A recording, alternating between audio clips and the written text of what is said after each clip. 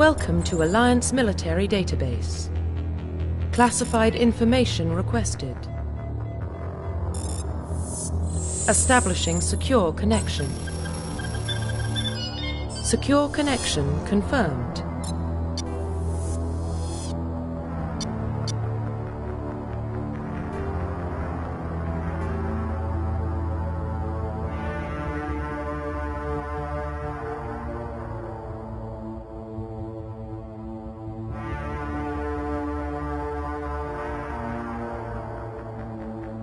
Please log in to access your profile.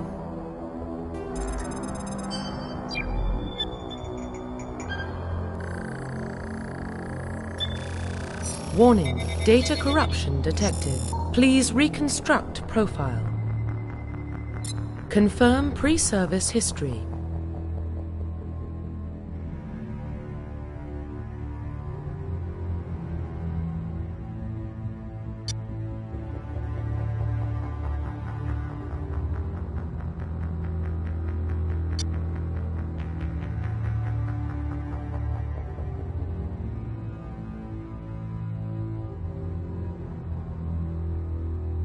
Confirm psychological profile.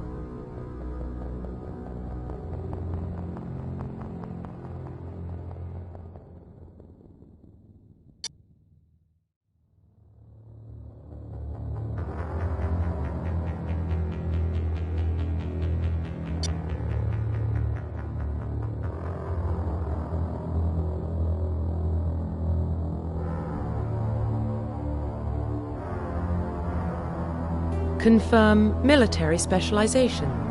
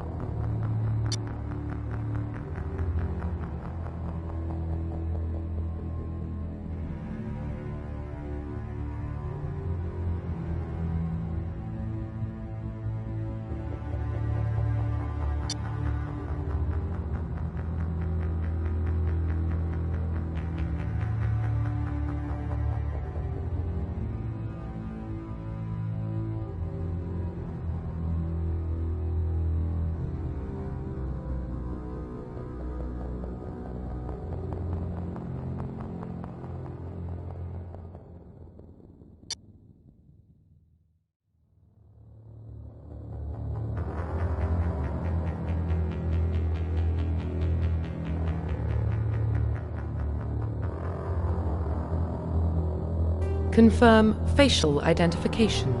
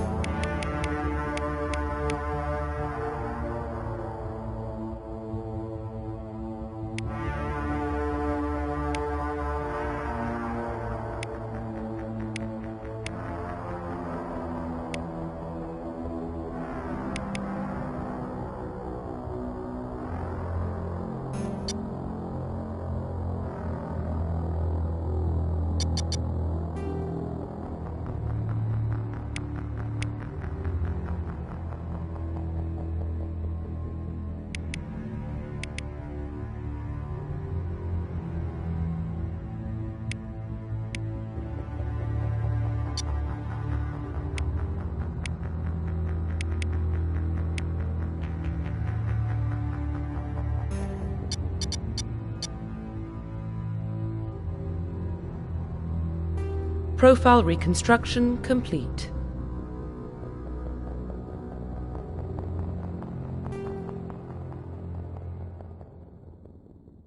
Identification confirmed.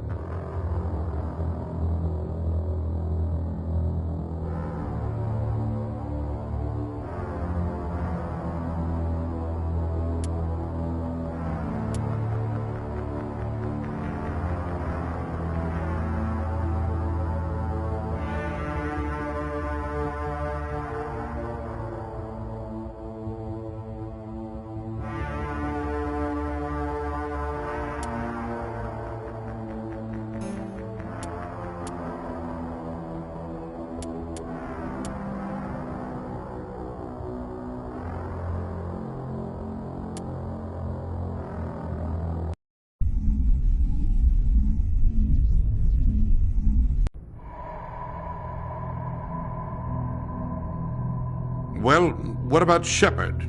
Earthborn, but no record of his family. Doesn't have one. He was raised on the streets. Learned to look out for himself.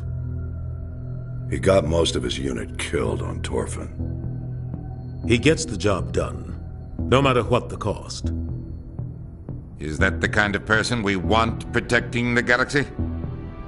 That's the only kind of person who can protect the galaxy. I'll make the call.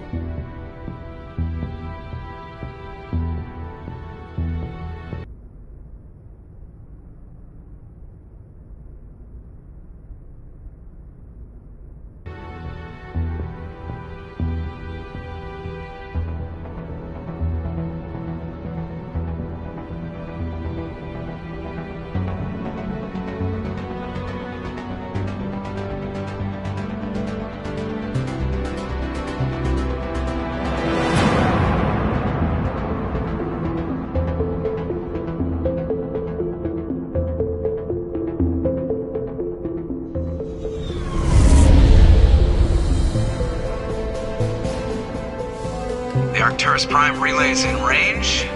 Initiating transmission sequence. Commander?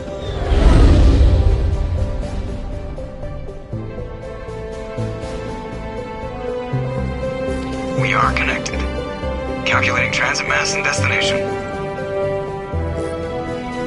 The relay is hot, requiring approach vector. All stations secure for transit.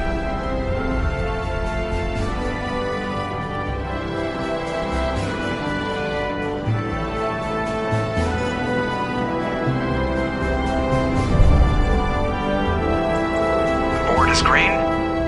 Approach run has begun.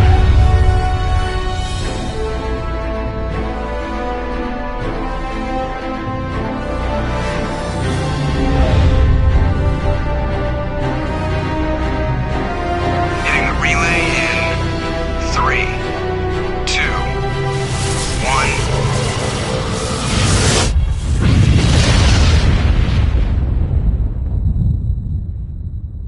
1. Thrusters. Check. Navigation. Check. Internal emissions sync engaged. All systems online. Drift. Just under 1500K. 1500 is good. Your captain will be pleased. I hate that guy. Nihilus gave you a compliment. So you hate him. You remember to zip up your jumpsuit on the way out of the bathroom? That's good. I just jumped us halfway across the galaxy and hit a target the size of a pinhead. So that's incredible. Besides, Spectres are trouble. I don't like having them on board. Call me paranoid. You're paranoid. The Council helped fund this project. They have a right to send someone to keep an eye on their investment. Yeah, that is the official story. But only an idiot believes the official story.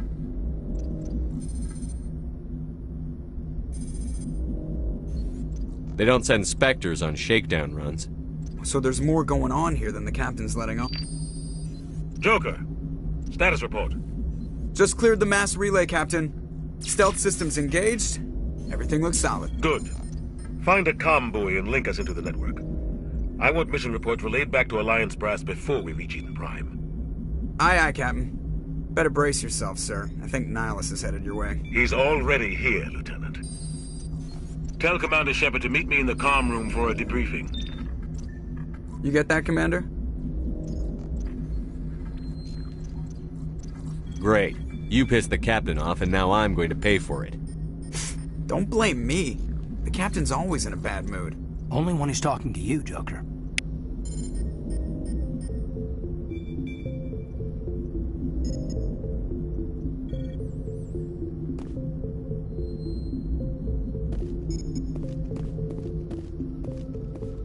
I'm telling you, I just saw him. He marched by like he was on a mission. He's a Spectre. They're always on a mission. And we're getting dragged, right along with him. Relax, Presley. You're gonna give yourself an ulcer. Congratulations, Commander. Looks like we had a smooth run. You heading down to see the captain? Sounds like you don't trust our Turian guest. Sorry, Commander. Just having a chat with Adams down at engineering. I didn't mean to cause any trouble. But you have to admit, something's odd about this mission. The whole crew feels it. You think the Alliance brass is holding out on us? If all we're supposed to do is test out the stealth system, why is Captain Anderson in charge? And then there's Nihilus. Spectres are elite operatives, top covert agents. Why send a Spectre, a Turian Spectre, on a shakedown run? It doesn't add up. I'll see if I can get some answers when I see him. Good luck, Commander.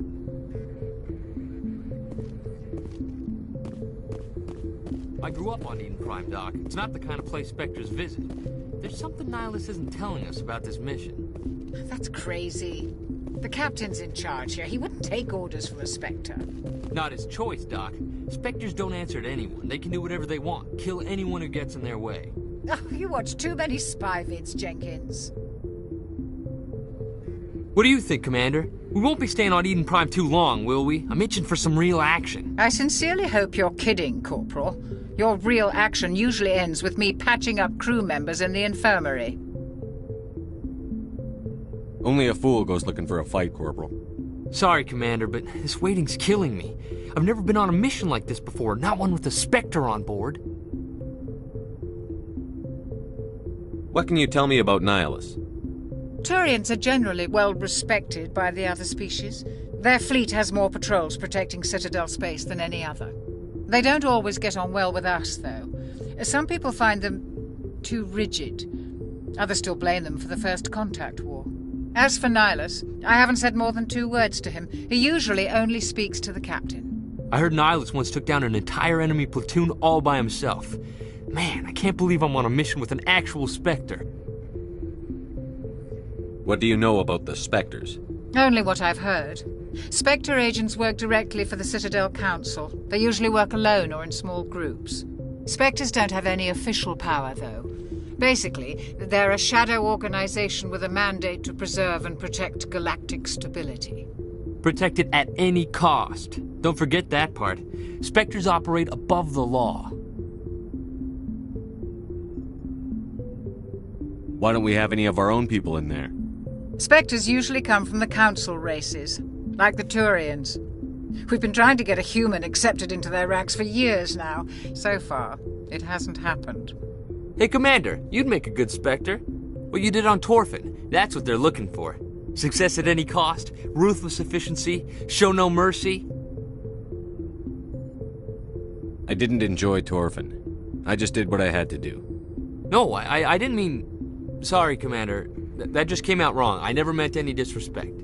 This is all just wild speculation. The Spectres aren't interested in recruiting humans, no matter how capable. How do you control agents with unlimited power? I suppose the Council could revoke the Spectre status of an agent who got out of hand. At that point, Citadel Security Services would take over. Those C-Sec grunts wouldn't stand a chance. The Spectres were 20 ordinary soldiers. The Spectres police themselves. An agent goes rogue, they send another agent to take him down. That's Spectre justice. The Corporal's confusing romantic legends with reality, Commander. What do you know about the Spectres? Only what I've heard. Spectres don't have any official Protect power. it at any cost. Don't forget that part.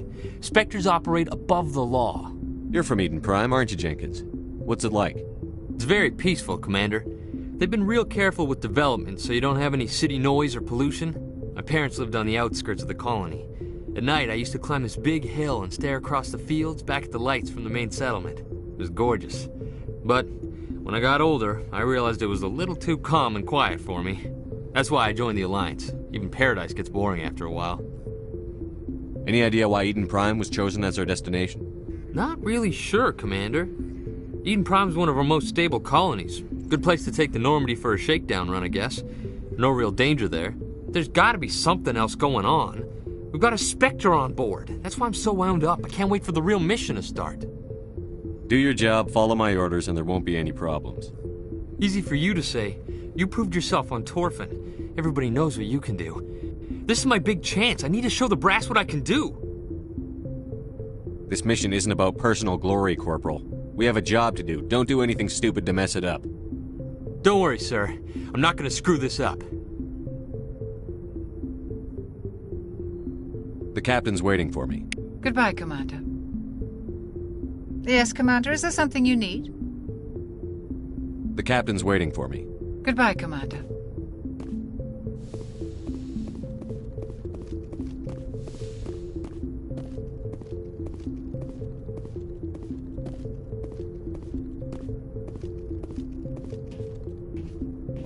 Commander Shepard, I was hoping you'd get here first.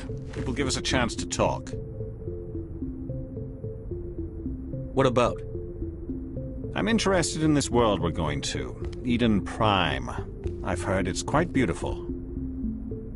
I've never been there. But you know of it. It's become something of a symbol for your people, hasn't it? Proof that humanity can not only establish colonies across the galaxy, but also protect them. But how safe is it really? Do you know something? Your people are still newcomers, Shepard. The galaxy can be a very dangerous place. Is the Alliance truly ready for this?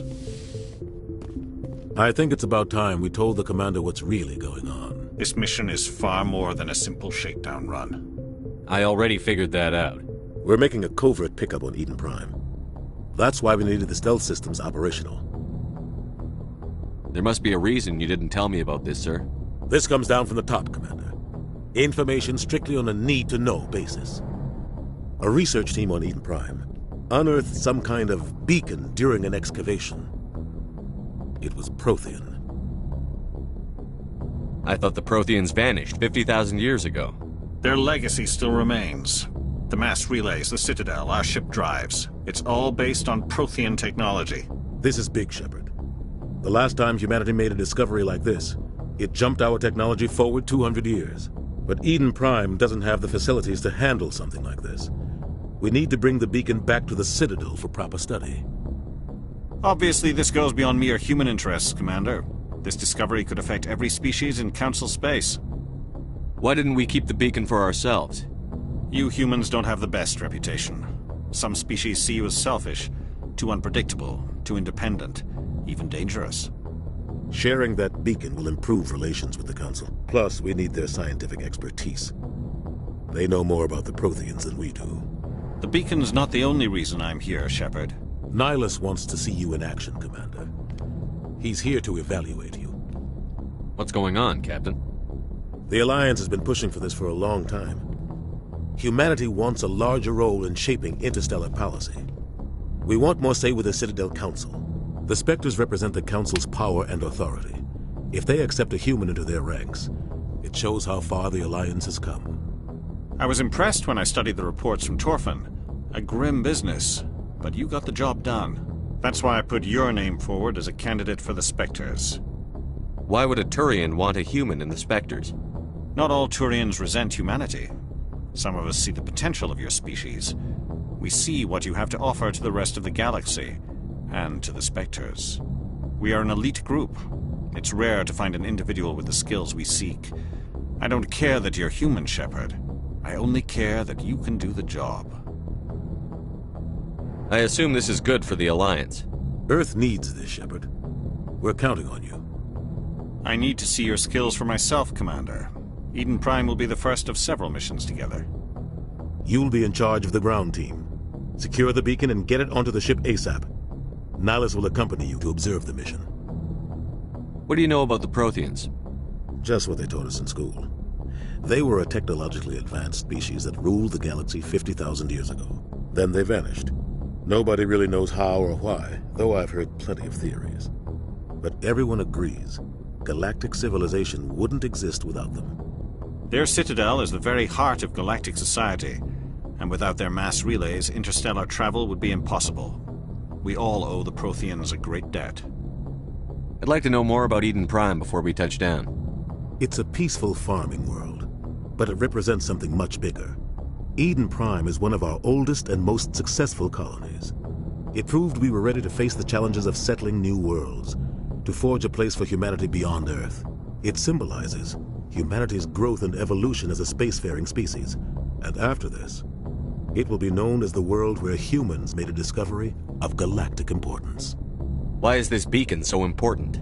All advanced galactic civilization is based on Prothean technology, even yours. If we hadn't discovered those Prothean ruins buried on Mars, we'd still be stuck on Earth. That was just a small data cache. Who knows what we can learn from this beacon? What if it's a weapons archive? We can't let it fall into the wrong hands. Like who? The Attican Traverse isn't the most stable sector of Citadel space. There are plenty of raiders and criminal groups active in the region. They might figure a Prothean beacon is worth the risk of attacking an Alliance ship. Plus, Eden Prime is right on the border of the Terminus systems. The Attican Traverse is under Citadel protection. If the Terminus systems attack, it's an act of war. Technically, yes.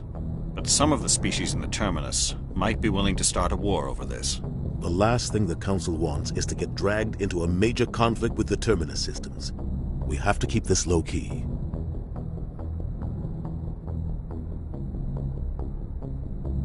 Just give the word, Captain.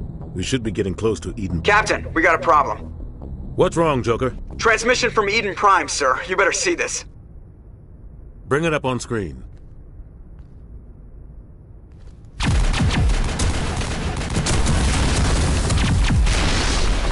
Get down!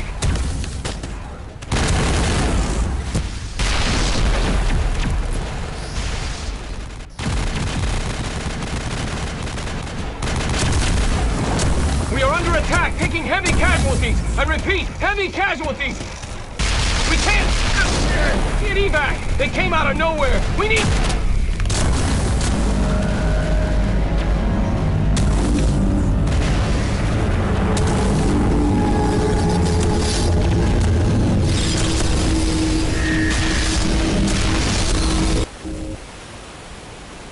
Everything cuts out after that. No comm traffic at all.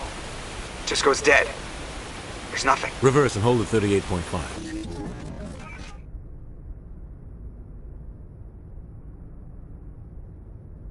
Status report.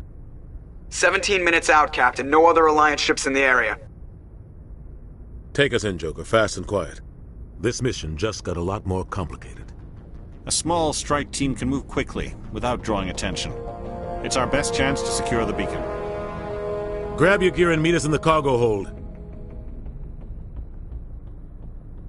Tell Alenko and Jenkins to suit up, Commander. You're going in.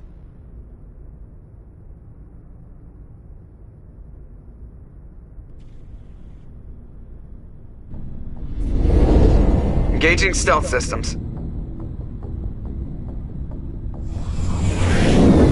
Somebody was doing some serious digging here, Captain. Your team's the muscle in this operation, Commander. Go in heavy and head straight for the dig site. What about survivors, Captain? Helping survivors is a secondary objective. The beacon's your top priority. Approaching drop point 1. Nihilus, you coming with us? I move faster on my own. Nihilus will scout out ahead. He'll feed you status reports throughout the mission. Otherwise, I want radio silence. We've got his back, Captain.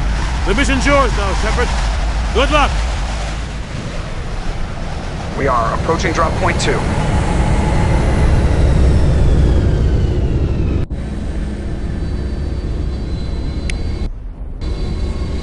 Ship perimeters.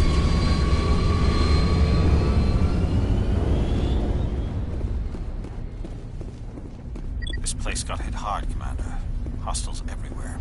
What the hell are those? Gas bags. Don't worry, they're harmless. Stop that!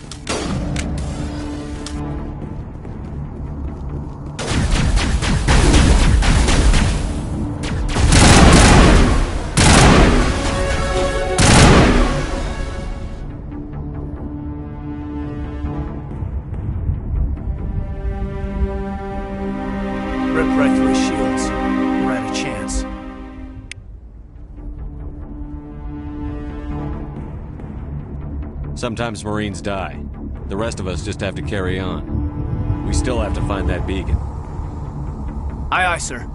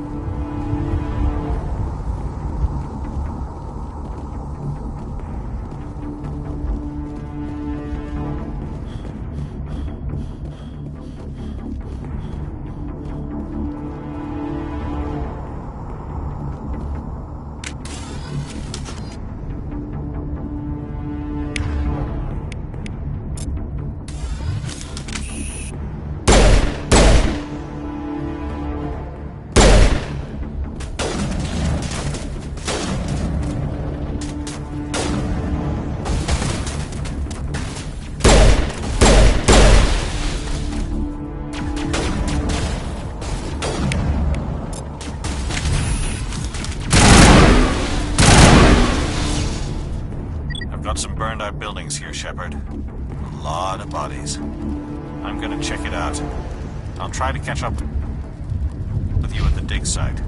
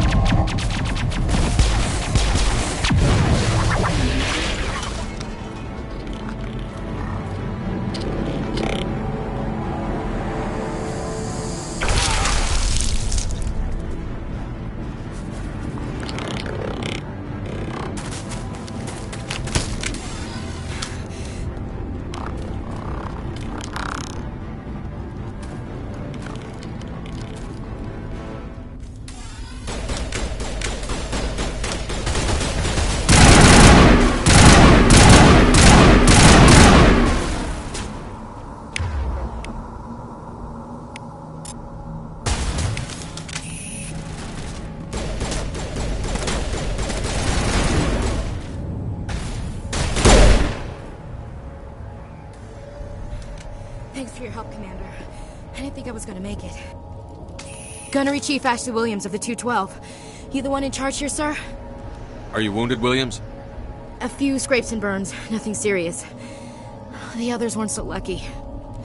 Oh man, We were patrolling the perimeter when the attack hit.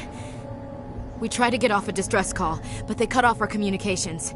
I've been fighting for my life ever since. Any idea what kind of enemy we're facing? I think they're Geth. The Geth haven't been seen outside the Veil in nearly 200 years. Why are they here now? They must have come for the beacon. The dig site is close, just over that rise. It might still be there. We could use your help, Williams. Aye, aye, sir.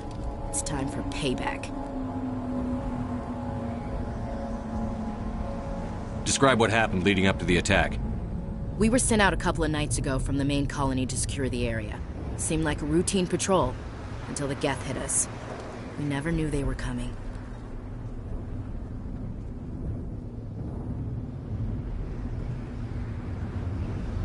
What happened to the researchers at the dig site? I don't know. They set up camp near the beacon. The 232 was with them. Maybe their unit fared better than mine.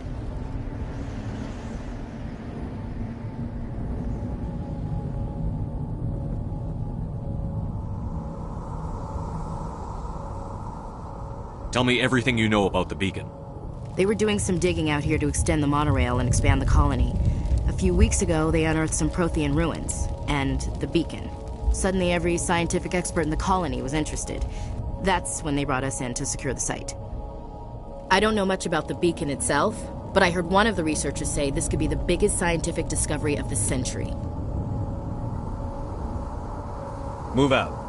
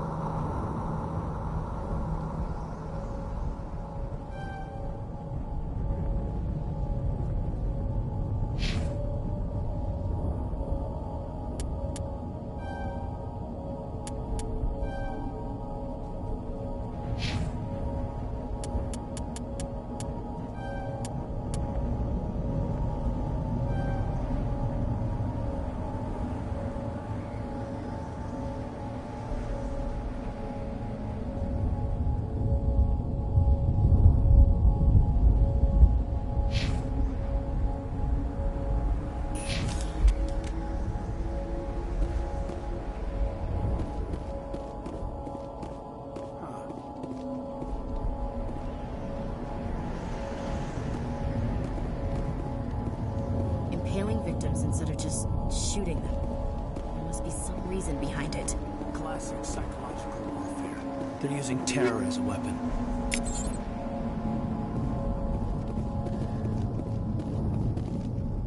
This is the dig site. The beacon was right here. It must have been moved. By who? Our side or the Geth? Hard to say. Maybe we'll know more after we check out the research camp. We make for the camp. It's just on the top of this ridge, up the ramps. Change of plans, Shepard. There's a small spaceport up ahead. I want to check it out. I'll wait for you there.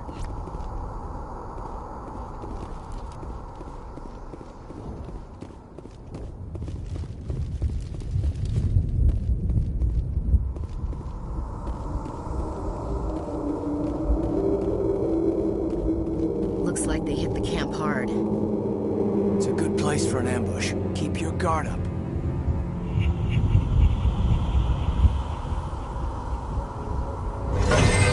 Oh god, they're still alive!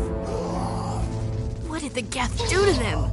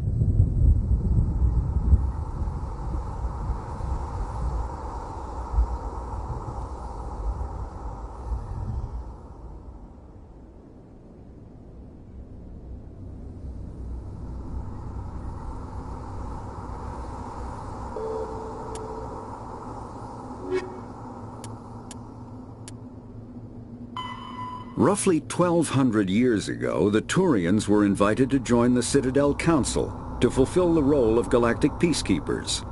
The Turians have the largest fleet in Citadel space, and they make up the single largest portion of the Council's military forces.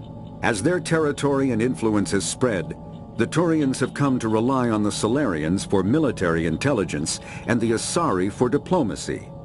Despite a somewhat colonial attitude towards the rest of the galaxy, the ruling hierarchy understands they would lose more than they would gain if the other two races were ever removed. Turians come from an autocratic society that values discipline and possesses a strong sense of personal and collective honor. There is lingering animosity between Turians. 50,000 years ago, the Protheans were the only spacefaring species in the galaxy. They vanished in a swift galactic extinction. Only the legacy of their empire remains. They are believed to have built the mass relays and the Citadel, which have allowed numerous species to explore and expand throughout the galaxy. Prothean ruins are found on worlds across the galaxy. While surprisingly intact for their age, functioning examples of Prothean paleotechnology are rare. Time and generations of looters have picked their dead cities and derelict stations clean. Some believe the Protheans meddled in the evolution of younger races. The Hanar homeworld of Kaje, for example, shows clear evidence of former Prothean occupation. The presence of a former Prothean observation post on Mars has caused a rebirth of interventionary evolutionists among humans. These individuals believe the god myths of ancient civilizations are misremembered encounters with aliens.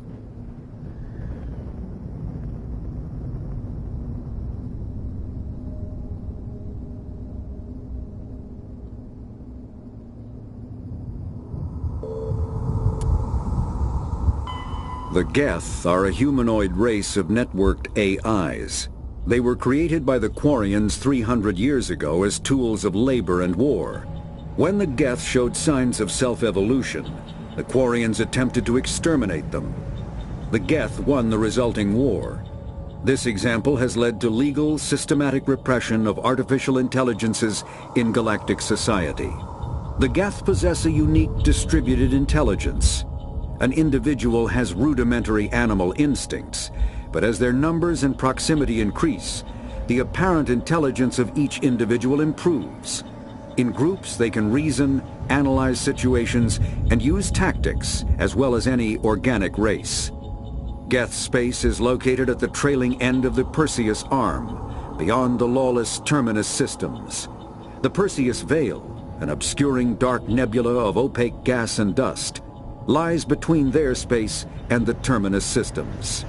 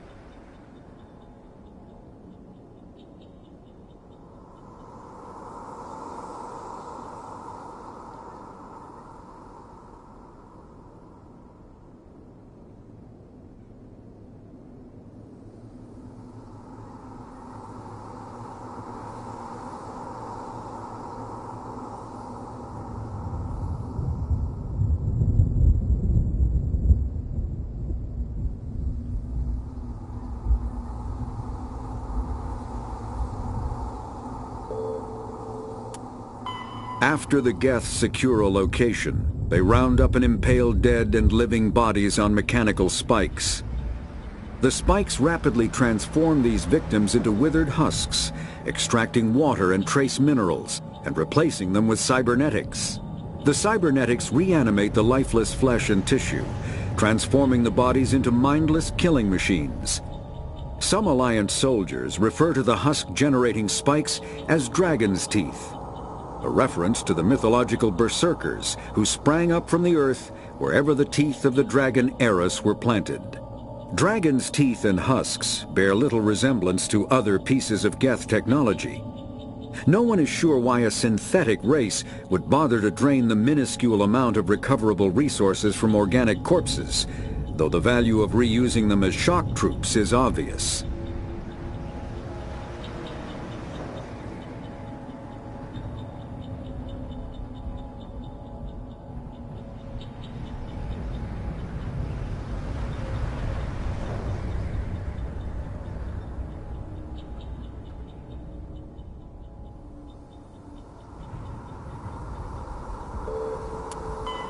Spectres are agents from the Office of Special Tactics and Reconnaissance, and answer only to the Citadel Council. They are elite military operatives, granted the authority to deal with threats to peace and stability in whatever way they deem necessary. They operate independently or in groups of 2 or 3. Some are empathetic peacekeepers, resolving disputes through diplomacy. Others are cold-blooded assassins, ruthlessly dispatching problem individuals. All get the job done one way or another, often operating outside the bounds of galactic law. The Spectres were founded after the Salarians joined the Council. For many years they operated in secrecy as backroom problem solvers. Only after the Krogan rebellions did their activities become publicized. Assignment of a Spectre is less contentious than a military deployment, but makes it clear that the Council is concerned about a situation.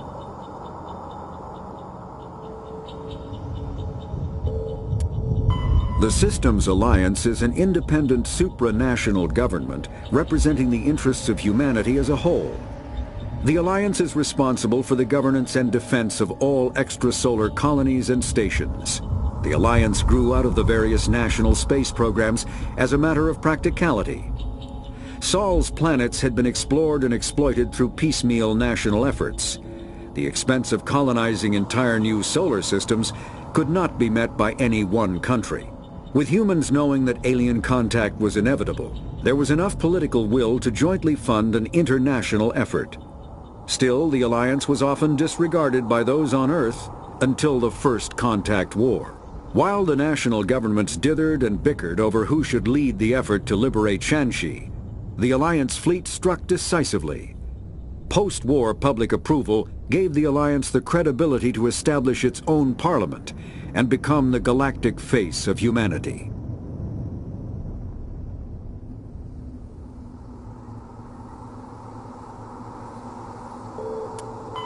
The Terminus systems are located on the far side of the Attican Traverse, beyond the space administered by the Citadel Council or claimed by the Human Systems Alliance.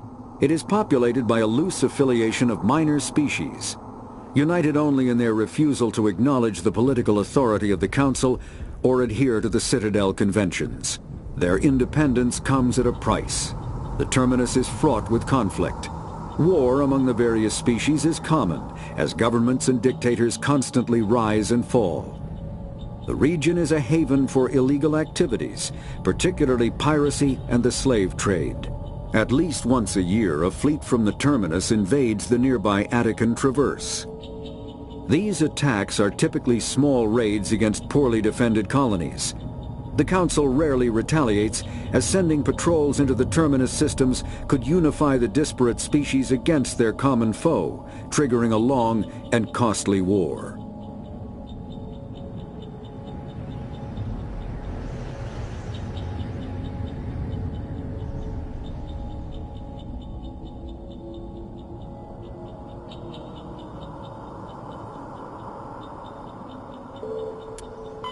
Combat hard suits use a dual-layer system to protect the wearer. The inner layer consists of fabric armor with kinetic padding, Areas that don't need to be flexible, such as the chest or shins, are reinforced with sheets of lightweight, ablative ceramic. The outer layer consists of automatically generated kinetic barriers. Objects traveling above a certain speed will trigger the barrier's reflex system and be deflected, provided there is enough energy left in the shield's power cell. Armored hardsuits are sealable to protect the wearer from extremes of temperature and atmosphere. Standard equipment includes an onboard mini-frame and a communications, navigation, and sensing suite. The mini-frame is designed to accept and display data from a weapon's smart targeting system to make it easier to locate and eliminate enemies.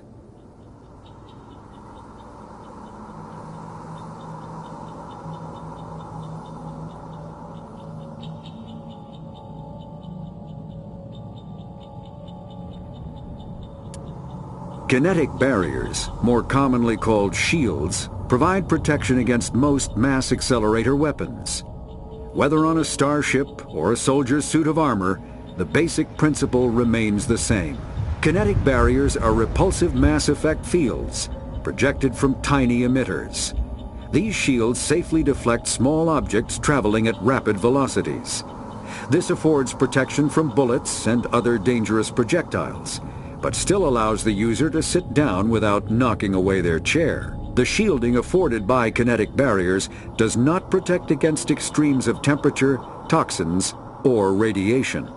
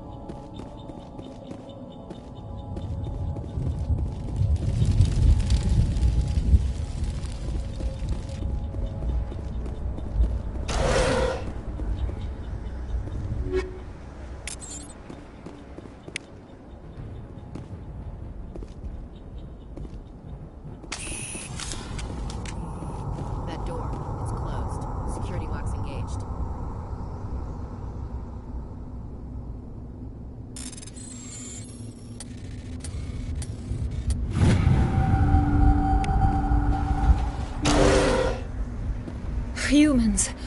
Thank the Maker. Hurry! Close the door before they come back. How did you end up in this shed?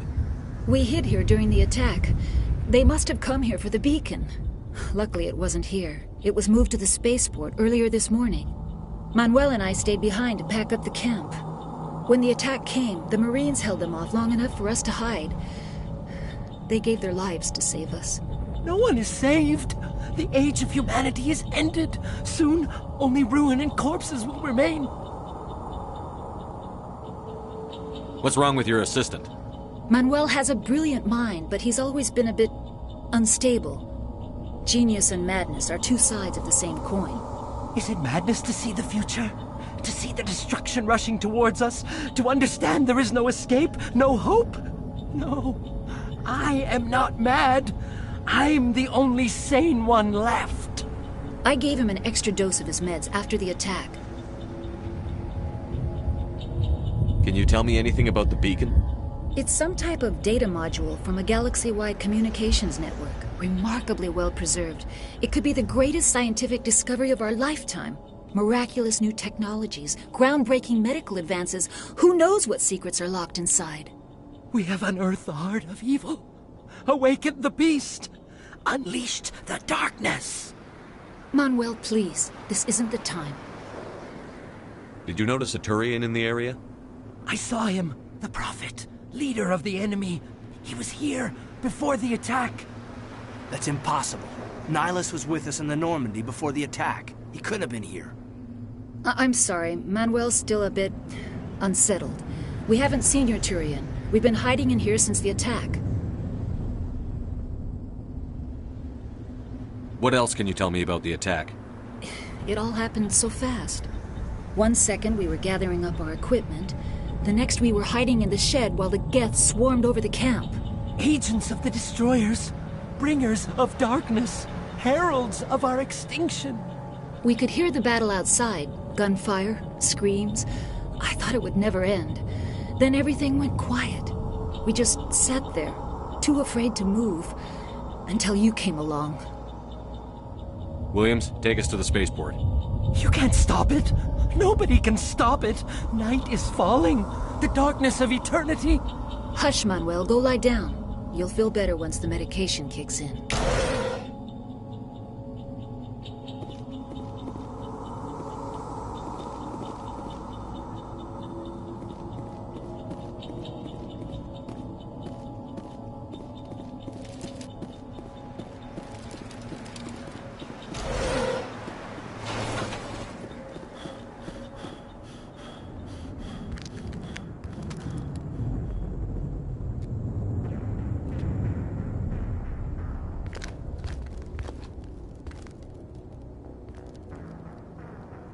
Saren.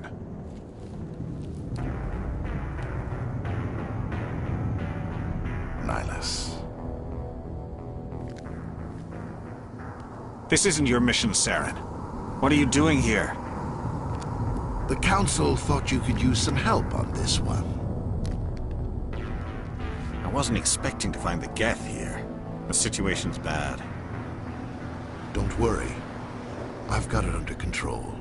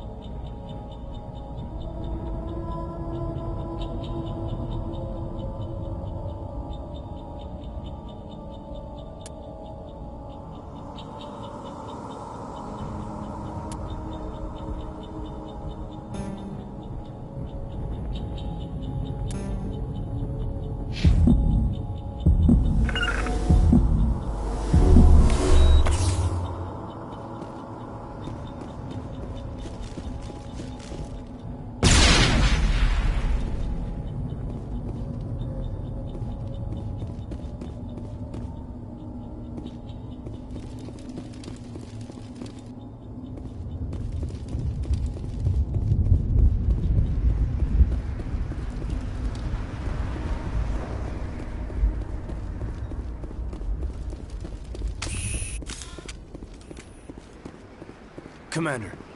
It's Nihilus. Something's moving, over behind those crates. Wait! Don't shoot! I'm one of you! I'm human! What are you doing sneaking around back there? I'm sorry, I was hiding from those creatures. My name's Powell. I saw what happened to that Turian. The other one shot him. I need to know how Nihilus died. The other one got here first. He was waiting when your friend showed up. He called him Saren. I think they knew each other. Your friend seemed to relax. He let his guard down. And Saren killed him. Shot him right in the back. I'm just lucky he didn't see me behind the crates. We were told a Prothean beacon was brought to the spaceport. What happened to it? It's over on the other platform. Probably where that guy Saren was headed. He hopped on the cargo train right after he killed your friend. I knew that beacon was trouble. Everything's gone to hell since we found it. First that damn mothership showed up, then the attack. They killed everyone. Everyone. If I hadn't been behind the crates, I'd be dead too. How come you're the only one who survived? Why didn't anyone else try to hide behind the crates? They never had a chance. I was already behind the crates when the attack started. Wait a minute. You were hiding behind the crates before the attack? Sometimes I need a nap to get through my shift. I sneak off behind the crates to grab 40 winks where the supervisor can't find me. You survived because you're lazy? If you hadn't snuck off for that nap, you'd probably be dead just like all the others. Yeah, I guess. I don't really want to think about it. Tell me about this mothership you saw. I've never seen anything like it before. It was huge. Landed over near that platform. The whole place got dark as it came down. And it was making this noise, this sound that bored right into your brain. That's what woke me up. The attack came a few minutes later. Tell me about the Geth attack. It was quick. 1 minute that ship was descending, the next, those Geth were swarming over the platform, thousands of them. They must have been inside that mothership. They shot anything that moved. It was a massacre. We need to find that beacon before it's too late. Take the cargo train. That's where the other Turian went. I can't stay here. I need to get away from all this.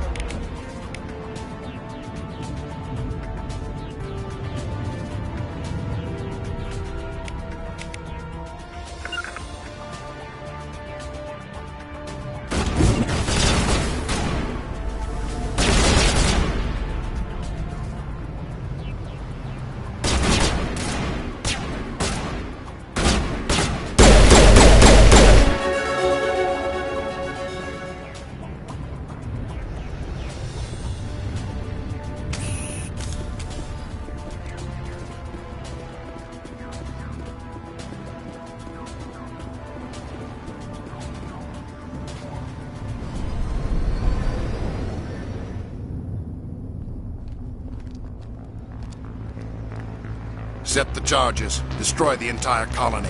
Leave no evidence that we were here.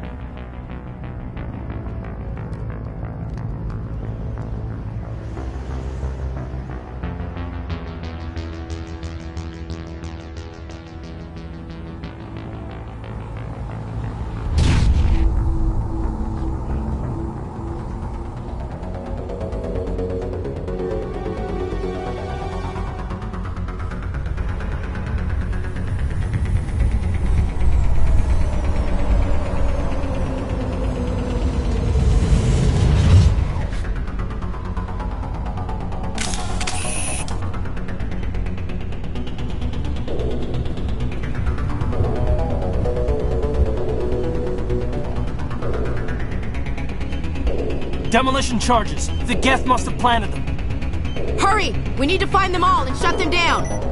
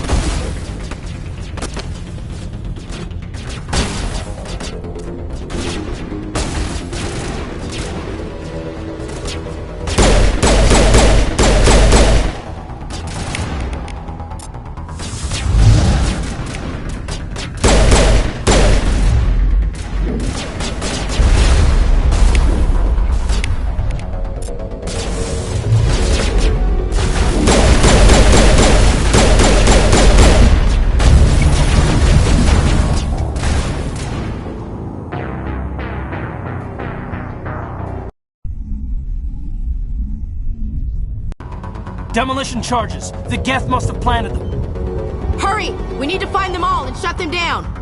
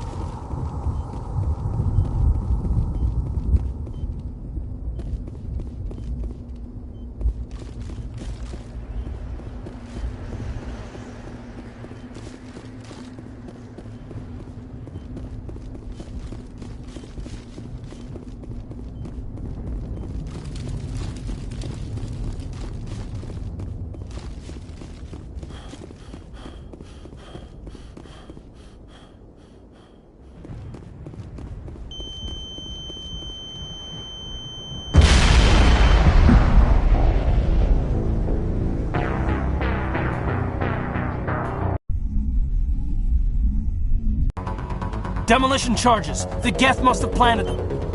Hurry! We need to find them all and shut them down!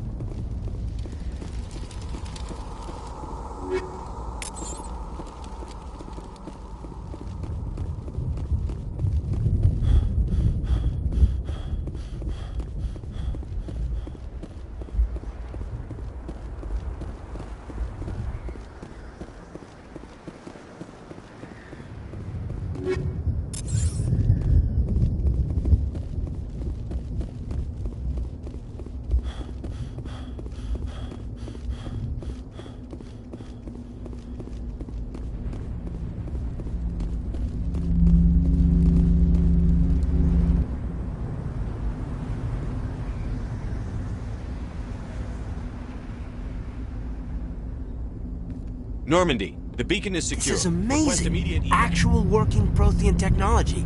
Unbelievable. It wasn't doing anything like that when they dug it up. Something must have activated it. Roger, Normandy. Standing by.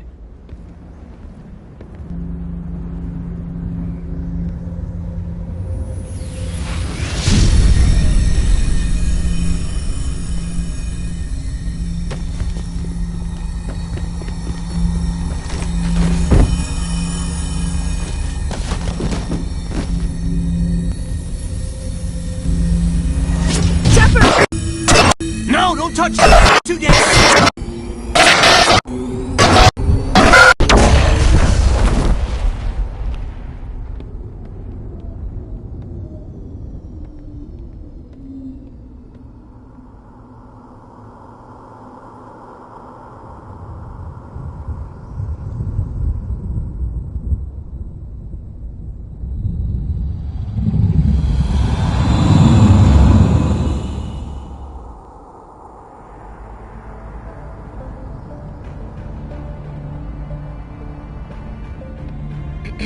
We identified the ship that touched down on Eden Prime, the Normandy, a human alliance vessel.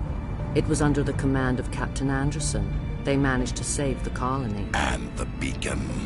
One of the humans may have used it.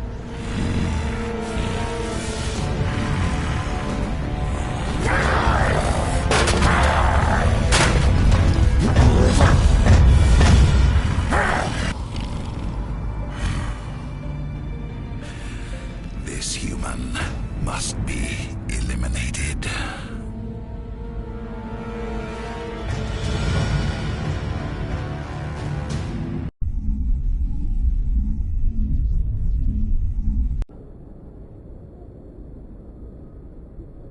Dr. Chakwas, I think he's waking up.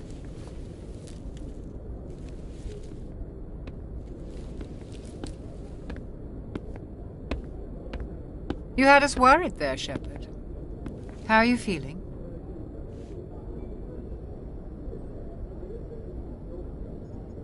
Minor throbbing. Nothing serious. How long was I out? About 15 hours. Something happened down there with the beacon, I think. It's my fault. I must have triggered some kind of security field when I approached it. You had to push me out of the way. You had no way to know what would happen. Actually, we don't even know if that's what set it off. Unfortunately, we'll never get the chance to find out. The beacon exploded. A system overload, maybe. The blast knocked you cold. The lieutenant and I carried you back here to the ship. I appreciate it. Physically, you're fine. But I detected some unusual brain activity. Abnormal beta waves. I also noticed an increase in your rapid eye movement. Signs typically associated with intense dreaming. I saw... I'm not sure what I saw. Death?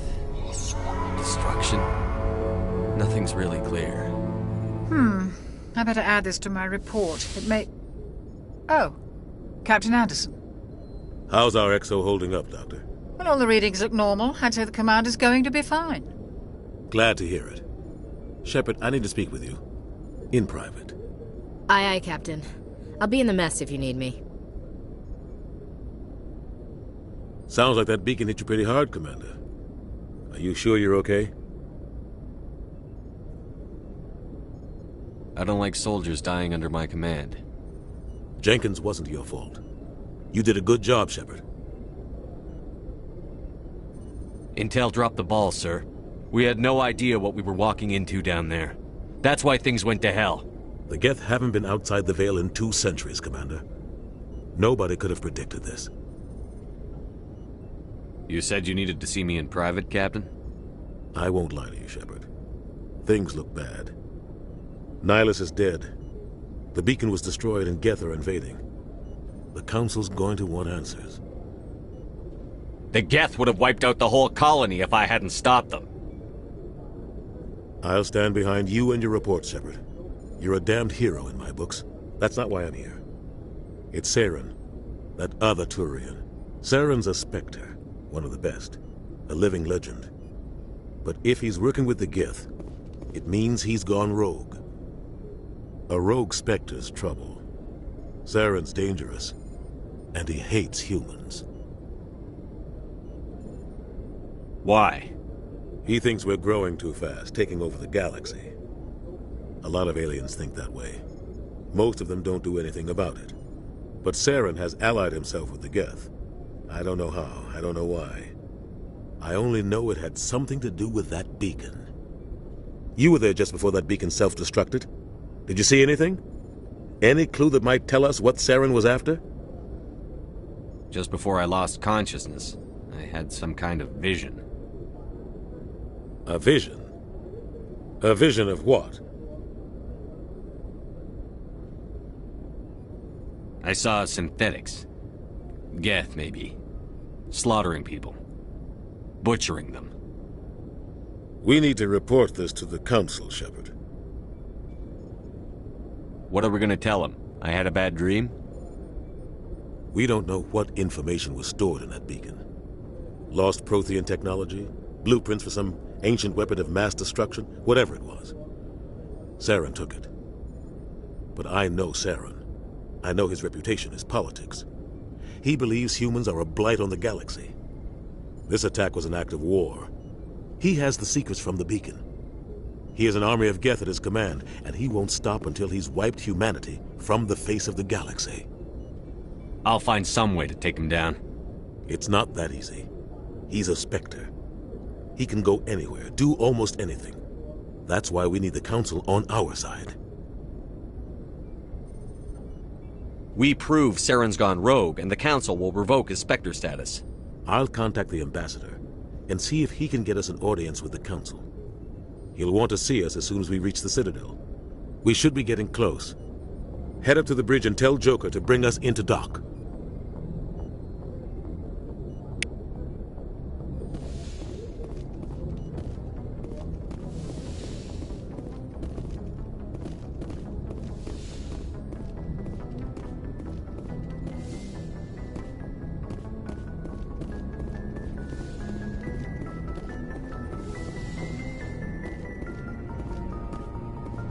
Hey, Commander. I'm glad you're okay, Commander. The crew could use some good news after what happened to Jenkins. Jenkins was a valuable part of this crew. Part of me feels guilty over what happened. If Jenkins was still alive, I might not be here. When your number comes up, it's over.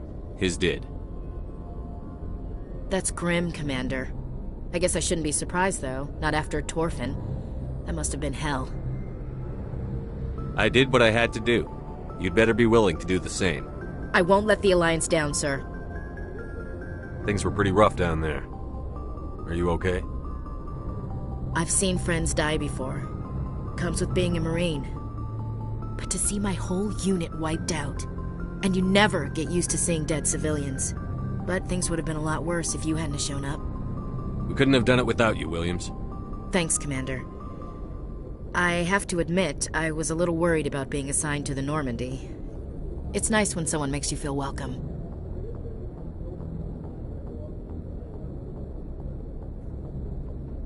I think you're gonna fit in here just fine, Williams.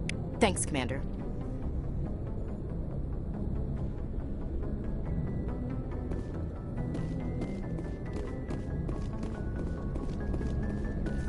Glad to see you're okay, Commander.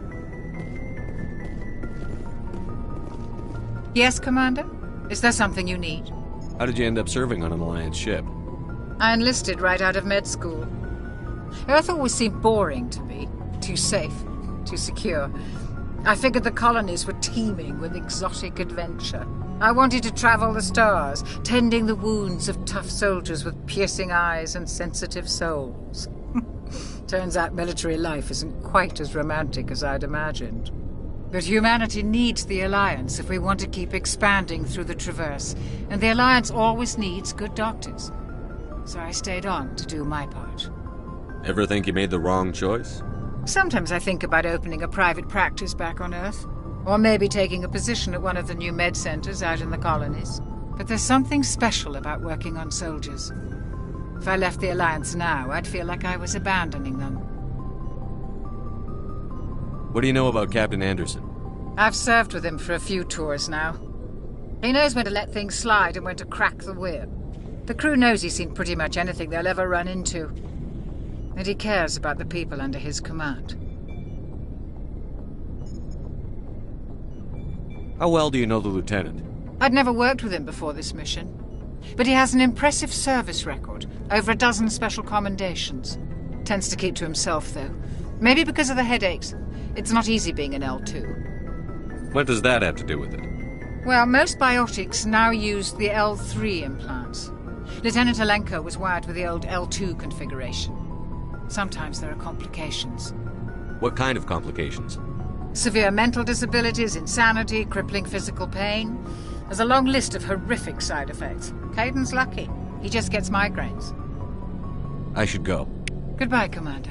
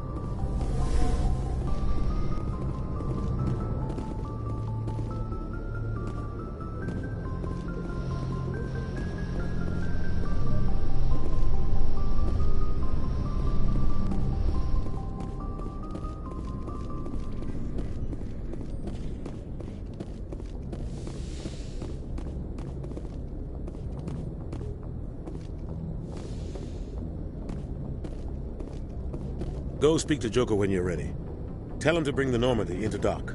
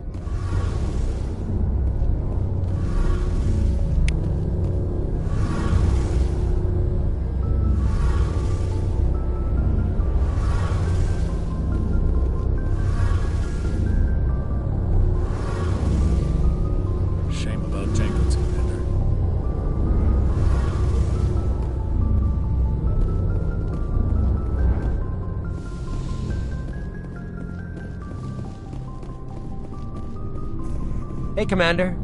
Looking for some extra supplies before you head out?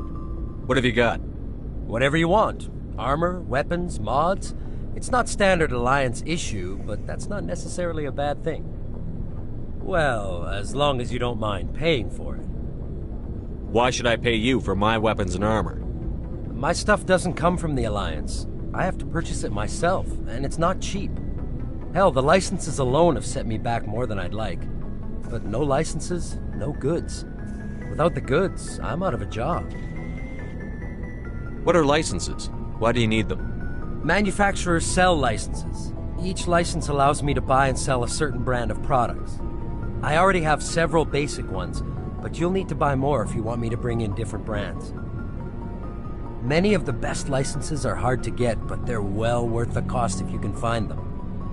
What do the different manufacturers offer? There are too many for me to keep track of, but each license will explain what it's good for. How often will you get new items? Well, that depends on how many licenses you've purchased, but I'll rotate items on a regular basis regardless.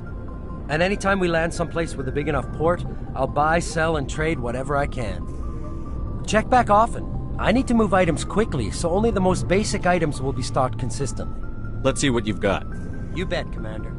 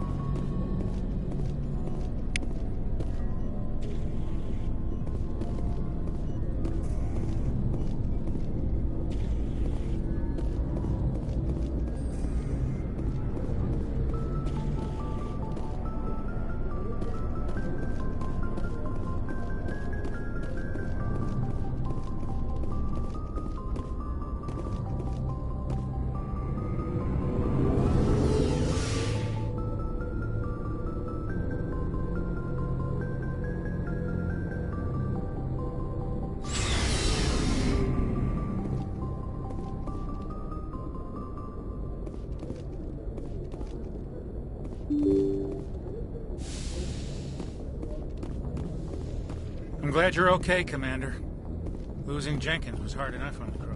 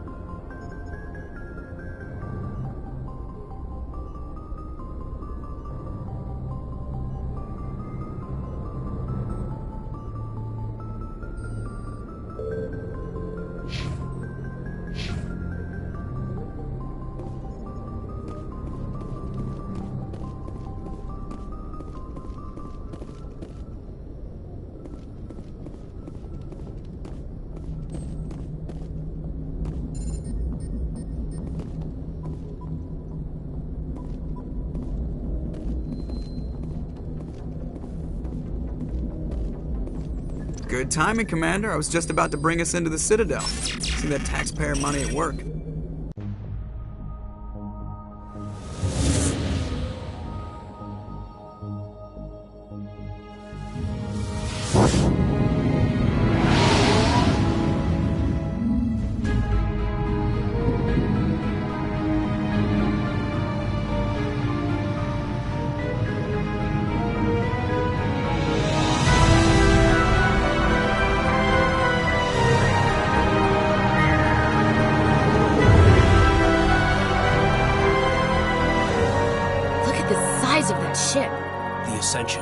Flagship of the Citadel fleet. Well, size isn't everything.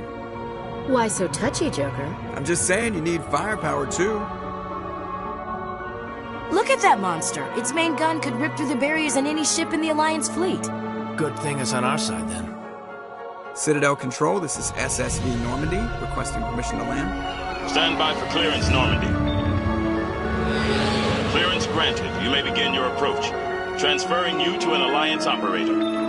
Roger, Alliance Tower. Normandy out. Normandy, this is Alliance Tower. Please proceed to Dock 422.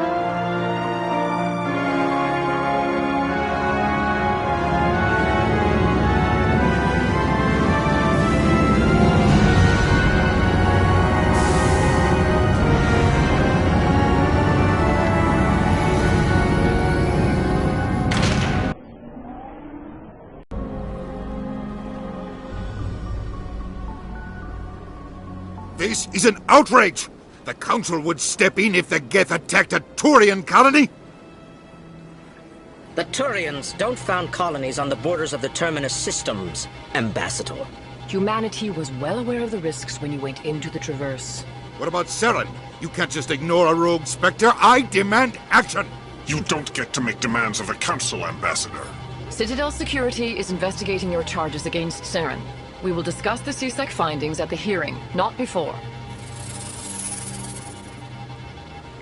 Captain Anderson, I see you brought half your crew with you. Just the ground team from Eden Prime, in case you had any questions. I have the mission reports. I assume they're accurate? They are. Sounds like you convinced the Council to give us an audience. They were not happy about it. Saren's their top agent. They don't like him being accused of treason.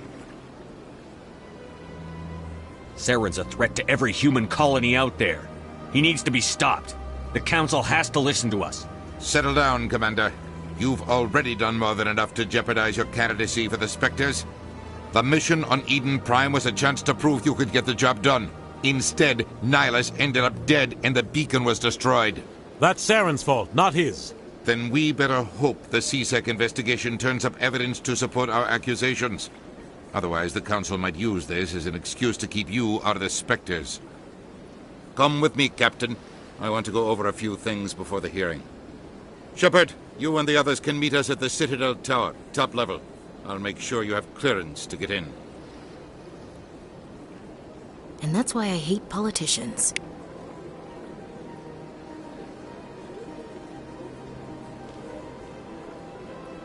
Big place.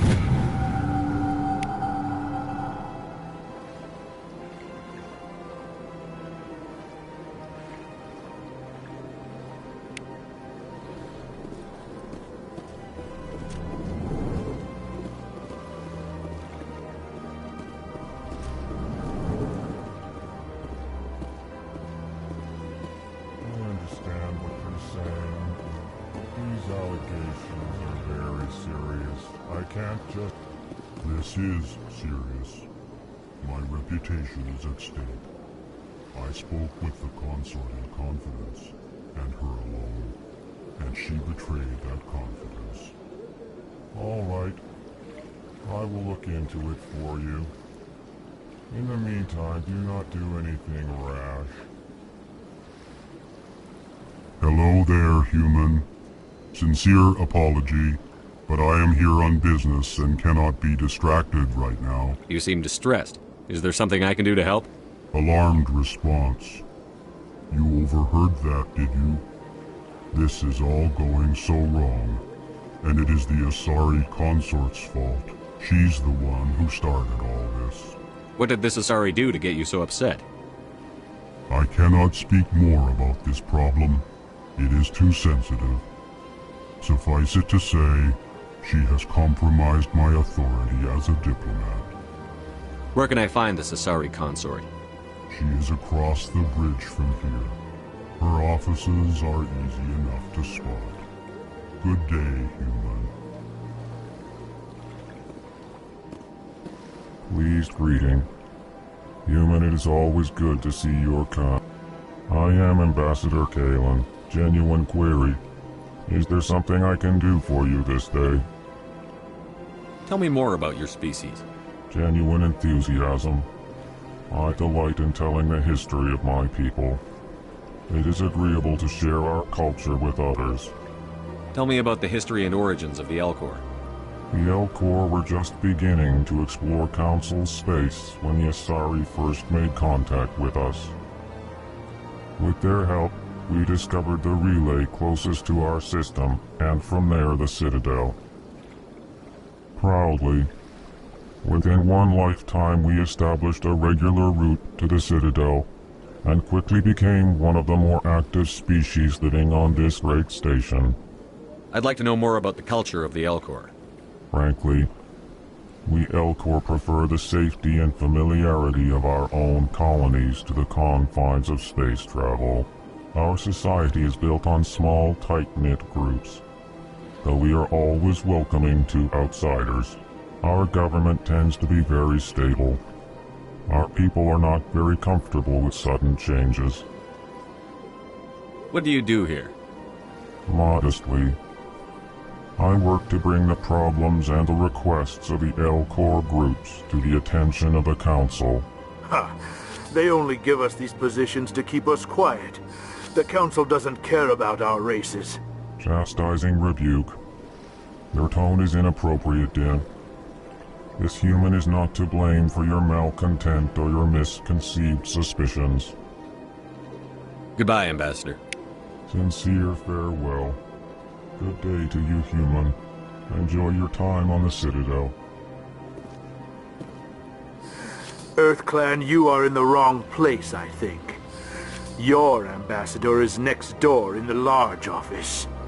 Chastising remark. Don't be so rude, Din. At least introduce yourself. I am Din Korlak, Volus Ambassador. Is there something I can do for you, EarthClan? You seem to have a bit of a chip on your shoulder, Din. You humans are new to the Citadel, and yet the Council has granted you great favor. Chastising rebuke, Din. Your species has always been granted many concessions. Volus territory has expanded tenfold since coming to the Citadel. Details. We still have no real say in the decisions that affect Citadel space. What is this place? You are in the embassy for the Volus and the Elcor. Your ambassador is next door, in his own office. In this shared space, I aid my fellow Volus, when I'm not being interrupted. I'd like to know more about the Volus. I'm sure our history and culture would bore you, EarthClan. Actually, I would like to know more about your history. My people came to the Citadel shortly after the Asari and Salarians had discovered it. We were instrumental in establishing a standardized galactic economy. However, Despite our long association with the Citadel, and our many contributions to galactic society, we still do not hold a seat on the Council. Tell me about Volus culture. We are tribal by nature, but our ways are not violent. We barter and trade our lands and tribe members in order to increase status. Larger tribes often engulf smaller ones and eventually split again. Our society is very malleable, and our government is always shifting and changing. Since we're not physically adept, we trade our services for protection. What is it you do here?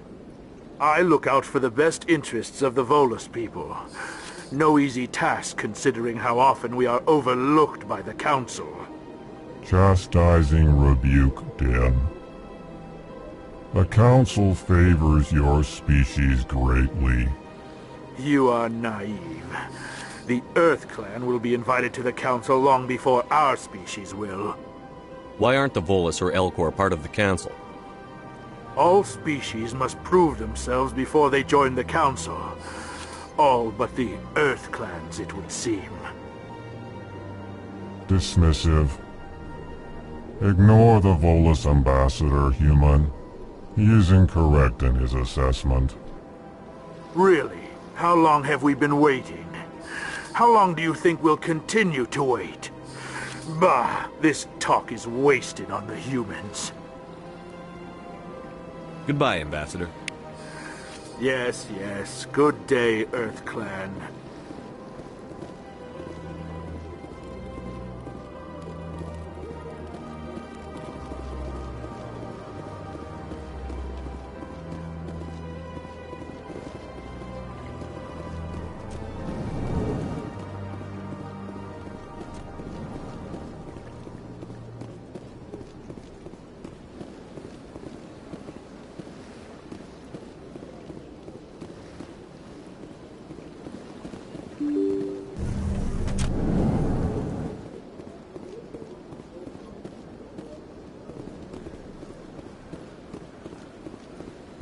Good day, Commander. The human ambassador is up the stairs, first room on the right.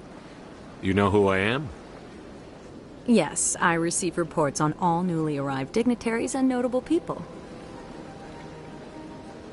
What is this place? This is the Presidium. More specifically, you are at the Citadel embassies. If you have more questions, please access Avina. What's that?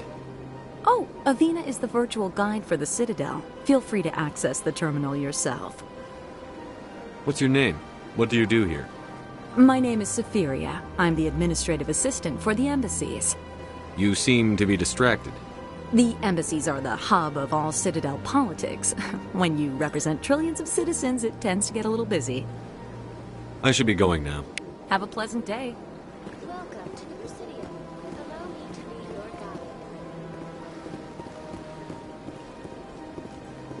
Greetings and welcome to the Presidium. My name is Avina, and I am pleased to be your virtual guide throughout this level of the Citadel space station. What does that mean?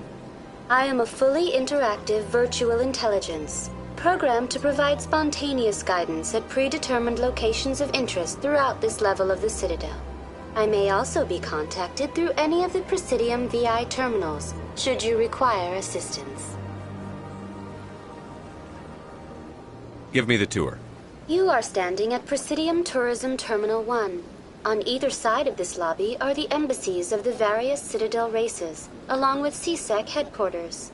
On the far end of this level, you can see the Citadel Tower, where the Council meets regularly to discuss matters of interstellar importance. I want to know more about Citadel security. Citadel security serves as law enforcement for all regions of the Citadel, though the majority of officers serve in the wards. Executor Palin, a Turian, is the current head of CSEC, but individuals from virtually every species across Citadel space serve as officers beneath him. If you wish to learn more, Executor Palin's office is located in the CSEC headquarters just across the lobby. Tell me about the embassies. Each species in Citadel space important enough to be consulted on matters of galactic politics maintains an embassy on the Presidium. The Volus were the first non-council species to be granted an embassy, roughly 2,384 galactic standard years ago. As Citadel space has expanded, more embassies have been added. The most recently added embassy belongs to your own species, humanity. It was added 19 galactic standard years ago, despite some rather vocal opposition. Why were people trying to keep my species out? Some species felt humanity was given preferential treatment. It often takes a century or more before a new species is granted an embassy. The Council gave a great deal of thought to this matter. In the end, they decided humanity's impact on Citadel space was significant enough to warrant an embassy. How come the Volus were the first species given an embassy? In the early years following the formation of the Council, the Volus were, apart from the Asari and Salarians, the most populous and widespread species in Citadel space. They established many new colonies and trading outposts, and they petitioned the Council for a greater role in determining interstellar policy. In recognition of their work to expand interstellar trade and establish a standardized galactic economy, the Volus were granted an embassy here on the Citadel. Why weren't they made a council race? The Council races have extensive responsibilities. They must provide personnel and ships for the Citadel fleets. They often provide economic aid in times of disaster. It would be unfair to demand such an enormous burden of a species unable to meet these obligations. The embassies allow lesser species to have a voice on the Citadel. That's pretty damn arrogant. I apologize if my personality has offended you. Please submit all formal complaints in writing to the Citadel Tourist and Visitor Board. Do you know anything about Spectres? The term Spectre is derived from the branch of Special Tactics and Reconnaissance. Each Spectre agent is hand-picked by the Council. Their primary role is preserving galactic stability and resolving volatile situations that cannot be handled through normal political channels. In this role, they are granted extraterritorial rights and jurisdictions. Spectres answer to no law or authority except the Council itself. What can you tell me about the Citadel Council? Originally, the Council consisted of representatives from the Asari and Salarians, the two dominant species in Citadel space. Roughly 1,304 galactic standard years ago, Turians were invited to join the Council in recognition of the role they played during the Krogan Rebellion. Since then, the three Council races have worked together to ensure the peaceful coexistence of the galactic community, while preserving individual autonomy for each species. It can't be as simple as that. There must be problems somewhere in the system. I am not programmed to make that kind of qualified judgment. My code is limited to information and simple interaction simulations. Goodbye. Goodbye, and thank you for using Avina. Please enjoy your visit to the Citadel.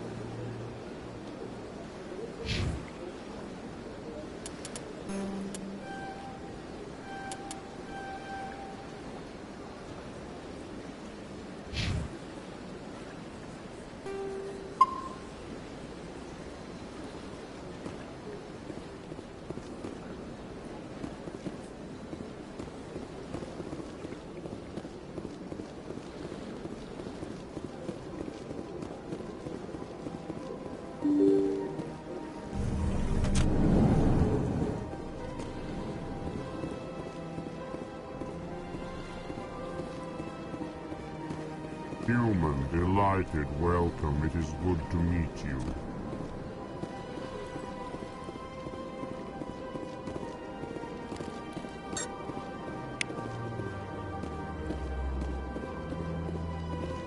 I can't believe I landed a job here. This place is fantastic.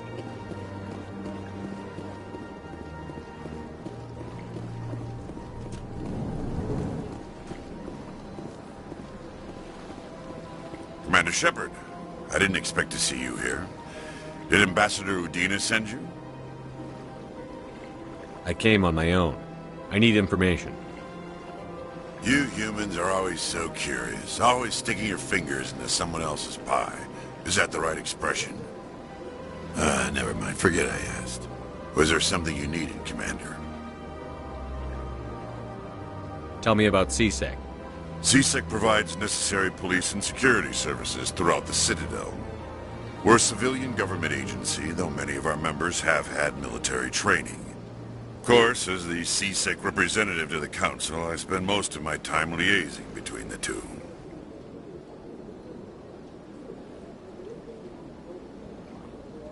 What do you know about the Spectres? They're the right hand of the Council, or so they like to be called. More like the underhanded side of the Council. What do you have against the Spectres? I can't abide any organization that considers itself above the law. Especially when it's left up to each individual Spectre to decide when and how to bend the rules.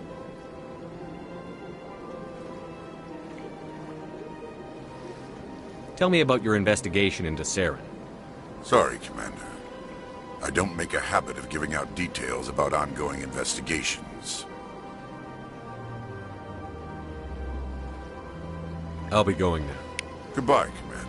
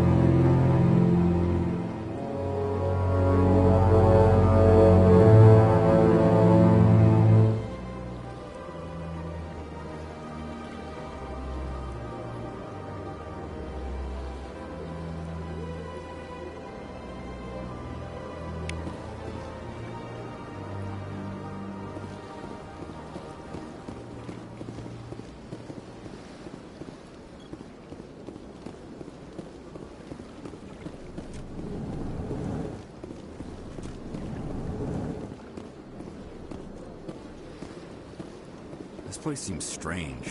Wish there were more humans around. Don't believe the rumors. The consort would never reveal her secrets. What do you want?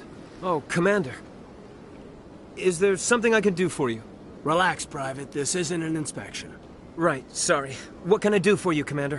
What can you tell me about the Asari consort? Well, she's an Asari who works here as... That is, she helps people with things. You never went to see her, did you, Fredericks? No, I never did. I couldn't afford it. It costs half a year's credits just to go in and talk to her. Can you at least tell me where I can find her? Sure. She's across the bridge from the embassies. Thanks, kid. Have fun. Try not to get into too much trouble. I will. Have fun, that is.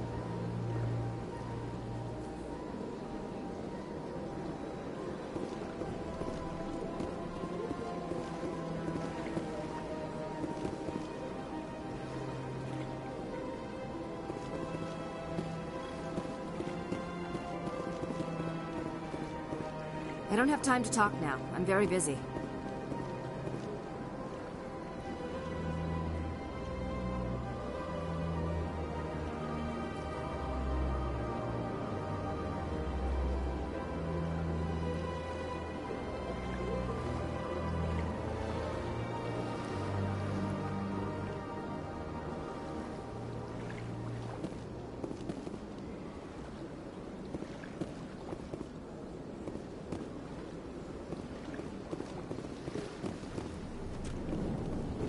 Hello, Commander. Can I get you something?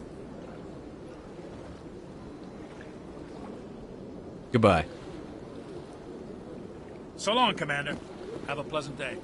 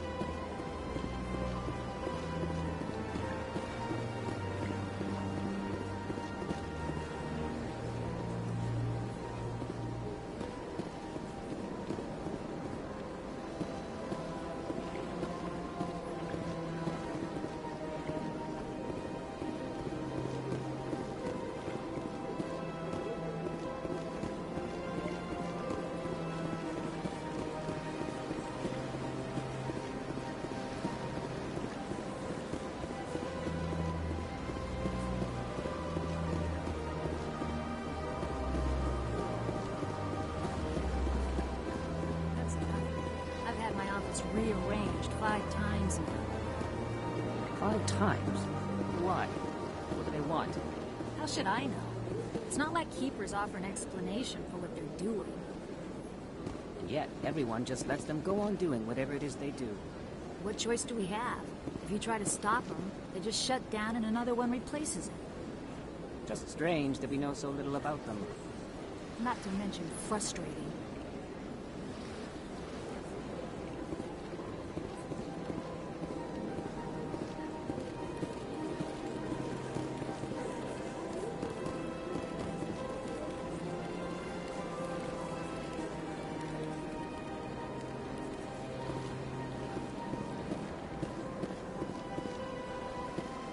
Welcome. I am Nelina. I don't recognize you as one of our expected clients today. Would you like me to see when the consort will be able to meet with you? Can't I just go in? I'm afraid not. Yeah, you must understand there are many who seek the consort services. But if you wish to leave your name, she'll make every effort to meet with you. Commander Shepard, with the Alliance Navy. Excellent. You should hear something in 3 or 4 months. Nobody's worth that much of a wait. Well, that's not for me to judge. I have your name and you'll be contacted. Is there anything else? What is the consort? What does she do? It's difficult to explain. She's many things to many people and something different for each. Some seek her for advice, some for entertainment, others still for pleasure. Most of the time, our clients won't realize what they were seeking until after she has provided it for them. You make her sound like some kind of oracle. No, not in the usual sense. She's merely a woman with remarkable compassion and a generous spirit. I suggest you make an appointment and see for yourself. What do you do here, Nelina? I'm one of the consort's acolytes. Many of the people here today will not see the consort, but they expect to be attended to just the same. It's our job to ensure that they leave contented. What exactly do you attend to? Well, each acolyte has her unique abilities. Some soothe with song, others with conversation. As much as possible, we seek to match the needs of our clients to the skills of our acolytes. My specialty is touch. My fingertips can find every tension point in your body and relieve it. I'd like to try out your services. Excellent. I'll add you to our client list. We should be able to see you in 3 or 4 months. I think I'm done here. Oh, well, I hope you'll return again in the future. We always enjoy seeing new clients. Nelina. Yes, Shaira? Send the commander up to see me. I wish to speak with him.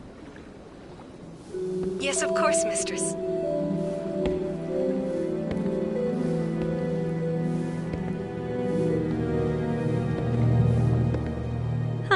It appears the consort has taken notice of you. She'd like to meet with you now. Where do I go? Just head upstairs. She'll be waiting for you.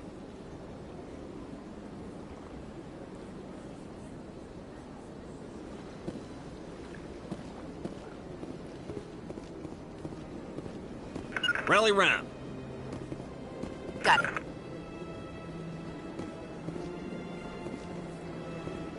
I see even the humans find the consort irresistible.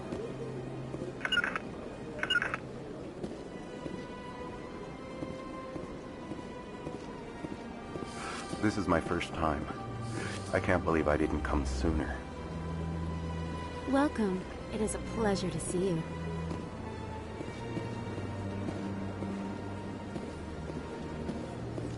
You're with the Alliance? My brother's a private back on Earth.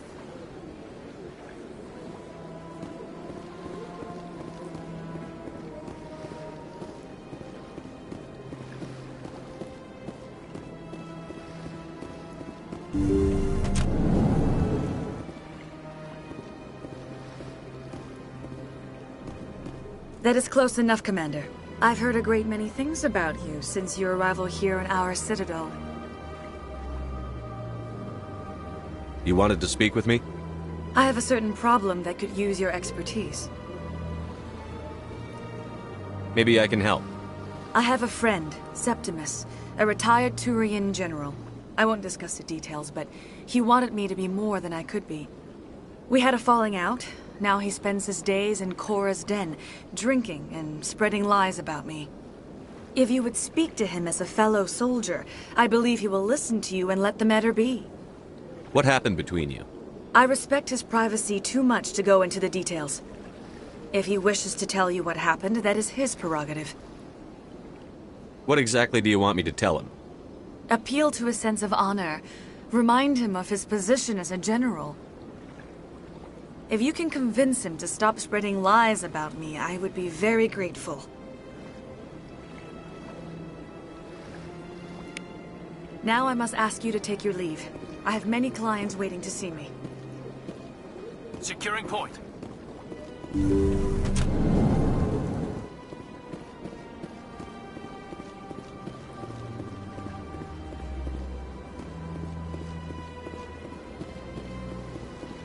I have to admit I'm a little nervous.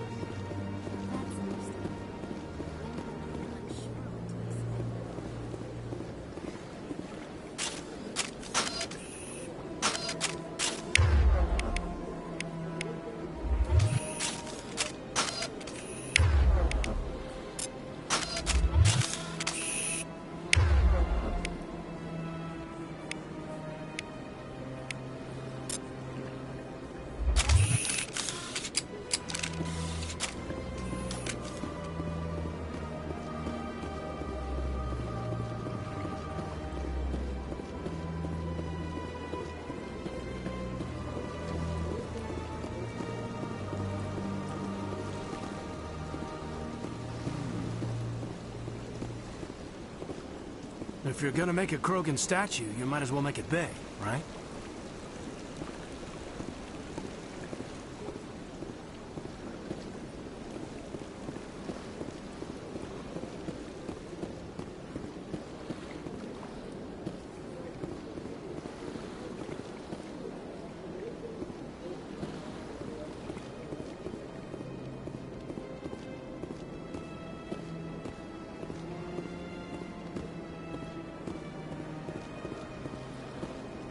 Ah, human. This one is greatly pleased to see you here in my decadent emporium. Who are you? This one's face name is Delaninder, though many in this place simply refer to it as Delan. Please take time to examine the fine goods it has for purchase, all of great worth.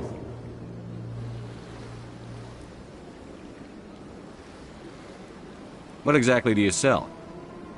Only the finest and most luxurious items that credits can buy.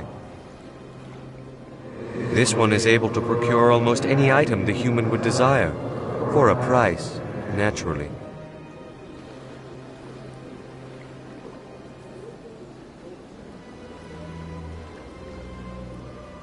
Who are you?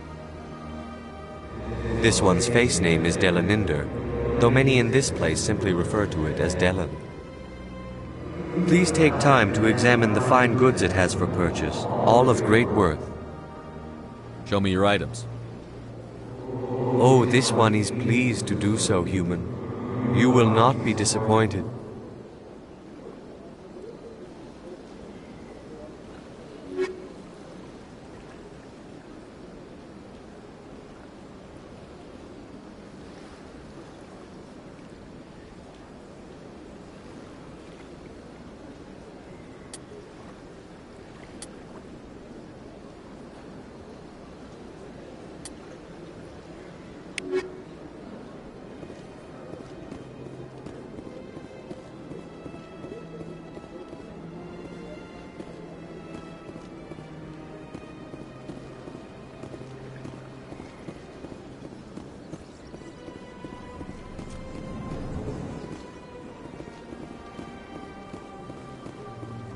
What's this? One of the Earth Clan. Ah, a very famous one, yes? You are the one called Shepard. You were at Torfan, correct? You led the final assault against the enemy base, if memory serves. You've got me at a disadvantage here. Forgive me, Earth Clan. My name is Barla Vaughn. My job makes it necessary for me to keep informed. I am a financial advisor to many important clients here on the Citadel. When someone as important as yourself arrives on the station, I take notice. Tell me more about your job. Galactic finance is incredibly complex. A mix of laws and regulations from dozens of interstellar economies. I'm an expert in how all these economies interact. For a fee, I share my expertise. I also offer premium services for those clients who need someone to conduct business without drawing unwanted attention. Discreet and efficient. That's my motto. Sounds pretty shady. Everything I do falls completely within the bounds of interstellar commerce law. Even so, many of my clients would prefer their transactions remain undisclosed. For example, suppose a Hanar ambassador was petitioning the Council to reduce tariffs on Hanar goods. How would it look if he had money invested in a Hanar exporting company?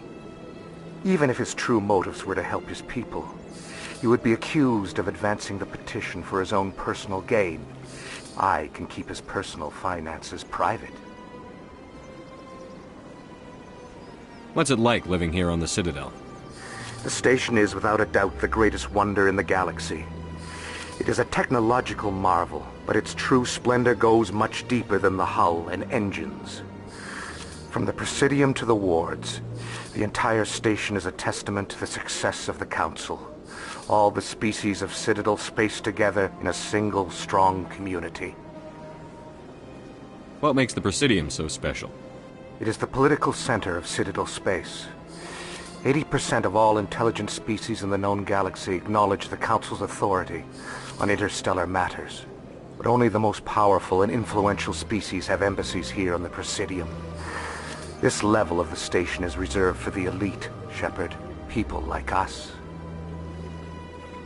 What are the wards like? The cultural heart of the galaxy.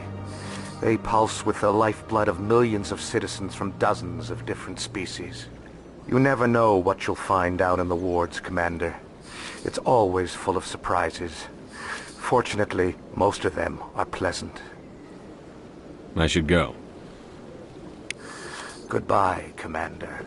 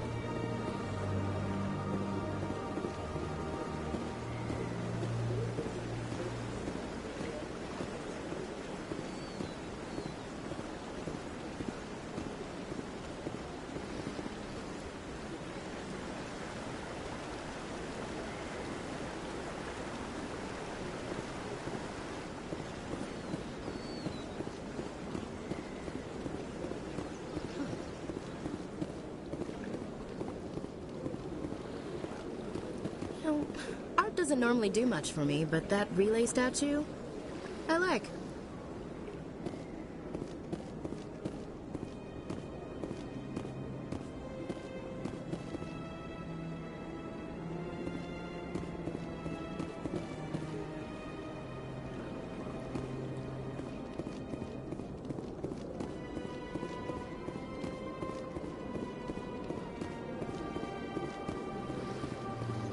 Look at that bug thing over there. What's it doing?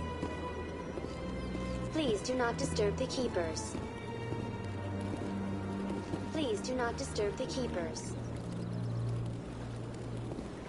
Please do not disturb the keep. Welcome to Presidium Tourism Terminal 2. You are standing near the base of the Citadel Tower, one of the Presidium's most recognizable and important structures. Behind me is the spectacular Relay Monument, a scale model representation of a Prothean mass relay. To your left is one of the keepers, the enigmatic caretakers of the Citadel, working on a control panel.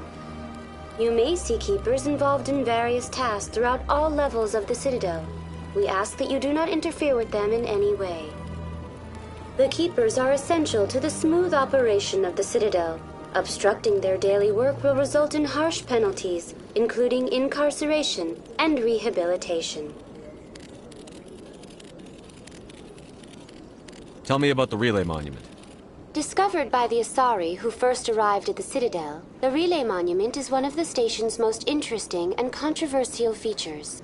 What is the meaning behind this striking piece of art? Is it a tribute to Prothean vanity? A reminder of their conquest of the galaxy through mass relay technology? Or perhaps it is a symbol of unity, a Prothean acknowledgement that the relays would eventually lead other species here to the Citadel. No one can say for sure, making the Relay Monument a favorite topic of discussion among academics and scholars. Tell me about the Citadel Tower. Housing both the council chambers and Citadel control, the tower is one of the most important buildings on the station. Access to these areas is restricted to those with the appropriate clearance. I'd like to hear more about the council chambers.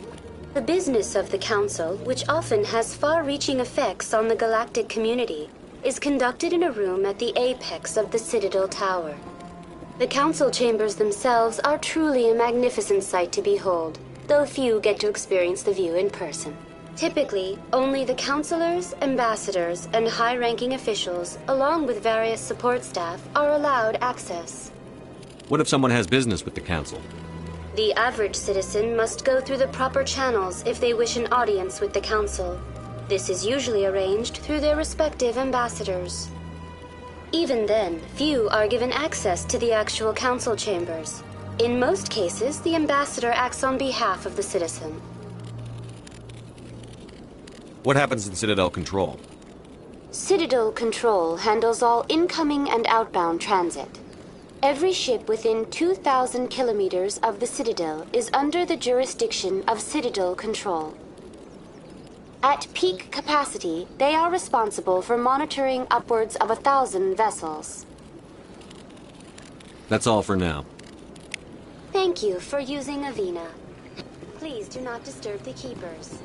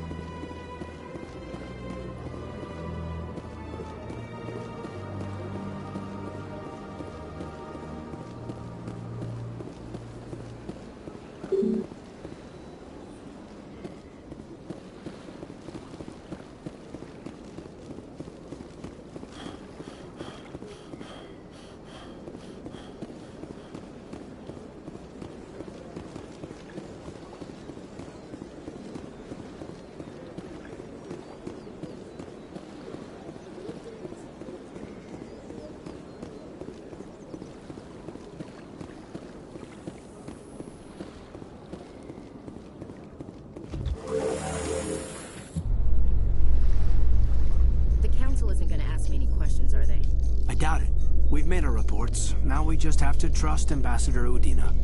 No, we don't, sir.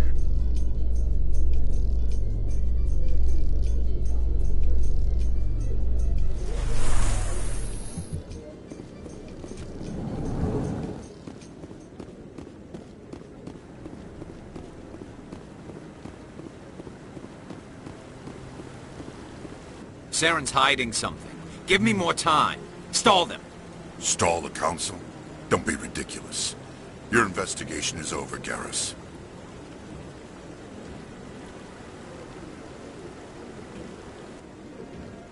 Commander Shepard, Garrus Vakarian.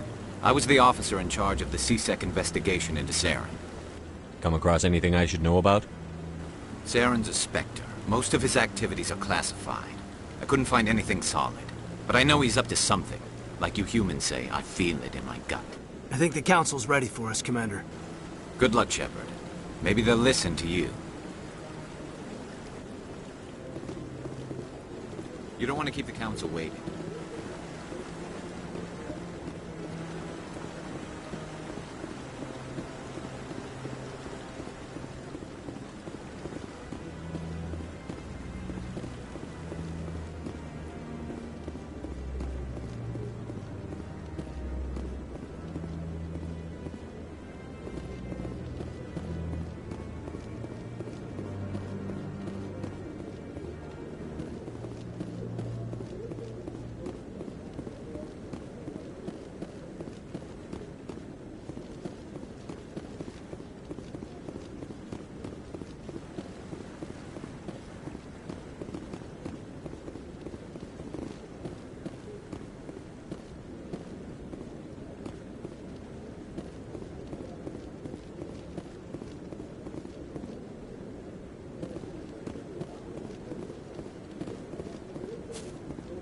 No, I'm waiting to speak with one of the Councilor's assistants. Commander?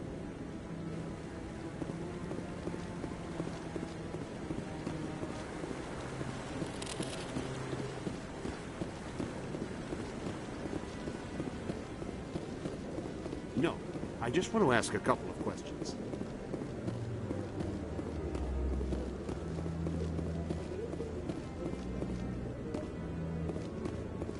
The hearing's already started. Come on.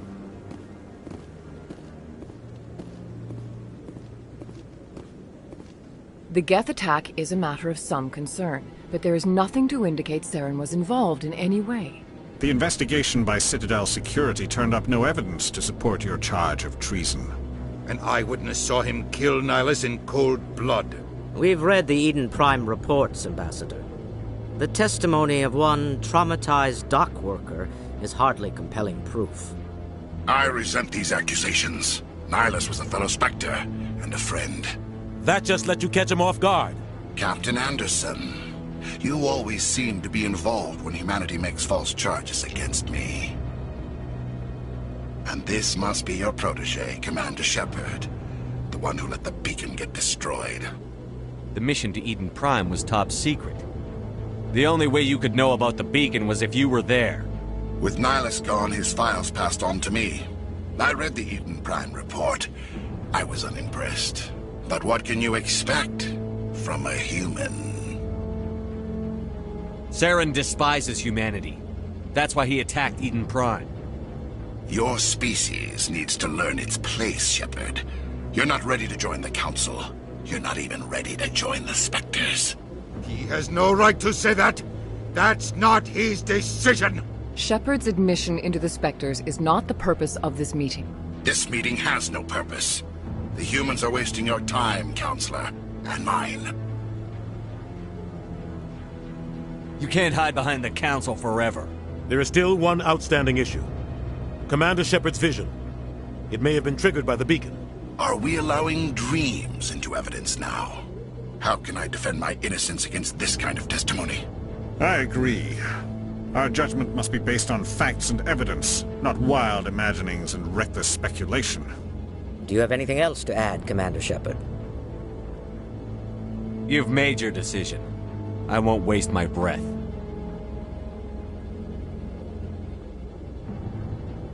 The Council has found no evidence of any connection between Saren and the Geth. Ambassador, your petition to have him disbarred from the Spectres is denied. I'm glad to see justice was served. This meeting is adjourned.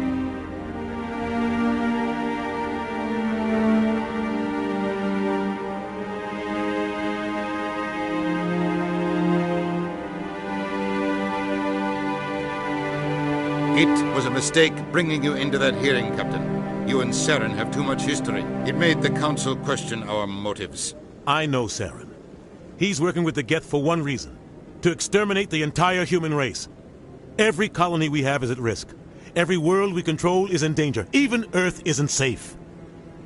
Tell me about this history between you and Saren. I worked with him on a mission a long time ago. Things went bad. Real bad. We shouldn't talk about this here. But I know what he's like.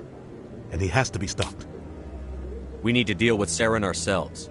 As a Spectre, he's virtually untouchable. We need to find some way to expose him. What about Garrus, that C-Sec investigator? We saw him arguing with the Executor. That's right. He was asking for more time to finish his report. Seems like he was close to finding something on Saren. Any idea where we could find him? I have a contact in C-Sec who can help us track Garrus down. His name is Harkin. Forget it. They suspended Harkin last month, drinking on the job. I won't waste my time with that loser. You won't have to. I don't want the Council using your past history with Saren as an excuse to ignore anything we turn up. Shepard will handle this. I'll take care of it. I need to take care of some business. Captain, meet me in my office later. Harkin's probably getting drunk at Cora's Den. It's a dingy little club in the lower section of the wards. I thought you said he was a drunken loser. Couldn't hurt to go talk to him. Just be careful. I wouldn't call him reliable. Our ambassador doesn't seem to get along with the Council. He's just frustrated. The Council's always preaching that we need to be part of the galactic community. But for them, it's a one-way street. They want us to expand and settle unstable regions like the Skyllian Verge and the Attican Traverse. But when we run into trouble, they don't want to help us out. Everyone knows it's only a matter of time until we get a seat on the Council. The ambassador just thinks it should happen sooner rather than later. And I agree.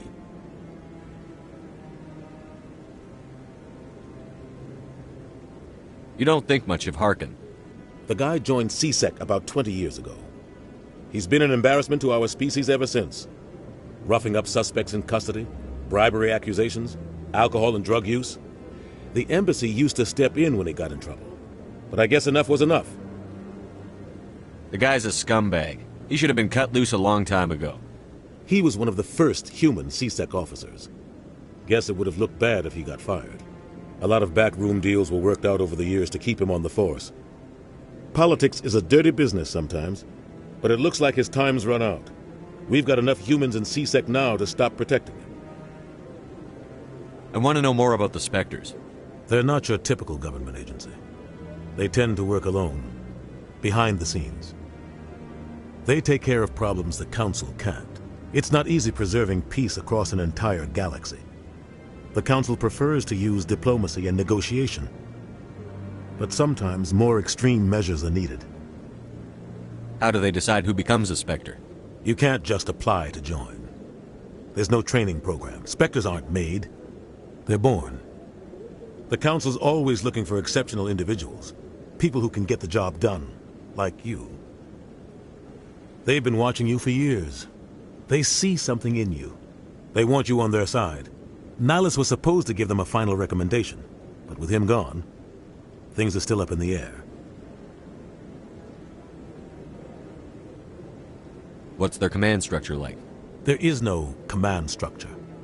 Each Spectre answers directly to the Council. Sometimes they're sent on specific missions. Other times, they act on their own. They tend to operate outside the law, do whatever it takes to accomplish their goals. The Council just turns a blind eye. Spectres have a lot of power, Shepard. They sound like shadow operatives. Everything about them is classified. We don't even know how many there are. The latest Alliance estimate puts their numbers under 100. But the Council couldn't do its job without them. They're the Citadel's top agents, The last line of defense, the final option before open war. The entire galaxy respects and fears them. If a Spectre shows up, you know something big is about to happen. What happens when a Spectre goes rogue, like Saren? It doesn't happen often. The Council is careful when they select their candidates. But when something does go wrong, there's usually only one solution. Send another Spectre to bring the rogue agent down. Maybe there's another way to find evidence against Saren. You should talk to Barla Vaughn over in the financial district. Rumor has it he's an agent for the Shadow Broker. The Shadow Broker? An information dealer. Buys and sells secrets to the highest bidder. I've heard Barla Vaughn's one of the top representatives. He might know something about Saren, but his information won't come cheap. You and Saren have a history. What happened? About 20 years ago, I was part of a mission in the Skillian Verge. I was working with Saren to find and remove a known terrorist threat. Saren eliminated his target, but a lot of people died along the way, innocent people. And the official records just covered it all up. But I saw how he operates. No conscience, no hesitation. He'd kill 1,000 innocent civilians to end a war without a second thought. Killing innocents doesn't end wars, it causes them. I know how the world works, Commander. Sometimes you're forced to make unpleasant decisions. But only if there's no other way. Saren doesn't even look for another option. He's twisted, broken.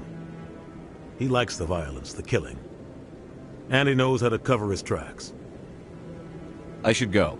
Good luck, Shepard. I'll be over in the ambassador's office if you need anything else.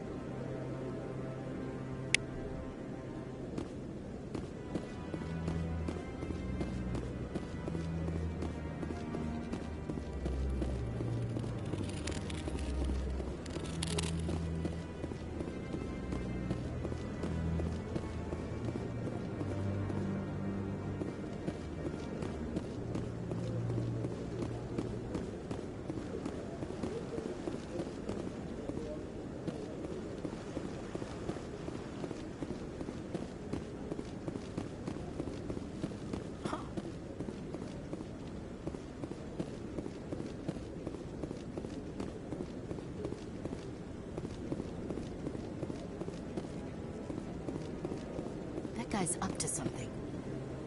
What? Oh, no, I wasn't. Never mind.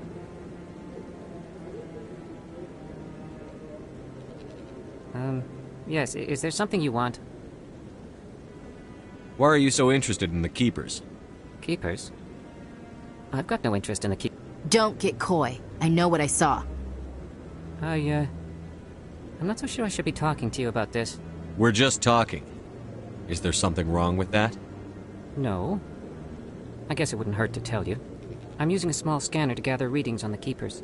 So far I've had mixed results. I find it difficult to get near the creatures. Why were you being so secretive about it, though? Well, technically we're not supposed to disturb the Keepers. I don't really think my scanning disturbs them, but the authorities might disagree. I'd like to do it more openly, but it's not really worth getting arrested over. I could help you out. I'm not worried about the authorities. I don't even know who you are. I'm Commander Shepard, with the Alliance military.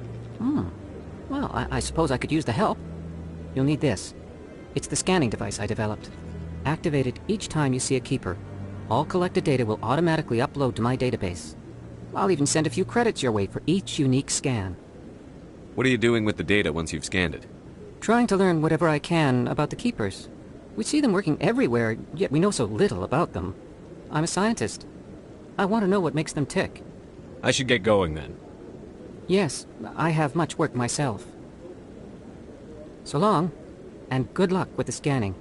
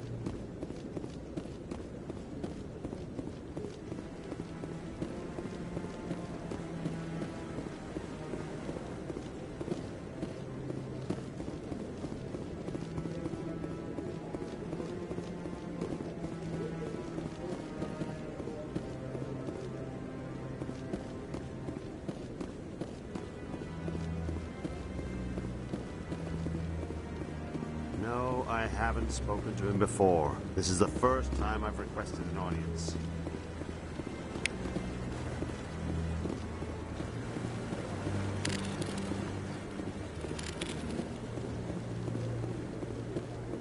Commander?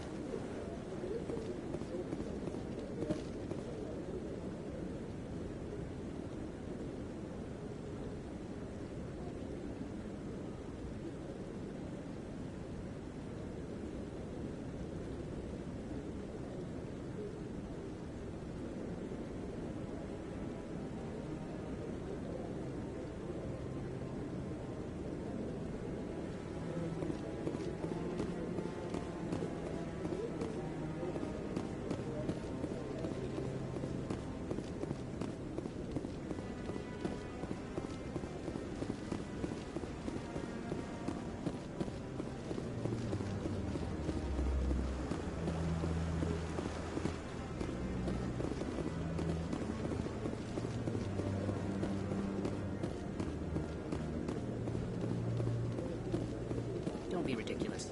The Volus won't be joining the Council for years. I'm not so sure. The humans are making a strong push, and you can bet the Volus will be right on their coattails if they succeed. Allowing the humans to join us is a sound strategic move. But the Volus? No. The Hanar are likely to be next, then the Elcor. You may be right, though the Hanar need to lighten up a bit first. You just don't like them because you have trouble understanding them.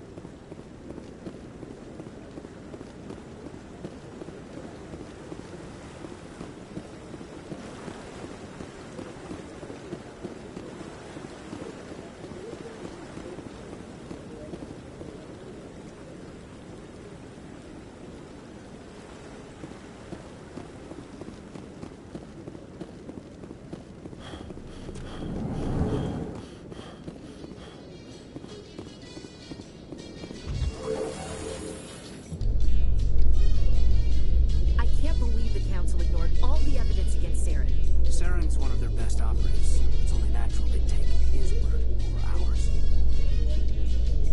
Oh, so now we just chase leads while this smug Turian runs around with his Geth troopers.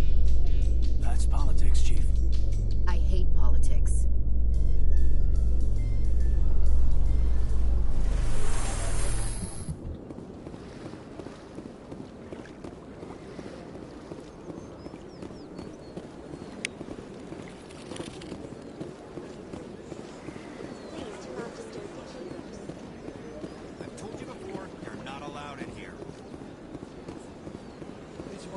It has the right to move freely through this area. You're creating a public disturbance. It's against Citadel regulations. This one is unsure why the other would not wish word of the Enkindlers to be spread. That Hanar refuses to listen to reason. Why can't it act in an orderly and lawful manner? Are there laws being broken here? I am not unreasonable. The Hanar is free to spew its nonsense once it purchases an evangelical permit. So if the Hanar gets a permit, it's allowed to preach? No. Registered evangelicals must follow regulations. There are specific areas where preaching is legal. Failure to follow the regulations results in the forfeiture of the license. What's the purpose behind the evangelical permits? Forcing religious evangelicals to register for a permit weeds out undesirables. It keeps the area safe. The Citadel is too important to become a battleground for a religious war. If you'd like, I could talk to the Hanar for you. I have argued with the stubborn jelly all afternoon. You are certainly welcome to try. Do you desire to learn of the Enkindlers? Or has the Honorable C-Sec officer enlisted assistance?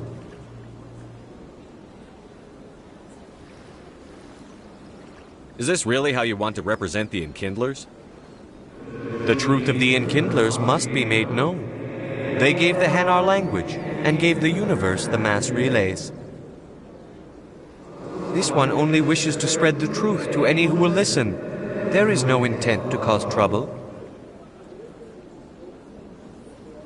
What if I purchase the evangelical permit for you? Finances are only a partial limitation. This one does not believe that one should pay in order to speak the truth. However, this one also does not possess the 150 credits necessary to purchase the permit.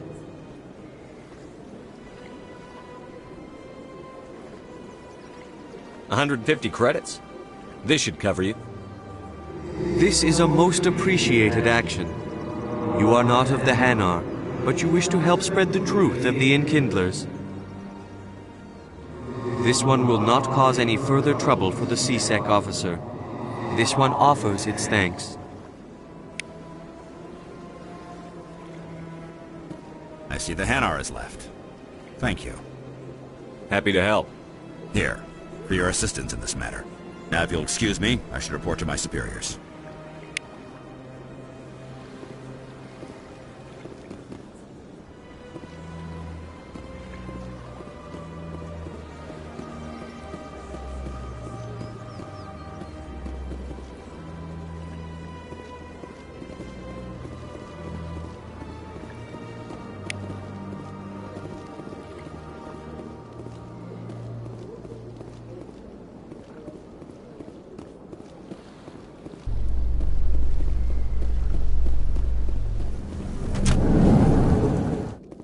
In light of the recent attack on Eden Prime, many colonial investors are pulling their support for future projects. Proponents of expanded human colonization insist that Eden Prime was an isolated case. Nevertheless, colonist enrollment has dropped sharply. Many colonial proposals are on hold until backers have some reassurance that human colonies will be adequately protected.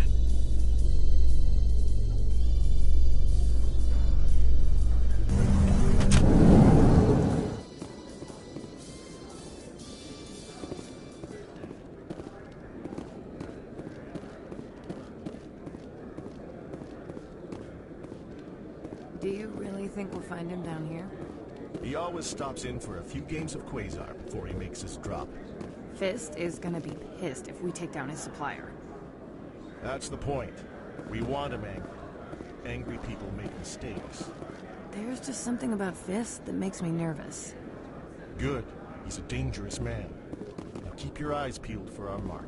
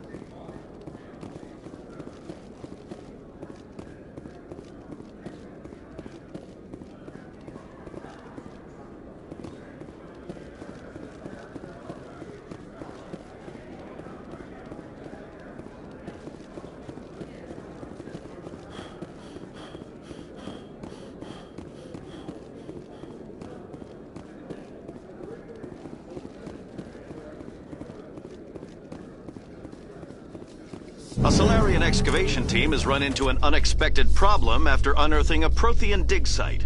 Hanar protesters have blockaded the dig site, claiming that artifacts of the Enkindlers, as the Hanar call them, should not be disturbed. The excavation team has appealed to Hanar representatives on the Citadel to reach a diplomatic solution.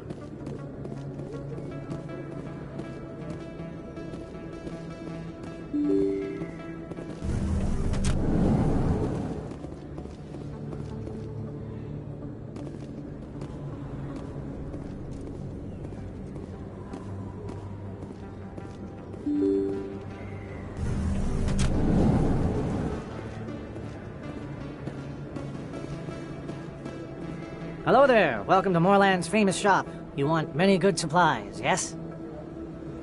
Let me see what you have. Oh, you will be pleased, I think. Very good things I have. You will see.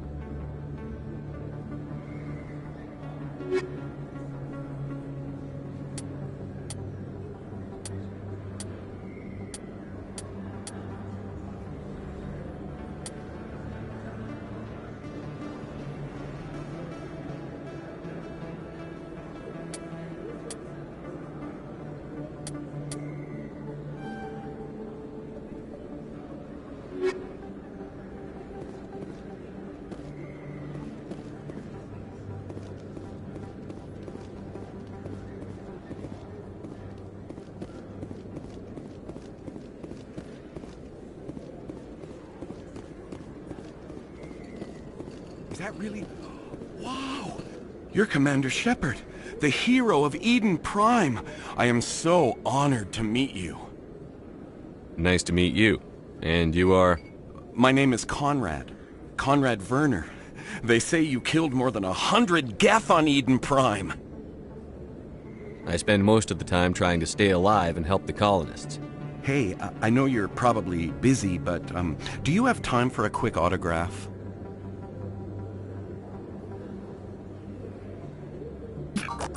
Anything for a fan. Here. Thanks. I really appreciate it. My wife is going to be so impressed. I'll let you get back to work. Oh, but next time you're on Earth, I'd love to buy you a drink. Thanks again!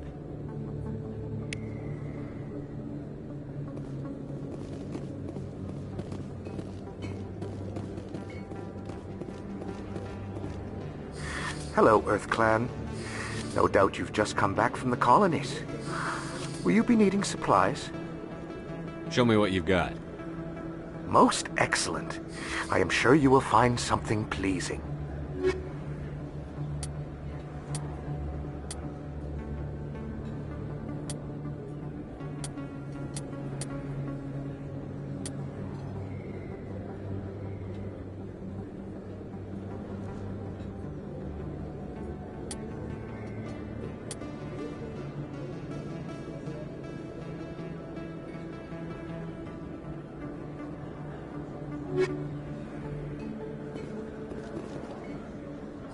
Best place on this ward to buy up.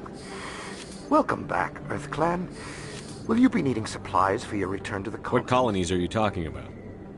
Oh, my mistake, Earth Clan. I assumed... It doesn't matter. Pharos? Noveria? Well, if you haven't heard of them yet, I'm sure you will soon.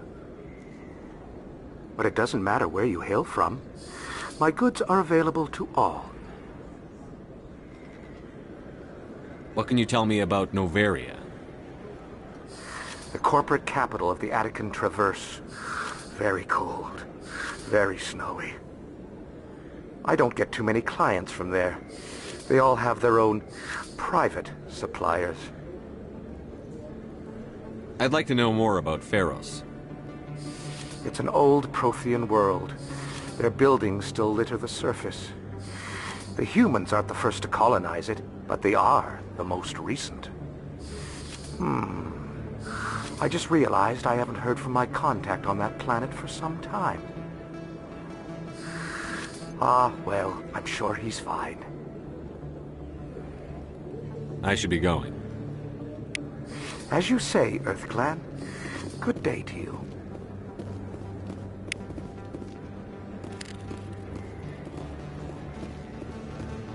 I don't think you bought this here. I don't sell this model. Look, I know it was you. I remember your face. Really, that's impressive. Usually you humans can't tell one Turian from another. This was the place. Now, are you gonna give me a refund or not?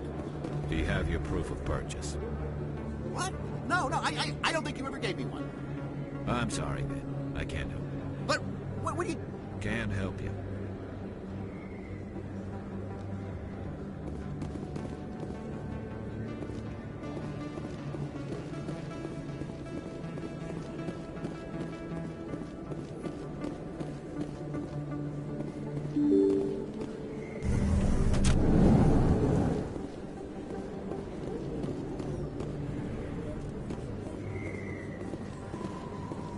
Commander Shepard? Excuse me, Commander I'm Emily Wong. I'm an investigative journalist working here on the Citadel. Could I have a moment of your time? What do you need? I've been hunting for evidence of corruption and organized crime on the Citadel, but there are places I can't go. I was hoping you might share anything you find during your own investigation. I can make it worth your time. How do you know that my investigation is going to uncover anything you need? You wouldn't be investigating if it weren't big. And if it's big, it's something I'd like to hear about. How do you know I'm investigating anything here on the Citadel? I'm a good journalist, Commander Shepard. Word gets around. You've got to have access to better sources. Why contact me? I'm using every source I can find, but I think I've got a better shot with you. I read about the siege of Torfin, sending your men to their deaths, shooting slavers as they tried to surrender. I need someone who isn't afraid to get their hands dirty. Someone who'll do what needs to be done. That's you. Sounds like a good cause. If I find any information, it's yours. Thank you, Commander. You won't regret it.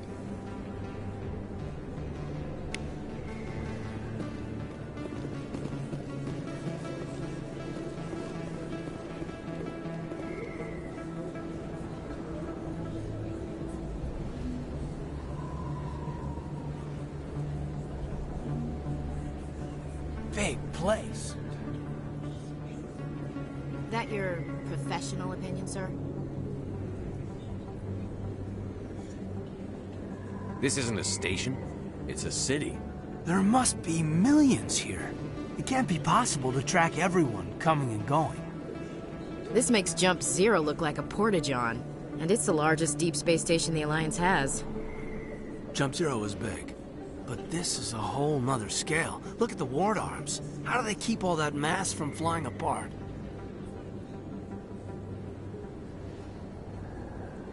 The Council represents more races than I thought. No wonder they're careful with newcomers. They probably just want to keep everything running. It has to be hard keeping all these cultures working together. Or maybe they just don't like humans.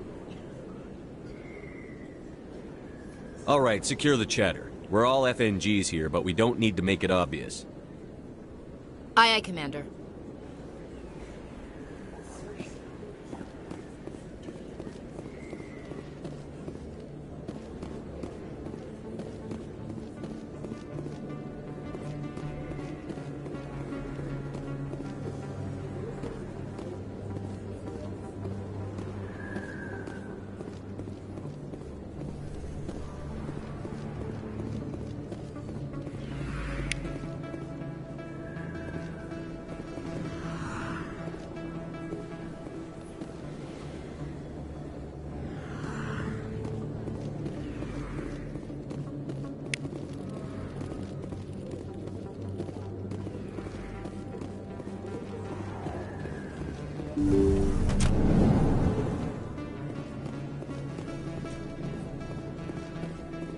Hello there, Commander.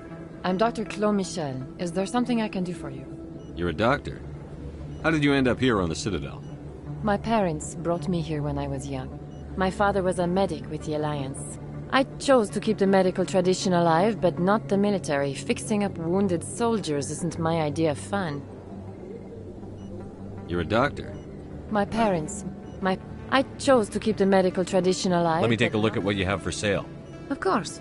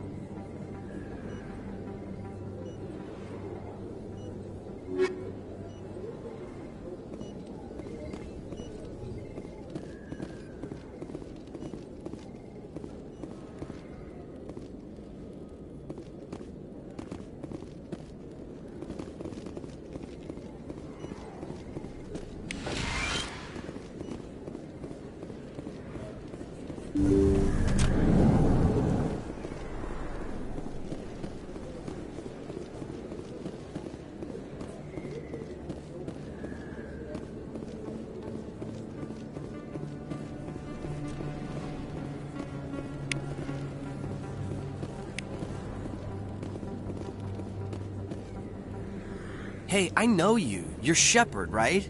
Torfin was a case study during my training. I can't believe you took out the whole base. Amazing.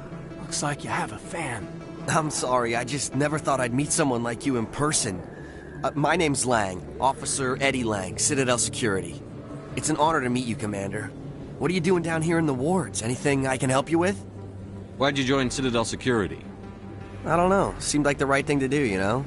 Maybe it's in my blood. My grandfather was a cop back on Earth. It's kind of what CSEC is. Police for the Citadel. I'm still pretty new at it, but I like it so far. Way more interesting than staying back on Earth. You get to meet all kinds of cool aliens, like those Hanar. Wild. Plus, CSEC gets a lot of respect here. We uphold the law. People, even aliens, appreciate that. How do you like working here on the Citadel? This place is amazing. I've been here almost a year, and I still haven't seen a tenth of it. The Presidium's just so beautiful.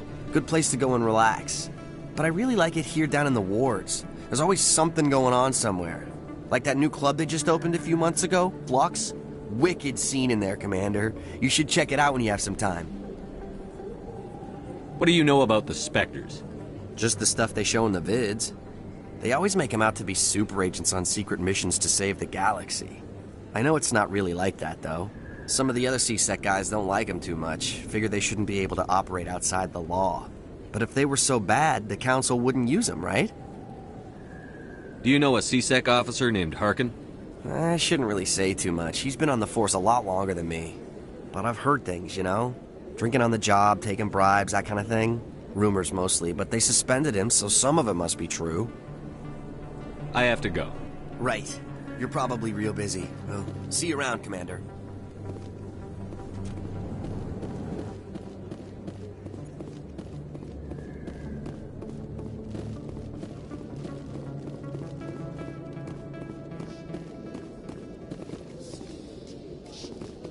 Binary Helix has settled out of court with a Krogan group that had accused the Genetics Corporation of fraud. The Krogan group had contracted Binary Helix to perform studies with a long-range goal of curing their genetic sterilization. The group later sued for a return of investment money when the study produced no viable results.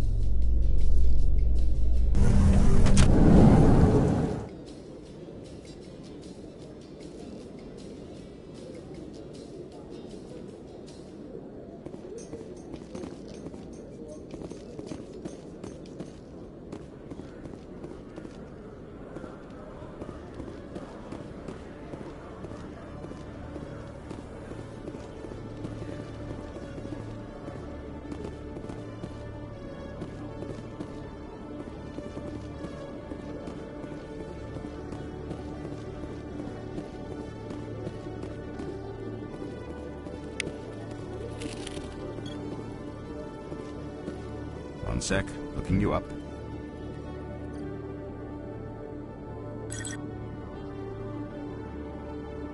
Commander Shepard, here with the Alliance military. First time on the Citadel, that about right? How do you know who I am? I'm the CSEC requisitions officer. I need to make sure our buyers are authorized. So, will you be purchasing anything today, Commander Shepard? Show me what you've got. Excellent. I hope you find what you're looking for.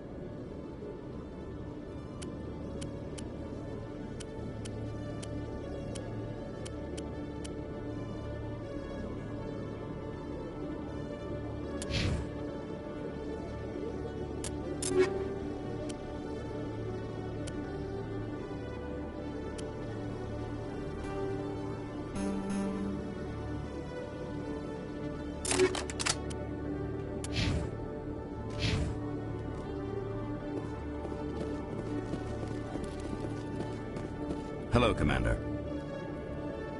Show me what you've got. Excellent. I hope you...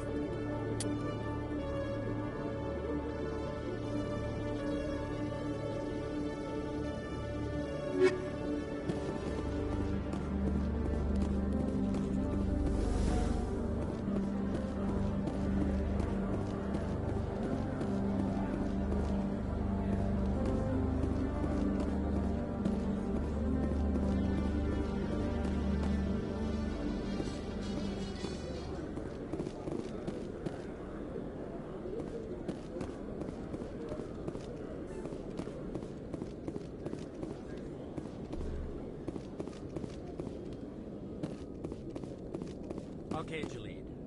Let me get this straight. Your business partner, Shorman, he's threatened you. Well, no, not exactly. But he wants to meet with me.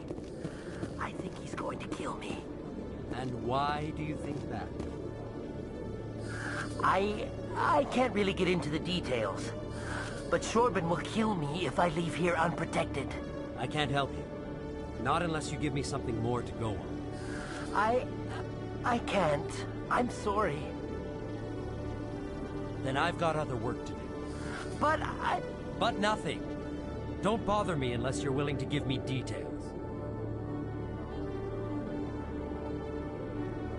Hey there! Oh, you're not C-Sec, are you? Did you want something? What were you trying to explain to the officer before?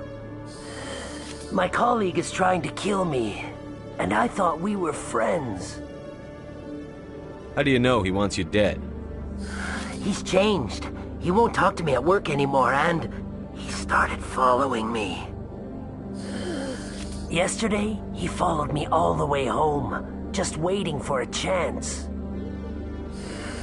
I don't care what anyone thinks. He wants me gone. I know it. Is there something I can do? Talk to your friend, maybe? Would you? That's all I want. Someone to talk to him. Tell him to leave me alone. He thinks he can just push me around, but you'll show him, won't you?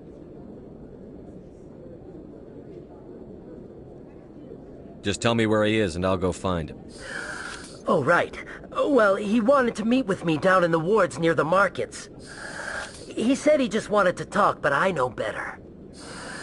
His name's Shorban. He's a Solarian. You shouldn't have any trouble. He's just a scientist. Shorban? That's the guy who asked us to scan the Keepers. The Keepers? Well, even more reason to go after him. That's against regulations. I better look into this right away. Find out what he's up to. Anything's possible with Shorban these days. Well, good luck.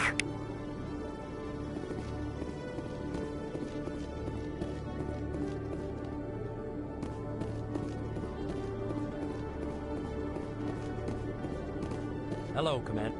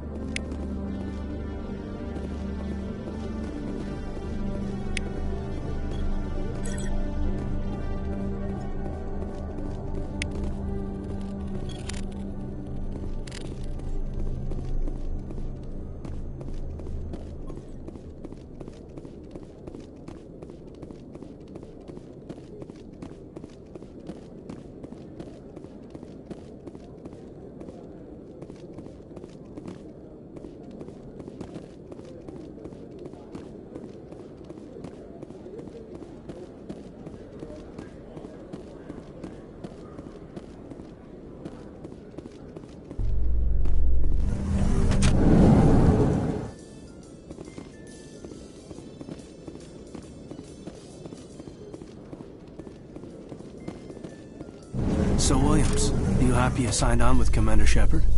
I'm not sure, Lieutenant. Every time I think I have a handle on things, the universe banks hard to port. Well, don't let anybody know.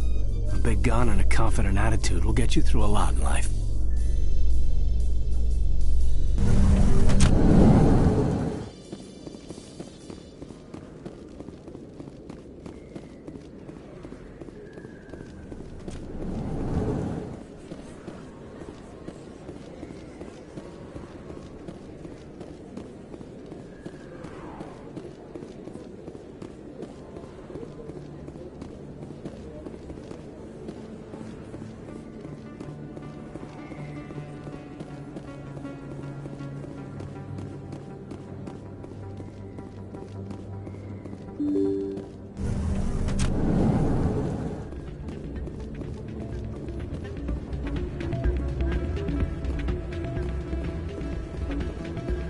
You should be careful when you say that around.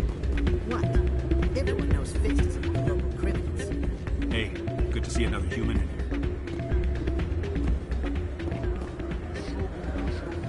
It's out of my hands, Rita. I'd bring her back in a second, but she doesn't want to come. I know. I'll see if I can talk some sense into her next time I see her. Be careful. You know how stubborn your sister can be. The more you push and prod, the more she'll run away. Yeah, you're probably right. Thanks, Doran. Sorry, I'm kind of busy right now. So, what can I do for you? What were you discussing with the Volus? Who, Doran? Oh, I was just asking him about my sister. See, she worked for Doran before she left to... Ugh, sorry. I don't want to bore you with my problems. I'm interested to hear what you have to say. Well, okay. My sister Jenna left here to go work at Cora's Den. The problem is, she's working as an informant for C-Sec. You know, eavesdropping on the people there. If they find out what she's doing, they'll kill her. I assume C-Sec is protecting her? They can't watch her all the time. I don't know. Sometimes I think she stays there just to spite me. Do you know who her contact at C-Sec is? No, it's all very secret. Last time I asked an officer, he told me to stay out of it, for Jenna's safety. Maybe I could help her understand just how dangerous Cora's Den is. Would you? That'd be great. Just don't tell her I sent you. Well, I should get back to work before I get in trouble. Thanks. Welcome to Flux. Name's Doran. What can I do for you? Is this a casino? Among other things, yes. We've got some quasar stations, if you're interested. What can you tell me about the sisters working for you?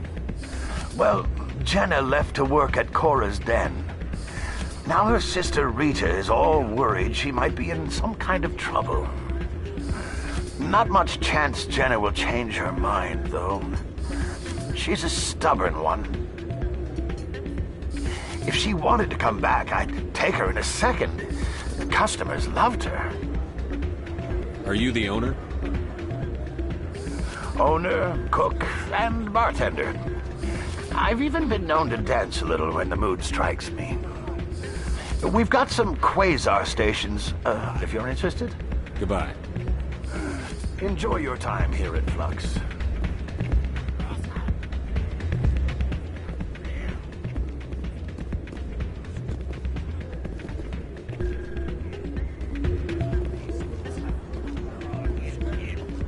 I'm waiting for someone else.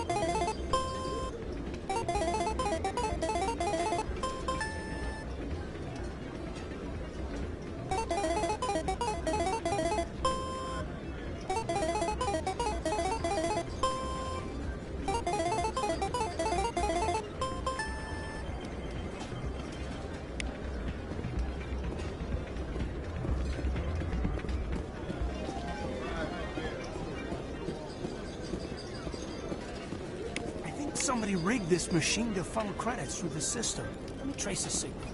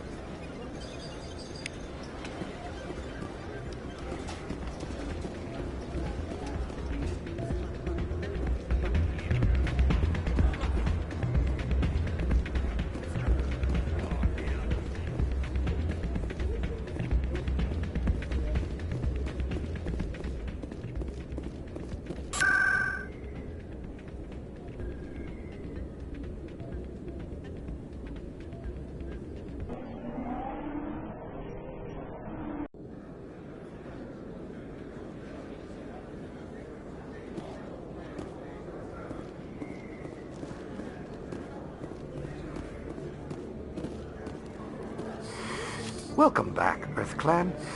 Will you be needing supplies for your return to the colonies? I think I'll be going. As you say, EarthClan. Good day to you.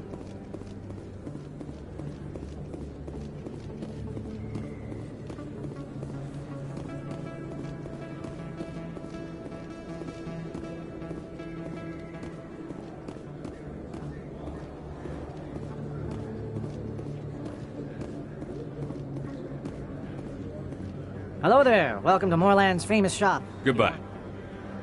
Yes, all right then. Good tidings to you, human. Commander, I wasn't expecting to see you again. Is there something you want? You can start by telling me the truth, Shorban. I'm not sure what you're referring to. My experiments are... Quit stalling. Jaleed told us what you've been up to. You spoke with Jaleed? Then you know about the data? Just tell me everything you know. You boys can go. Looks like my plans have changed. It's not as bad as you think, Commander. Jaleed and I just got a little over our heads. Keep talking. The company we work for developed an experimental procedure for use in medical scanners. Jaleed and I saw even more potential, so we stole the plans and secretly developed a tool to scan the Keepers. Can you imagine? A tool that can actually get readings from the Keepers? What's so special about that? The Keepers are almost impossible to scan, and you can't capture them or get samples. They just self-destruct. After centuries here, we still don't know anything about them. Don't you see? We were the first to scan them, ever. You've seen it yourself, Commander. You know we can do it. Why are you trying to kill your partner? I'm not trying to kill him. Jaleed's job was to disseminate our initial findings. But he decided to keep the data for himself. Maybe to sell it. I don't know. So you're just trying to get back what Jaleed already stole? We lost our heads. We just couldn't let an opportunity like this pass us by. Commander, if you'll just continue gathering data for me, imagine what we might learn. And you'll stand to make a bit of a profit yourself, remember? I suppose a little scanning here and there won't hurt anyone? Very good. Maybe if you wouldn't mind speaking with Jaleed. The data you're gathering for me is useless if Jaleed won't help me analyze it. If I have time, I'll talk to him. Thank you. And happy scanning, Commander.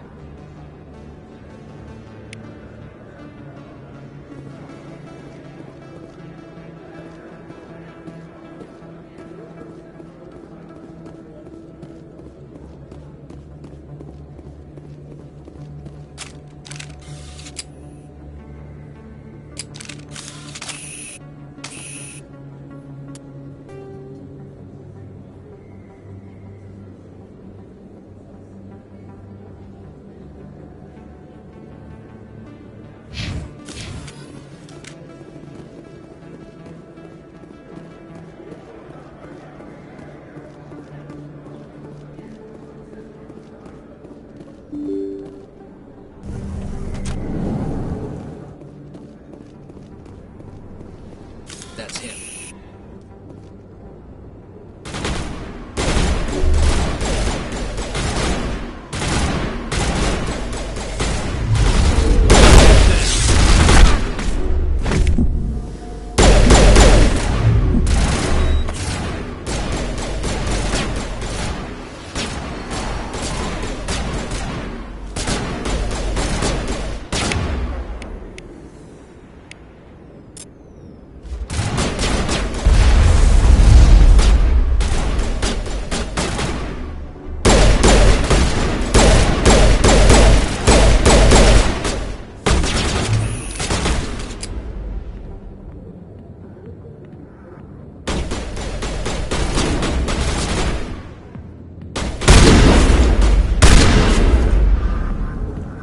Those were Saren's men. Perimeter clear.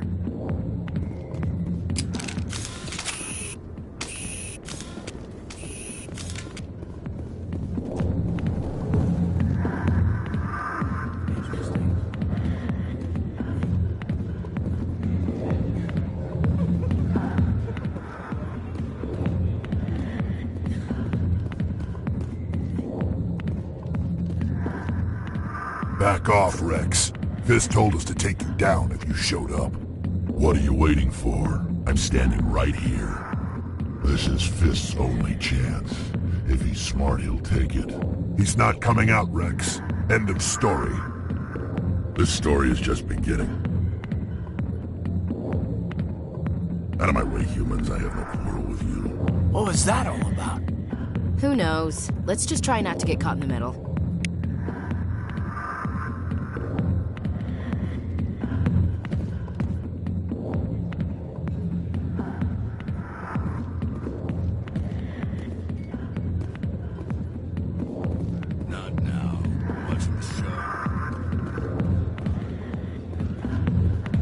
I'll be with you in just a sec.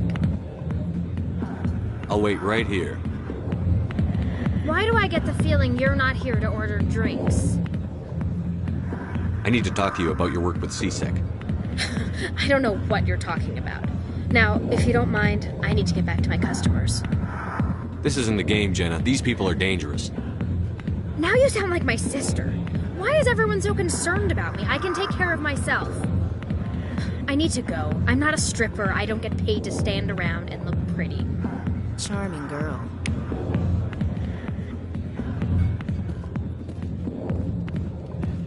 I got business here, but not with you. Hey, I was here. Commander. What do you want? What's bothering you, General? I've seen a lot of horrible things in my days, and there's only one woman in this damn galaxy that helps me forget it. So if you feel that way, then why spread lies about her? 'Cause she rejected me! Me! Septimus Oraka, General of the Turian Fleet! Is she really worth it? There must be other women. It's not just any woman I want. It's her, and her alone. Look, kid, I appreciate what you're trying to do, but don't waste your time. You need to start acting like a general if you want to beat this. I spent all my life acting like a general, and what did it get me? Huh? No, those days are over. I'll just be what I am. A tired, lonely, worn-out soldier. You're a damn general. Quit your whining. Ha! You got balls, kid. There are only 5 people in this damn galaxy who talk to me like that. So you think it's that easy? Just straighten up and act like a general? I don't think it could hurt. Huh. Maybe you're right, Commander. Shaira's worth the effort. Even if she won't have me back.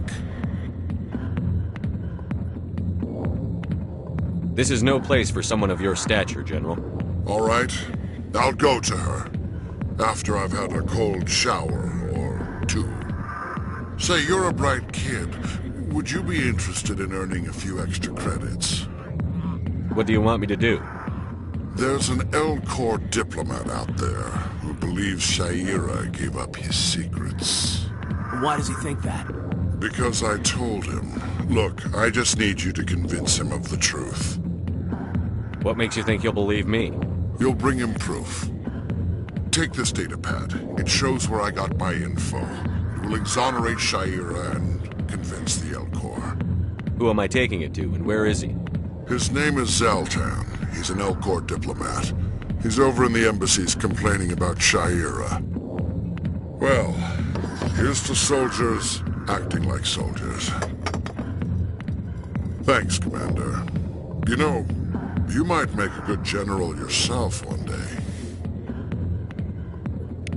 Hard to imagine a general like that getting so upset about a woman. That's because you don't understand women, Kate.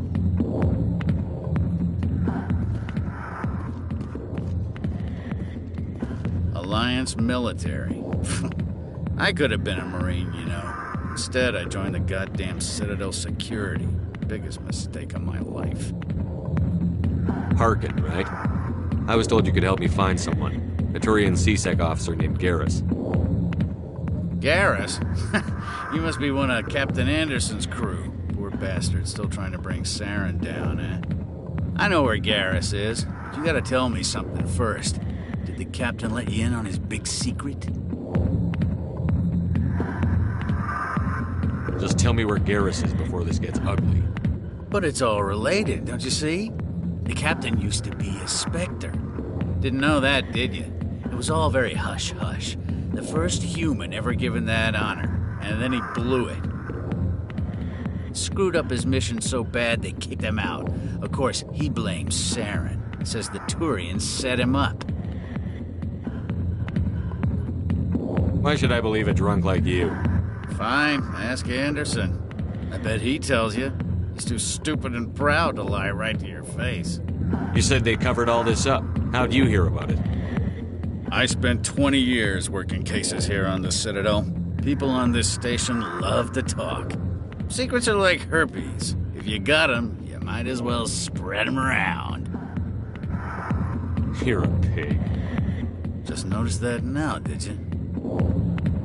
Why'd they kick him out?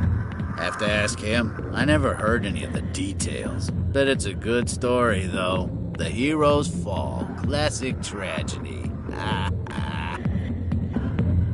Just tell me where Garrus went. Garrus was sniffing around Dr. Michelle's office. She runs the med clinic on the other side of the wards. Last I heard, he was going back there. How well do you know Captain Anderson? Met him a few times over the years. One of those hardcore military guys. Yes, sir. No, sir. Can't have any fun with a stick up your ass, sir. That's probably why he climbed the Alliance ranks so fast. The military loves brown-nosers. The captain's a good soldier. Sure, whatever. Dress him in a fancy suit, pin some shiny medals on his chest, and call him a hero. Everybody else does. But if he's so great, why'd the Spectres kick him out? Why'd you go ask him about that? You need to look in a mirror. Sober up and take some responsibility for yourself. Save your sermons. This ain't no church. What's it like working for CSEC? You mean, what was it like? The executor suspended me without pay. Recurring violations. CSEC was keeping a file on me. Can you believe that? Every mistake I ever made went into the books. Get a little rough with a suspect, note in the file. Have a couple of drinks on duty, note in the file. Skim a couple of credits off a drug bust, note in the file. It's a goddamn witch hunt. You got off easy, if you ask me. What the hell do you know? Working for CSEC isn't like being a Marine. People get pissed off if we shoot somebody. Investigations, inquiries, rules, regulations. Every day I plow through enough red tape to choke a rhino. That's how you gotta be to do this job. So don't talk to me about right and wrong. You soldiers got it easy. You need to look in a mirror. Sober up and take some responsibility for yourself. Save your sermons. This ain't no church. I'm out of here. Yeah, good. Go.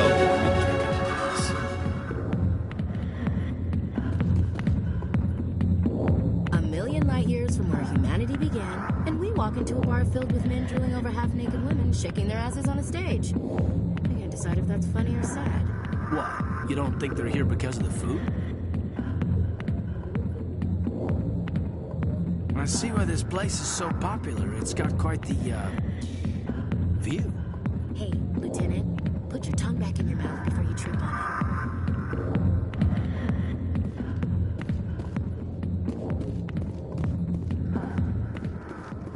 it. The back rooms are private, reserved for Fist and his friend.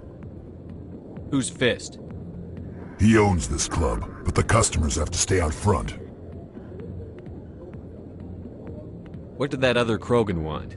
Rex? Personal matter. Not real chatty, is he?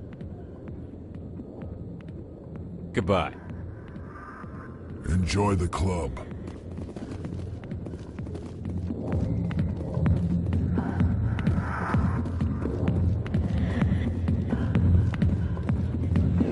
I'm busy. The other waitresses can help you.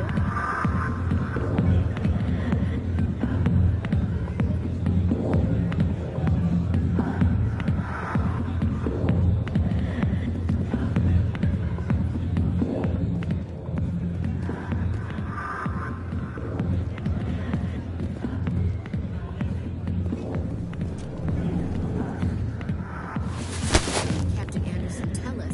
If you've got questions about Jenna, meet me at CSEC Academy.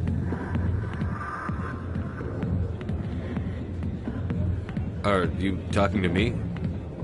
Push off! I never did nothing to you. Damn newcomers. Think they can run the place. What was that about? I guess we'd better go find out.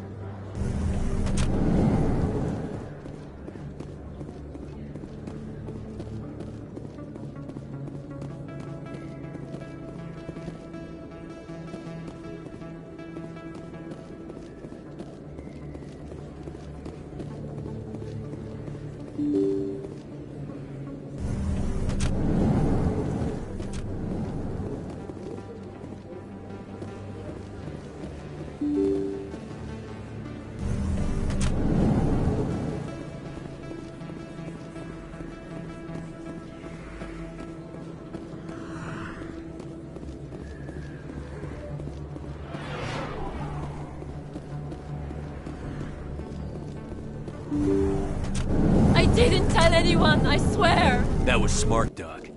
Now if Garrus comes around, you stay smart. Keep your mouth shut or we'll... Who are you? Let her go. Ah!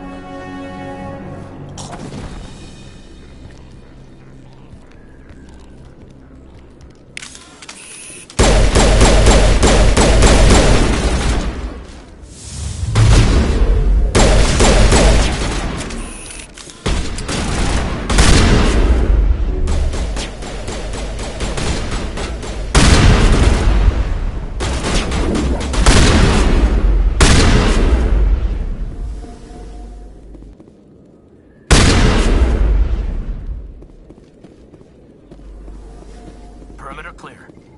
Perfect timing, Shepard. Gave me a clear shot at that bastard. You took him down clean. Sometimes you get lucky. Dr. Michelle, are you hurt? No, I'm okay. Thanks to you. All of you. Why were they threatening you? Who do they work for? They work for Feast.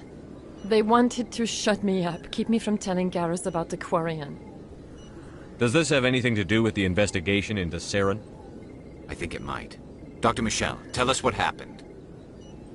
A few days ago, a Quarian came by my office. She'd been shot, but she wouldn't tell me who did it. I could tell she was scared, probably on the run. She asked me about the Shadow Broker. She wanted to trade information in exchange for a safe place to hide. Where is she now? I put her in contact with Fist. He's an agent for the Shadow Broker. Not anymore. Now he works for Saren. And the Shadow Broker isn't too happy about it. Fist betrayed the Shadow Broker? That's stupid even for him. Saren must have made him quite the offer. That Quarian must have something Saren wants. Something worth crossing the Shadow Broker to get. She must have something that proves he's a traitor. Did the Quarian mention anything about Saren or the Geth? She did. The information she was going to trade. She said it had something to do with the Geth. She must be able to link Saren to the Geth. There is no way the Council can ignore this. Time we paid Fist a visit. This is your show, Shepard. But I want to bring Saren down as much as you do. I'm coming with you. You're a Turian. Why do you want to bring him down? I couldn't find the proof I needed in my investigation, but I knew what was really going on. Saren is a traitor to the Council and a disgrace to my people. Welcome aboard, Garrus. You know, we aren't the only ones going after Fist. The Shadow Broker hired a Krogan bounty hunter named Rex to take him out. Yeah, we saw him in the bar. A Krogan might come in handy. Last I heard, he was at the C-Sec Academy. What's he doing there? Fist accused him of making threats. We brought Rex in for a little talk. If you hurry, you can catch him at the Academy before he leaves. Move out.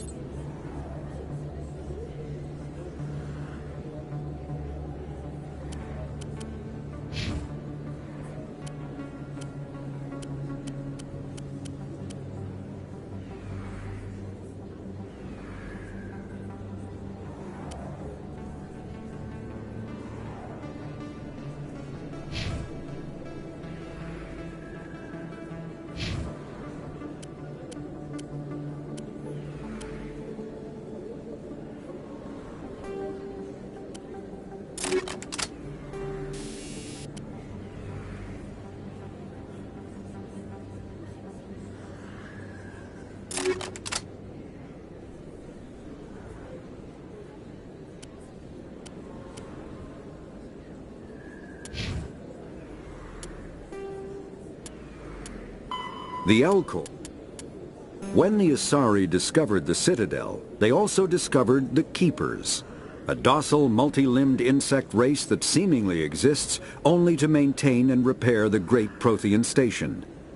Early attempts to communicate with or study the Keepers were failures, and it is now illegal to interfere with or impede Keeper activity. Because they are completely non-threatening, Keepers have become virtually invisible to everyone else. Similarly, they seem indifferent to other species, except for their tendency to help new arrivals integrate themselves into the Citadel. No matter how many Keepers die due to old age, violence, or accident, they maintain a constant number. No one has discovered the source of new Keepers, but some hypothesize they are genetic constructs, biological androids created somewhere deep in the inaccessible core of the Citadel itself. Driven from their home system by the Geth nearly 3 centuries ago, most Quarians now live aboard the Migrant Fleet, a flotilla of 50,000 vessels ranging in size from passenger shuttles to mobile space stations. Home to 17 million Quarians, the flotilla understandably has scarce resources. Because of this, each Quarian must go on a rite of passage known as the Pilgrimage when they come of age. They leave the fleet. The Volus are a member species of the Citadel with their own embassy, but they are also a client race of the Turians. Centuries ago, they were voluntarily absorbed into the hierarchy, effectively trading their mercantile prowess for Turian military protection. Erun, their homeworld, lies far beyond the normal life zone of its star. However, the world has a high-pressure greenhouse atmosphere that traps enough heat to support an ammonia-based biochemistry. As a result, the Volus must wear pressure suits and breathers when dealing with other species, as conventional nitrogen-oxygen air mixtures are poisonous to them, and in the low-pressure atmospheres tolerable to most species, their flesh will actually split open. Volus culture is tribal, bartering lands and even the Citadel. The Council is an executive committee composed of representatives from the Asari Republics, the Turian hierarchy, and the Solarian Union. Though they have no official power over the independent governments of other species, the Council's decisions carry great weight throughout the galaxy. No single Council race is strong enough to defy the other two, and all have a vested interest in compromise and cooperation. Each of the Council species has general characteristics associated with the various aspects of governing the galaxy. The Asari are typically seen as diplomats and mediators. The Solarians gather intelligence and information. The Turians provide the bulk of the military and peacekeeping forces. Any species granted an embassy on the Citadel is considered an associate member, bound by the accords of the Citadel Conventions. Associate members may bring issues to the attention. Pharos, Noveria is a cool, rocky world with most of its hydrosphere locked up in massive glaciers. A privately chartered colony world, the planet is owned by the Noveria Development Corporation Holding Company. The NDC is funded by investment capital from 24 high-technology development firms and administrated by an executive board representing their interests. The investors built remote hot labs in isolated locations across Noveria's surface. These facilities are used for research too dangerous or controversial to be performed elsewhere, as Noveria is technically not part of Citadel space and therefore exempt from Council law. By special arrangement, Citadel's special tactics and reconnaissance agents have been granted extraterritorial privileges, but it remains to be seen how. The Mako infantry fighting vehicle was designed for the System Alliance's frigates. Though the interior is cramped, an M35 is small enough to be carried in the cargo bay and easily deployed on virtually any world. With its turreted 155mm mass accelerator and coaxially mounted machine gun, the Mako can provide a fire team with weapon support as well as mobility. Since Alliance Marines may be required to fight on any world, the Mako is environmentally sealed and equipped with microthrusters for use on low-gravity planetoids. The Mako is powered by a sealed hydrogen-oxygen fuel cell and includes a small Element Zero core. Biotics, A virtual intelligence is an advanced form of user interface software. VIs use a variety of methods to simulate natural conversation, including an audio interface and an avatar personality to interact with. Although a VI can provide a convincing emulation of sentience, they are not self-aware, nor can they learn or take independent action. VIs are used as operating systems on commercial and home computers. Minimal VI agents are also available. Agents are compact and specialized. Some serve as personal secretaries, filtering calls and scheduling meetings based. When subjected to an electrical current, the rare material dubbed Element Zero, or EZO, emits a dark energy field that raises or lowers the mass of all objects within it. This mass effect is used in countless ways, from generating artificial gravity to manufacturing high-strength construction materials. It is most prominently used to enable faster-than-light space travel. EZO is generated when solid matter, such as a planet, is affected by the energy of a star going supernova. The material is common in the asteroid debris that orbits neutron stars and pulsars. These are dangerous places to mine, requiring extensive use of robotics, telepresence, and shielding to survive the incredible radiation from the dead star. Only a few major corporations can afford the setup costs required to work these prime. Element Zero can increase or decrease the mass of a volume of space-time when subjected to an electrical current. With a positive current, mass is increased. With a negative current, mass is decreased. The stronger the current, the greater the magnitude of the dark energy mass effect. In space, low-mass fields allow FTL travel and inexpensive surface-to-orbit transit. High-mass fields create artificial gravity and push space debris away from vessels. In manufacturing, low-mass fields permit the creation of evenly blended alloys, while high-mass compaction creates dense, sturdy construction materials. The military makes extensive use of mobility-enhancing technologies.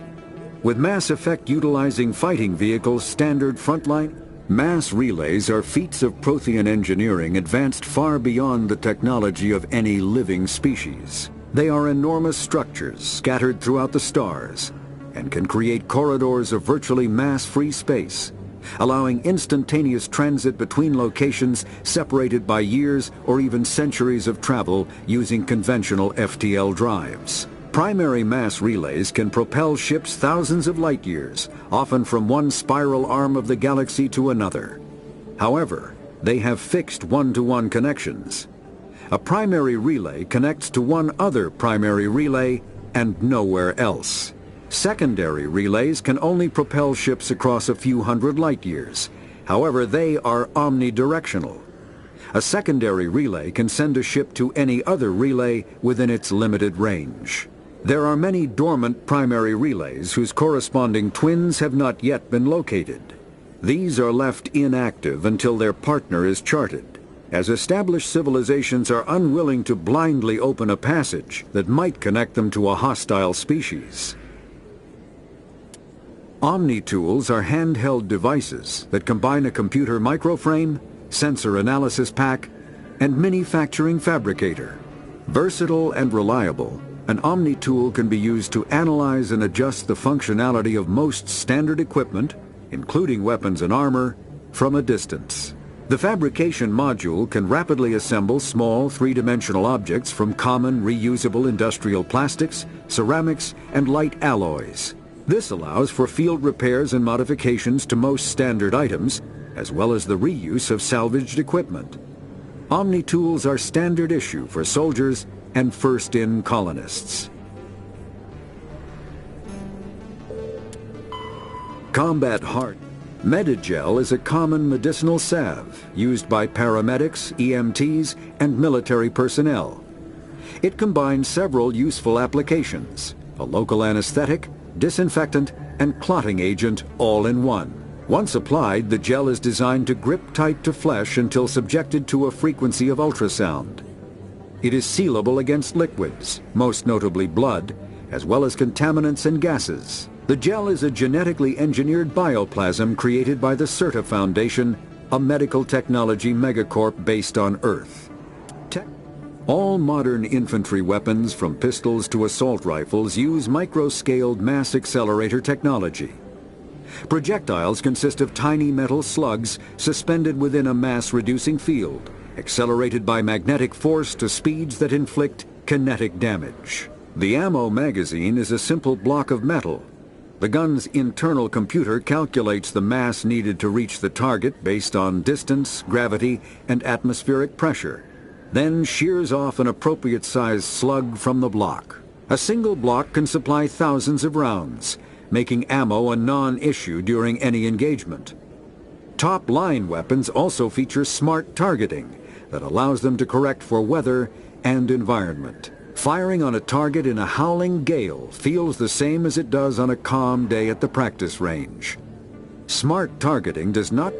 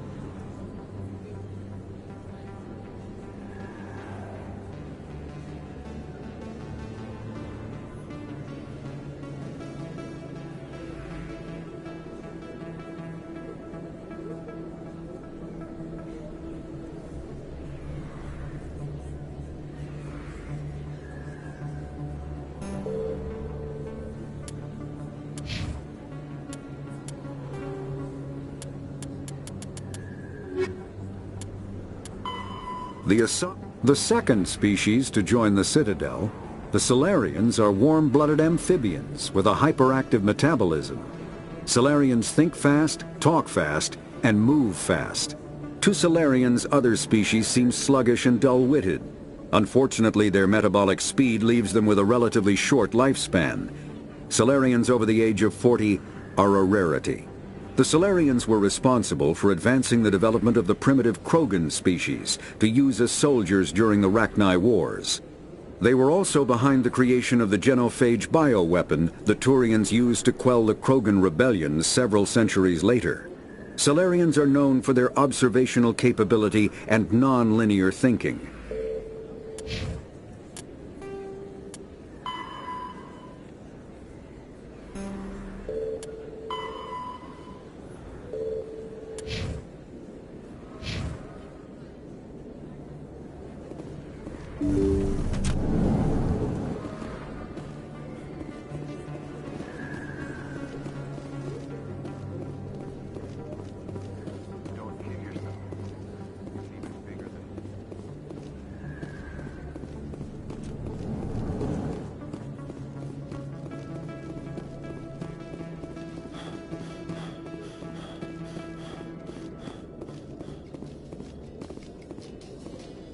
So Garrus, any regrets about leaving CSEC? Fighting a rogue Spectre with countless lives at stake and no regulations to get in the way? I'd say that beats CSEC. True enough. I'd rather be fighting than trusted to somebody else.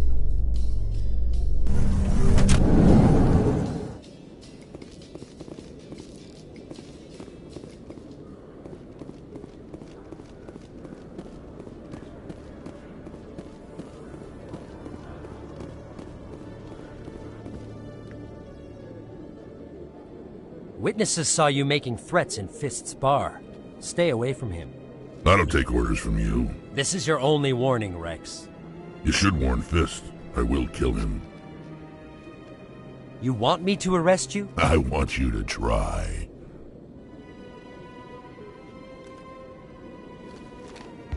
Go on. Get out of here. Do I know you, human? My name's Shepard. I'm going after Fist. Thought you might want to come along. Shepard. Commander Shepard. I've heard a lot about you. We're both warriors, Shepard. Out of respect, I'll give you a fair warning. I'm going to kill Fist. Fist knows you're coming. We'll have a better chance if we all work together. My people have a saying. Seek the enemy of your enemy, and you will find a friend. Does this mean you're part of my team, Rex? Let's go. I hate to keep Fist waiting.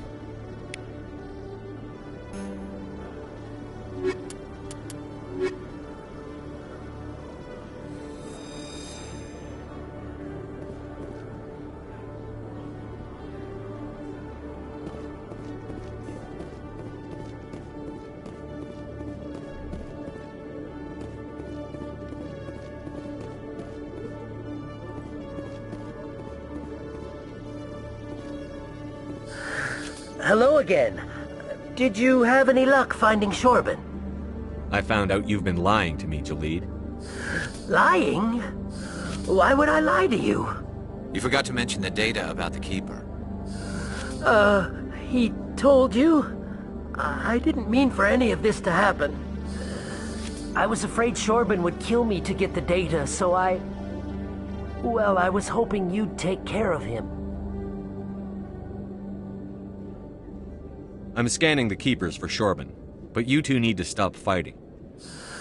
You're helping us? But, well, if you say so. Well, if Shorben can forgive and forget, then so can I. I appreciate the help, Commander. I better go get that data analyzed.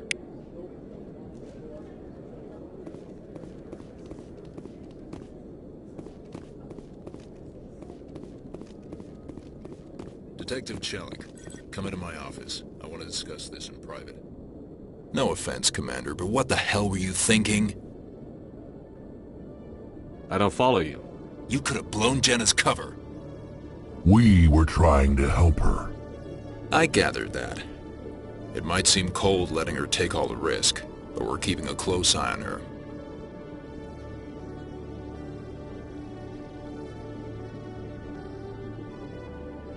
Do you really need to risk her life to get the information you want? This job isn't easy and it's usually unpleasant. I'll take help anywhere I can find it. But since you're so concerned with her safety, maybe there's a way we can help each other. It's nice to see you're still working all the angles, Chelik. It's part of the job. Now are you gonna help me or not? I'll help you, but I need some details. I'm trying to track down an illegal arms producer. I just need some of their product. Thanks to Jenna's intel, I've learned there's a seller here on the Citadel. Meet our man named Jax. Pick up the mods and bring them back here. That'll give me everything I need. Why are you so concerned about these mods? We have access to some of the most sophisticated weaponry there is. It's what gives us our edge. What do you suppose happens when we lose that edge? These give criminals an advantage we can't afford to let them keep. I'll persuade Jax to tell me where these mods are coming from. No. You tip Jax off and all my leads will disappear faster than you can say bad bust.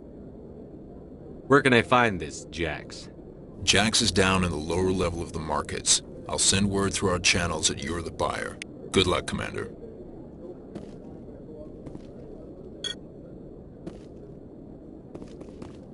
I used to have an office here. Spent half my time doing paperwork.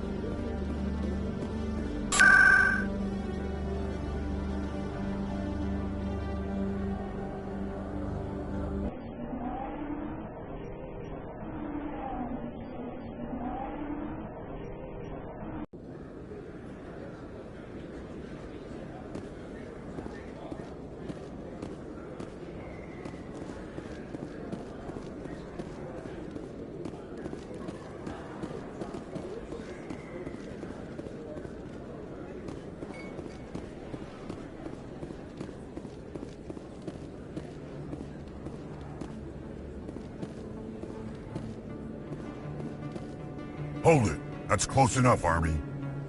You got my payment? I didn't come here to look. Show them the merchandise. Looks good. Damn straight it is. These mods are the best on the market. Now hand over my credits. Here you go.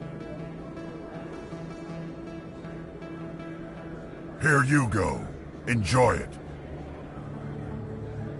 Come on, boys. We're done here.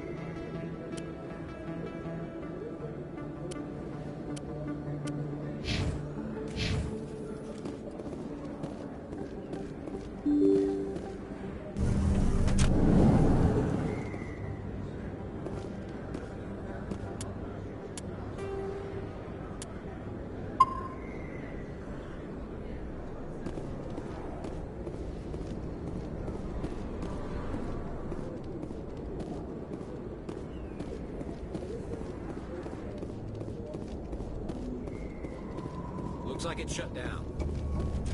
Fist knows what's coming. Take cover!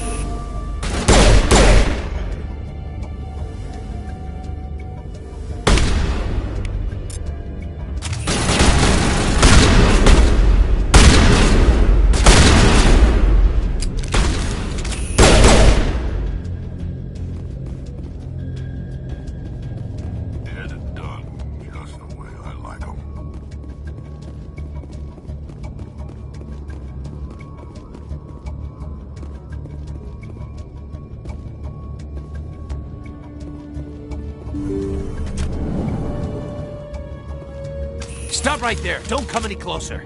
Warehouse workers. All the real guards must be dead. Stay back or we'll shoot.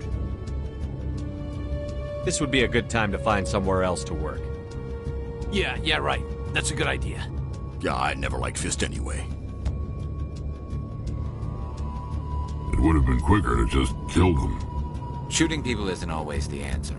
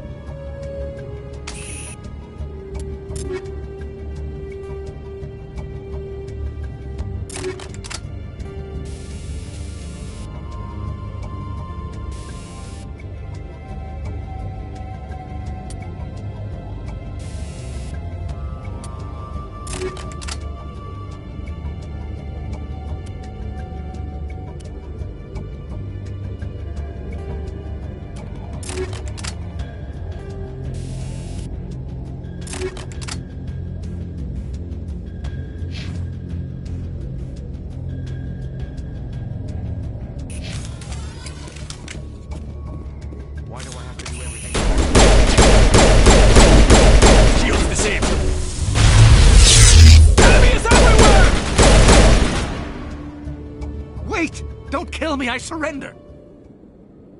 Tell me where the Quarian is, and I won't have to shoot you in the kneecaps. She's not here. I don't know where she is. That's the truth. He's no use to you now.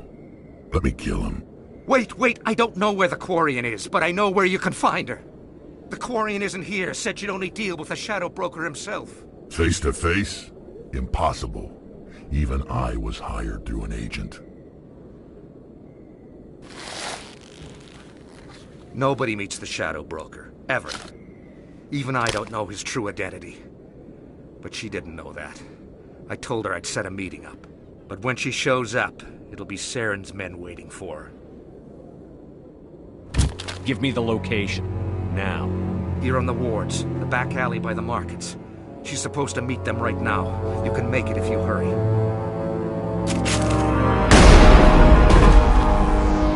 What are you doing? The Shadow Broker paid me to kill him. I don't leave jobs half done. A lot of people died because of him. He had it coming. Now let's move. We have to save that Quarian.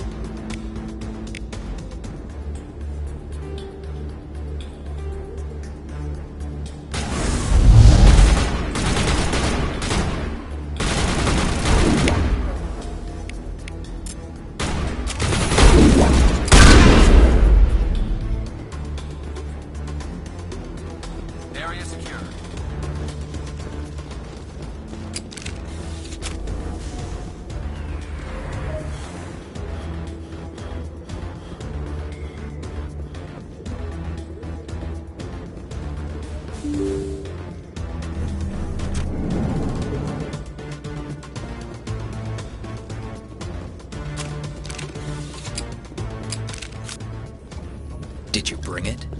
Where's the Shadow Broker? Where's Fist? They'll be here. Where's the evidence? No way. The deal's off.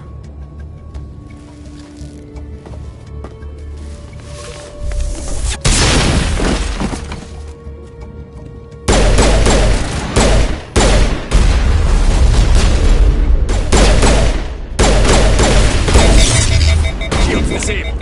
Shutting them down.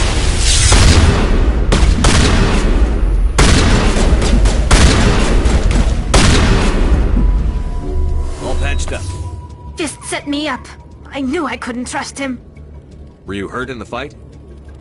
I know how to look after myself. Not that I don't appreciate the help.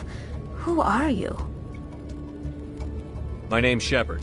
I'm looking for evidence to prove Saren's a traitor. Then I have a chance to repay you for saving my life. But not here. We need to go somewhere safe. We could take her to the human embassy.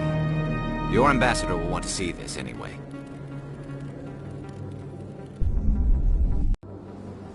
You're not making my life easy, Shepard.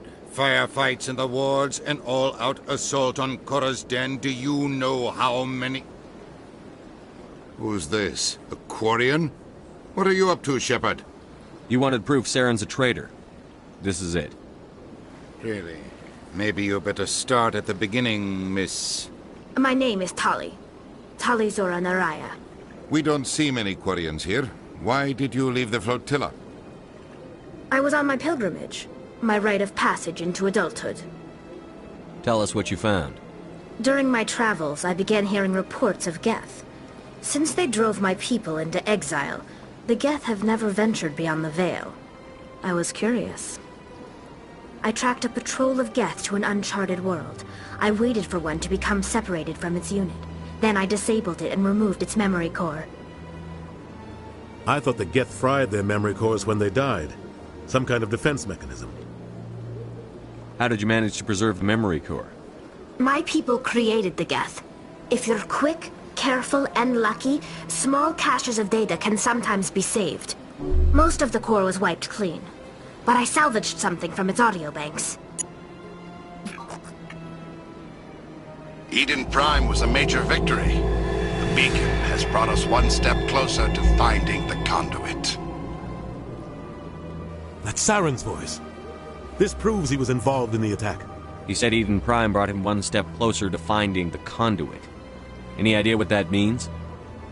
The conduit must have something to do with the beacon. Maybe it's some kind of Prothean technology. Like a weapon. Wait, there's more. Saren wasn't working alone.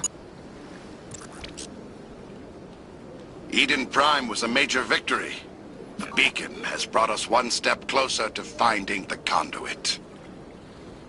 And one step closer to the return of the Reapers. I don't recognize that other voice, the one talking about Reapers. Are they some kind of new alien species?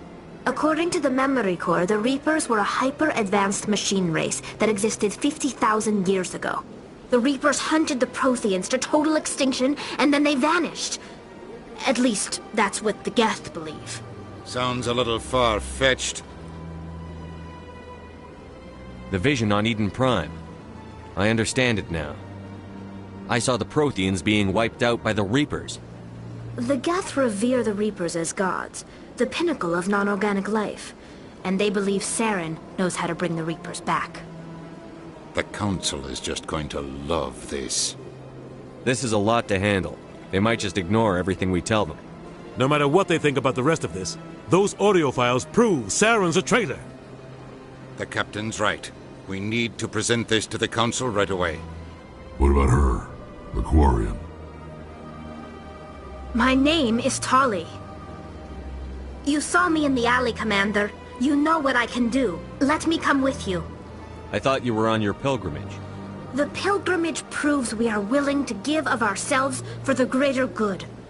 What does it say about me if I turn my back on this? Saren is a danger to the entire galaxy. My pilgrimage can wait. I'll take all the help I can get. Thanks. You won't regret this. Anderson and I will go ahead to get things ready with the Council. Take a few minutes to collect yourself, then meet us in the tower.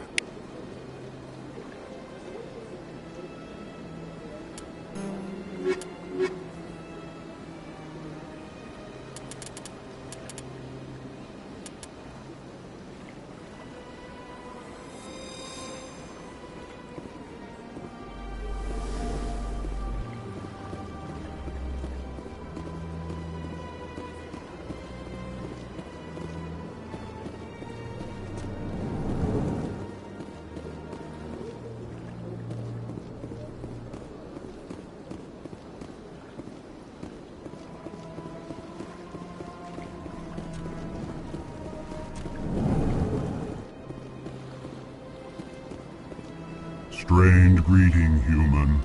This is really not a good time. I know who revealed your secret. It was a Turian named Septimus. Unbelieving, I know this Septimus, and he could not learn my secrets. The only way he could learn them is from the Asari consort. Here, there should be proof enough for you. Confused. This is difficult to fathom. If the Turian could learn this on his own, dismayed, anyone can discover my secret.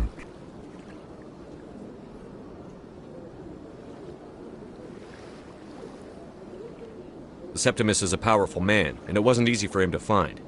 Relieved. I suppose you are correct, human. Thank you for this information. Startled realization. I must speak with the consort. She will be most displeased with my actions. Anxious request. Please, human, if you will excuse me, I must go now. I'm sure she'll forgive you. It was an honest mistake. Doubtful. Perhaps you are right, human. I can only hope so. Thankful. That was a great thing you did, Commander. Approving. You see, Din, not all humans are as you say. I'm sure the Earth Clan stands to profit from this in some way.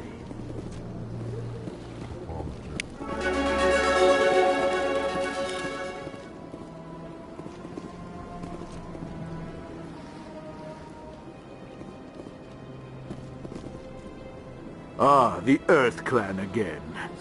What is it now?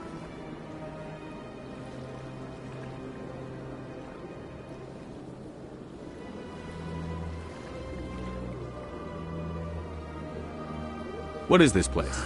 You are Your ambassador. in this shared Goodbye, Ambassador. Yes, yes. Good day, Earth Clan.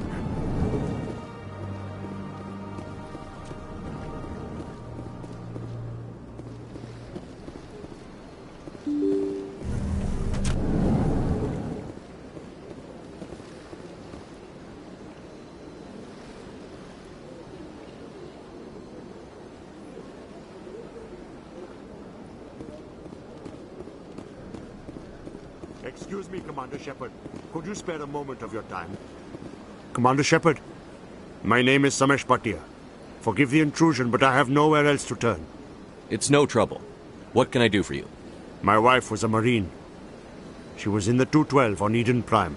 I've requested that my wife's body be returned to me for cremation, but the military has refused my request. Why did they refuse your request? There's got to be some reason. I don't know. All I know is that they have declared it impossible for my wife to be returned to me. There's no reason for your wife's body to be held like this. Just wait here. The man in charge of my case is Mr. Bosker. When I last saw him, he was in the expensive bar over there. Thank you for your time. I just want to give my wife a proper funeral, and the respect she deserves.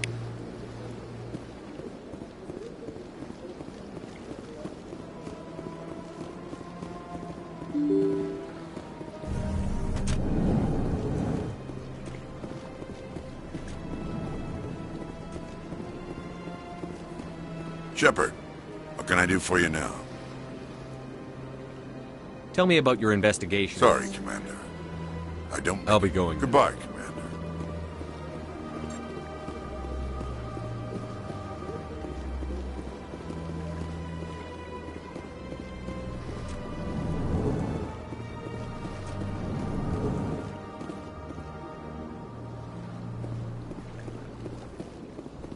My goodness, you're Commander Shepard. Your activities made for quite a briefing in the Diplomatic Corps. Is there something I can do to assist you? I'm here on behalf of Samesh Bhatia for his wife, Nirali. Serviceman Nirali Bhatia died on Eden Prime, as Mr. Bhatia no doubt told you.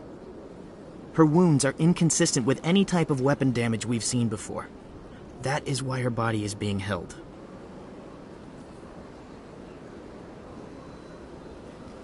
You think her body might be dangerous or contaminated? No, Commander. Nirali Bhatia is not dangerous. Her body is in fact extremely valuable to the Alliance.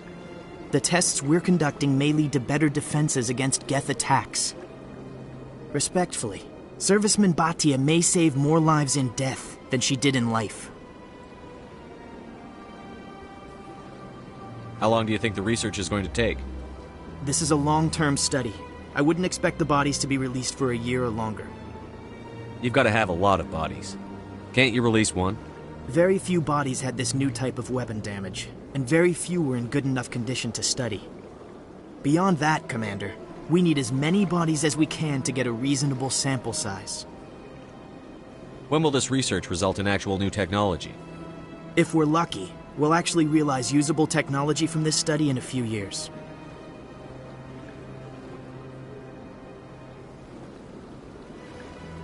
I'll tell Samesh. Next time you cut up a dead soldier, at least tell her husband the truth. That was just the reaction we were hoping to avoid, Commander. But if you think it will help, tell Mr. Bhatia the truth. Perhaps he will understand. Please let me know if you have any other questions.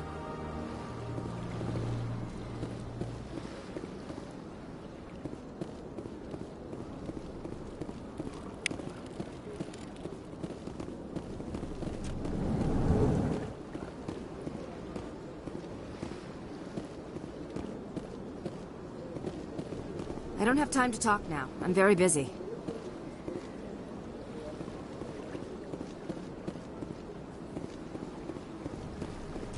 This place seems strange. There's a little more humans around.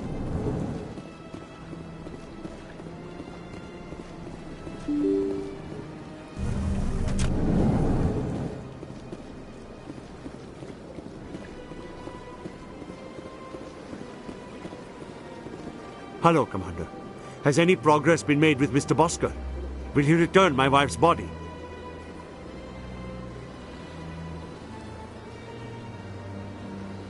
It's not as simple as I'd hoped. The military needs your wife's body for important tests. Tests? They're holding my wife's body for tests? My wife served the Alliance faithfully. She gave her life for humanity. And this is how they repay her. Mr. Bhatia, your wife died defending humanity. We still need her help. What right does the military have to hold her body? She's already given her life. She died a hero, Mr. Bhatia, and now she has a chance to save even more lives. It doesn't matter. She's dead.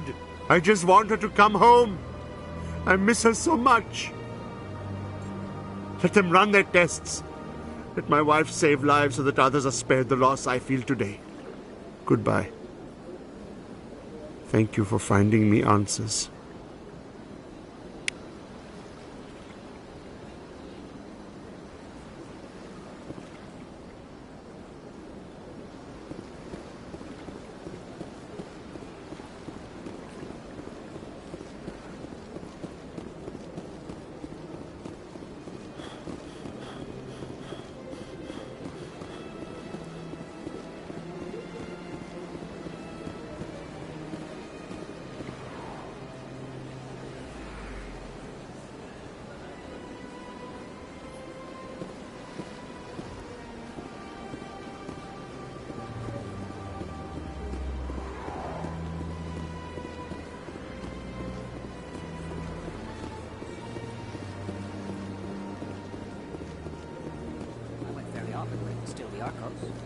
Yeah, ever since Fist took over, I don't go anymore.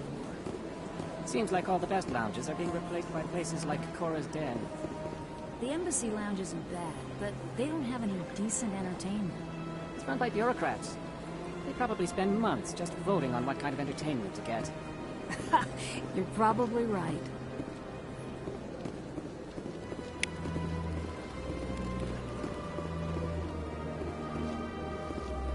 Septimus has sent word. Apparently, he sought the consort's forgiveness. The consort is waiting to speak with you. That's right. It was a long time ago, though. I barely remember it. What drew you back to the Citadel and to the consort? I don't know exactly. It may sound strange, but I simply felt called. That's not strange. Many of us have felt the same calling, though you are the first of your kind to respond to it. Really? I hadn't seen any other humans working here, but I didn't want to ask. No doubt you are just the first of many to come. It's only a matter of time now that your species is spreading its wings. Welcome. It is a pleasure to see you.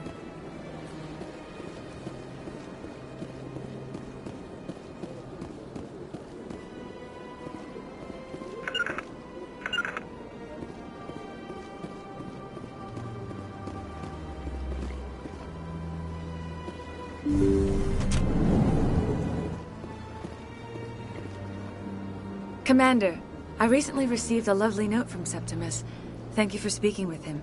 Even the Alcor diplomat has withdrawn his campaign against me. It was my honor to aid you. You are too kind, Commander. but I would not expect you to help me out of the kindness of your heart. I also have one more thing to give you, if you are interested. I'd be honored. I offer a gift of words, an affirmation of who you are and who you will become.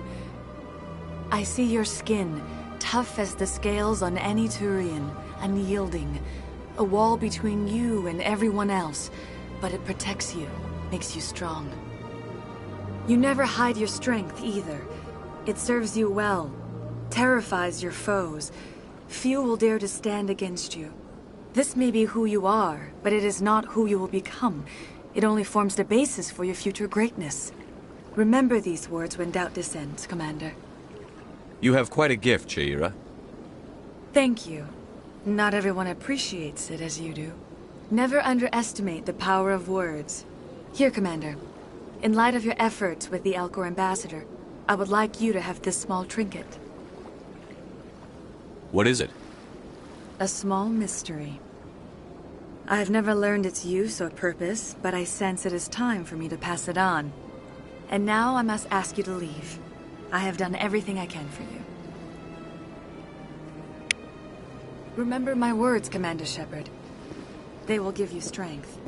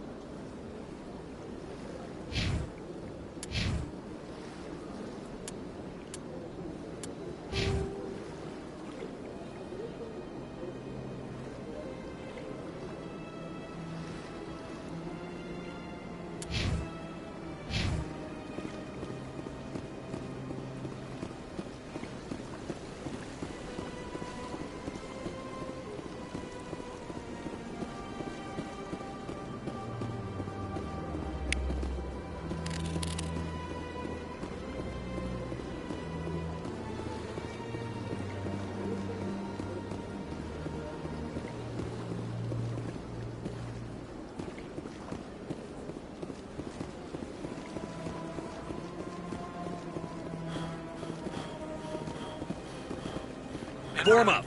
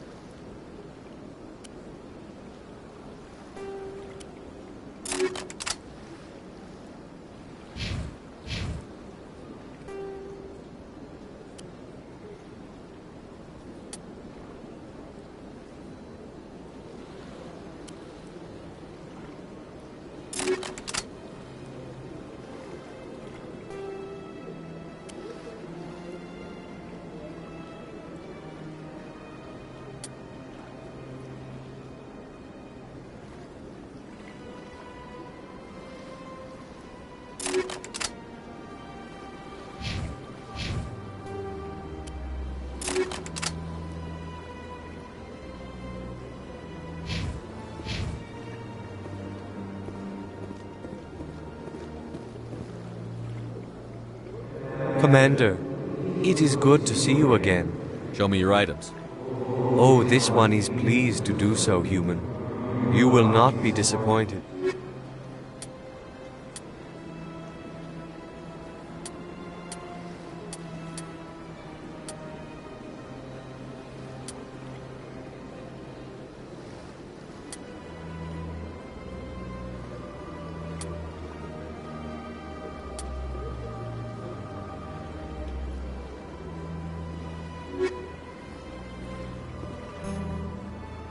Commander. Show me your items. Oh, this one is pleased to...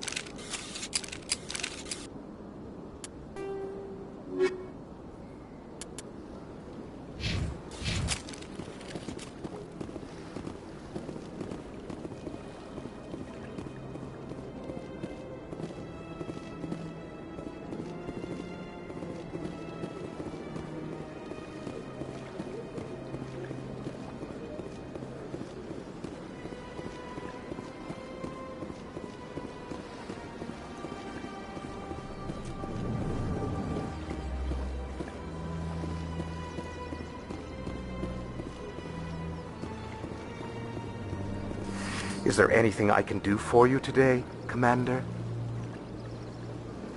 I've heard you work for the Shadow Broker. Do you have any information about Saren? You're very blunt, Shepard, and you're right. But Rex has already told you far more than I know about this. I am sorry, but I have nothing else to offer. Tell me more about the Shadow Broker. Most people think I deal in finances, but my real currency is knowledge. I trade information, and it has made me very wealthy. But the Shadow Broker is the true master. Every day he buys and sells secrets that could topple governments, always giving them to the highest bidder. Yet somehow he never seems to upset the natural balance of power. All those secrets being passed around seem to even out. Nobody ends up with an advantage in the end. Any guess what his identity might be? I don't know. Nobody does. The Shadow Broker could be any race, any gender. I have a theory that it's actually an entire group working under one identity. How else could they juggle so many contacts at the same time? How else could they keep all that information from getting crossed? But they've got the perfect setup. Every government is forced to play their game so they don't get behind.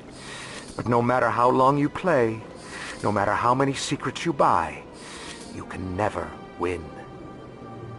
I thought you'd know more about the man you work for.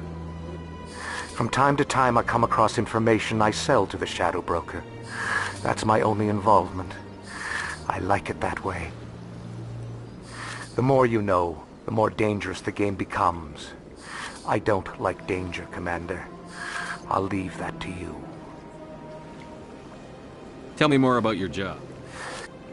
I'm an expert. I also offer premium services for those... I should go. Goodbye, Commander.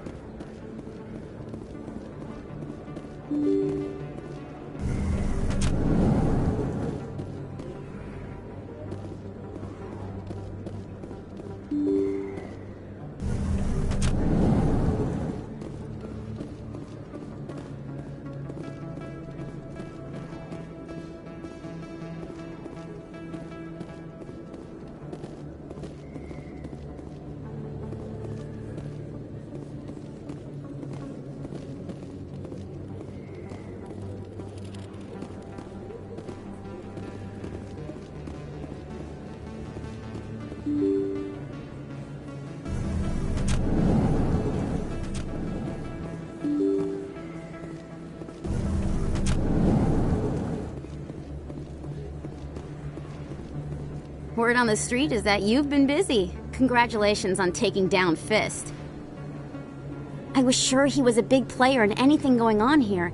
Did you find anything in his office that could help me? These OSDs might have the information you're looking for. You've got Fist's files? This could be even bigger than I'd hoped.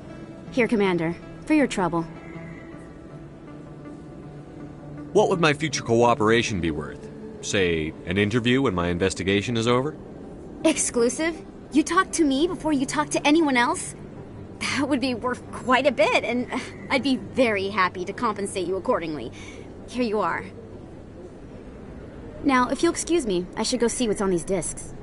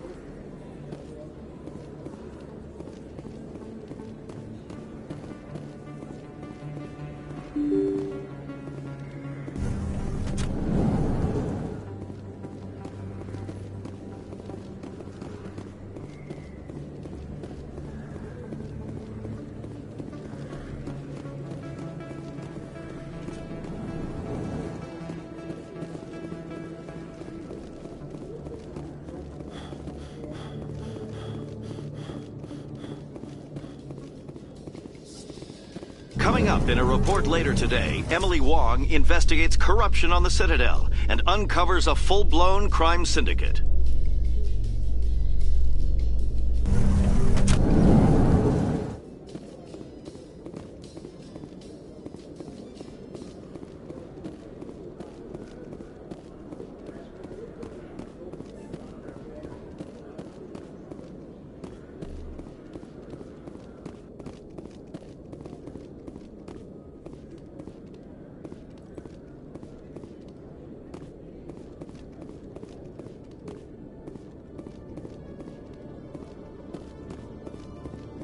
Commander, I hear you have something for me. Here's your shipment, Chelik. Excellent. This is everything I need. Maybe more than I need. Here, Commander, take this. I won't need it, and you've earned some payment for your work. As for Jenna, I'll make sure we get her out of Kor's den immediately. Now, I need to get these mods into evidence. Thanks again, Shepard.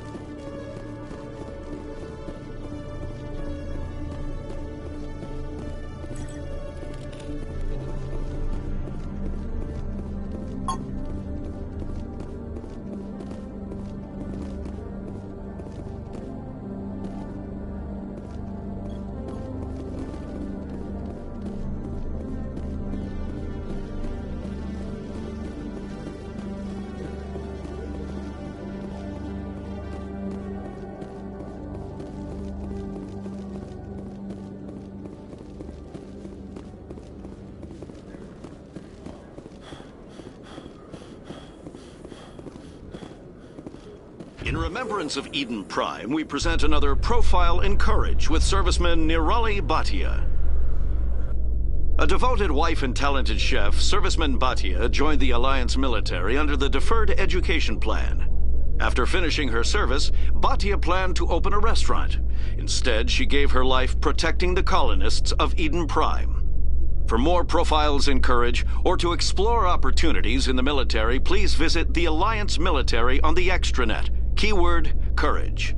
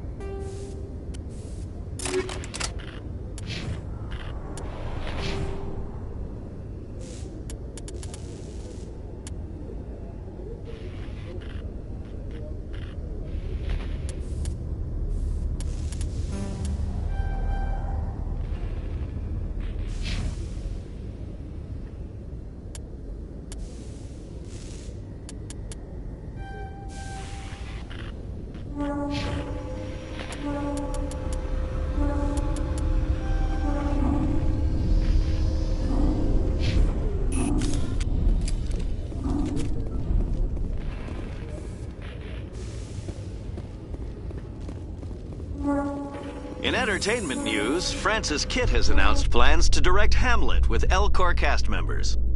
The production will open dramatic theater to the Elcor with a Hamlet who uses Elcor body language and pheromones. Kitt claims that he's also excited by giving a human audience the chance to judge Hamlet by his deeds and not his emotions.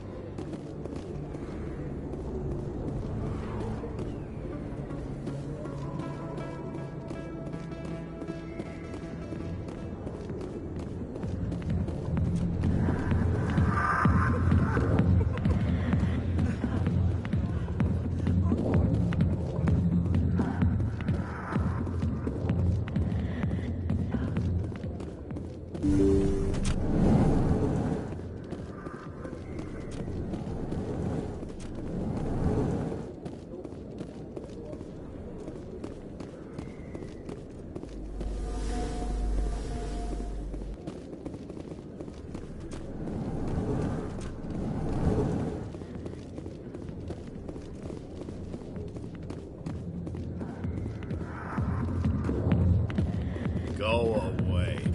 Let me drink it. I got business here, but not with you.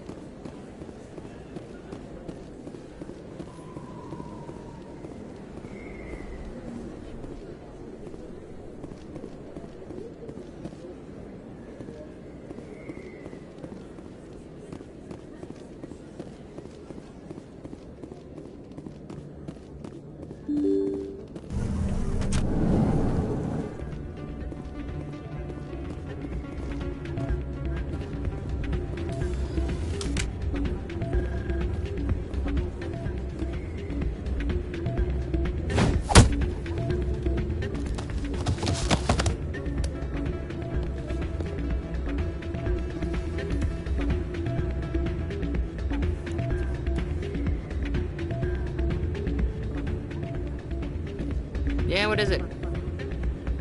Why were you tossed out of there? Doran didn't have a clue what I was doing. He assumed I was cheating. I know Doran. If he says you're cheating, you're cheating. I was just tipping the scales in my favor. Only as an experiment. It still sounds like cheating to me. To you, maybe. But this device is merely intended to simulate situations and record results. Recording losses is easy, of course. Nobody notices those. Why do you need to record these outcomes? Ah, now you're getting to the heart of it. I've spent the last 5 years developing a system that can accurately predict wins and losses on the Quasar. I just need a few more recorded wins and I can complete the algorithms. Can you do that? Isn't that illegal? It's illegal to use my system, but I won't use it. I'll sell it to others. I just need a few more wins recorded. Does the device help me win? The device is set to emit a frequency that will slightly increase your odds. Nothing like my system eventually will, but enough to allow you to record your wins more quickly. Why don't you just sell the device then? What? No. This device is archaic. It uses brute force to achieve its goal. Besides, you saw how easily it was detected. My system, when it's complete, will be far more efficient and completely undetectable. Does the device help me win? The device is set to emit nothing like my system eventually will, but enough to allow you to record your wins more quickly. I'll help you out. I suppose I could let you try it. Here you go. When you've recorded enough wins, it'll let you know. Of course, if you get caught with the device, well, you saw what happened to me. Well, Off you go. That data won't collect itself. It's not what I heard. And what did you hear exactly? More rumors about strange metal creatures with real AI hooked up. Yes, but there's more. Yeah, there always is. I heard they had some connection with a rogue Spectre.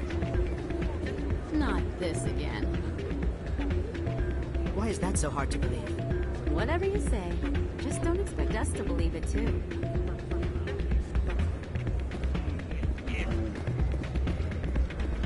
Hey, Jenna came back looking for work. Thanks for getting her out of Cora's den. I was glad to help out. Yeah, everyone seems real happy to have her back. And yet, you seem less than pleased. I'm glad she's out of the den. I'd just forgotten what it was like to have her around. I haven't had a decent tip since she got back.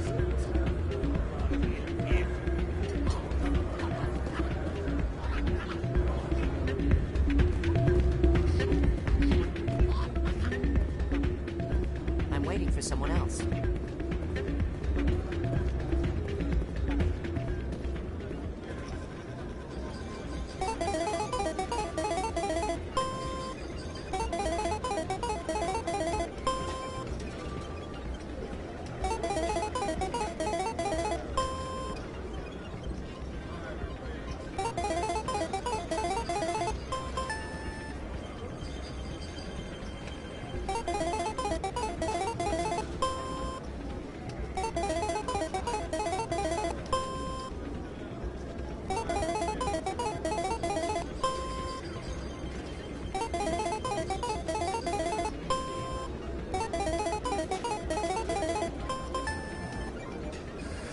Don't often see someone getting as lucky as you.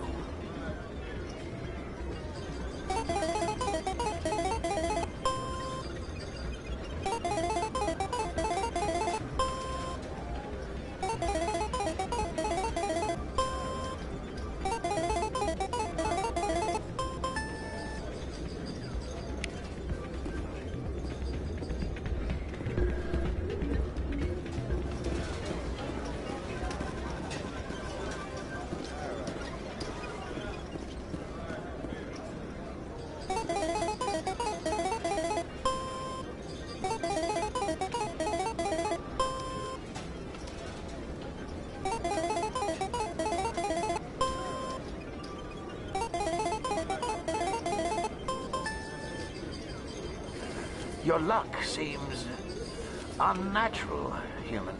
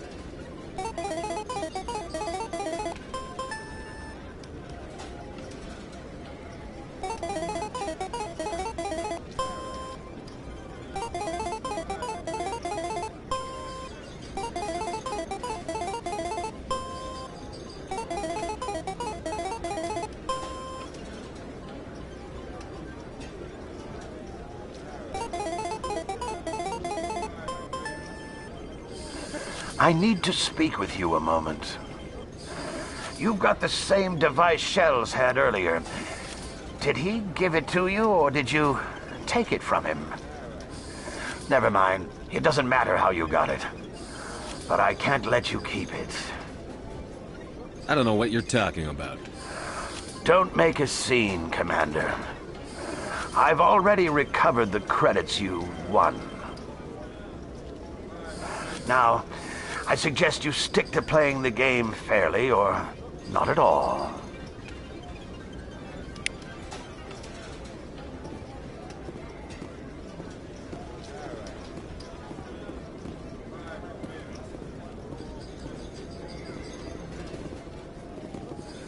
I'm watching you. No more tricks, or you'll be out on your ass, too.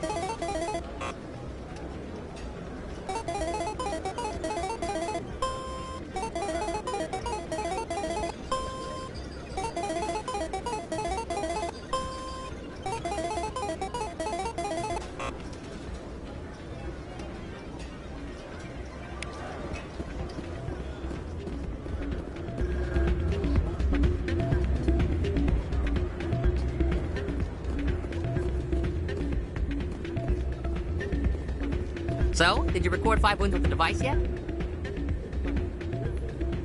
Doran caught me cheating and took it from me. But that was years of work. What am I gonna do now?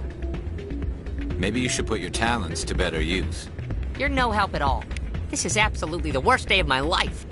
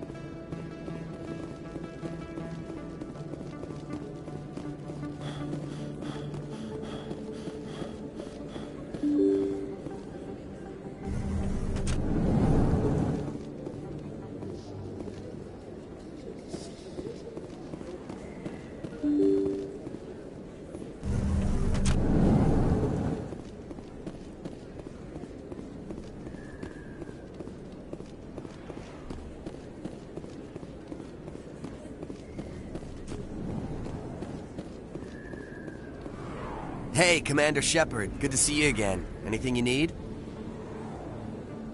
Do you know a CSEC officer?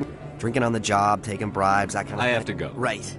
You're probably real busy. Well, see you around, Commander.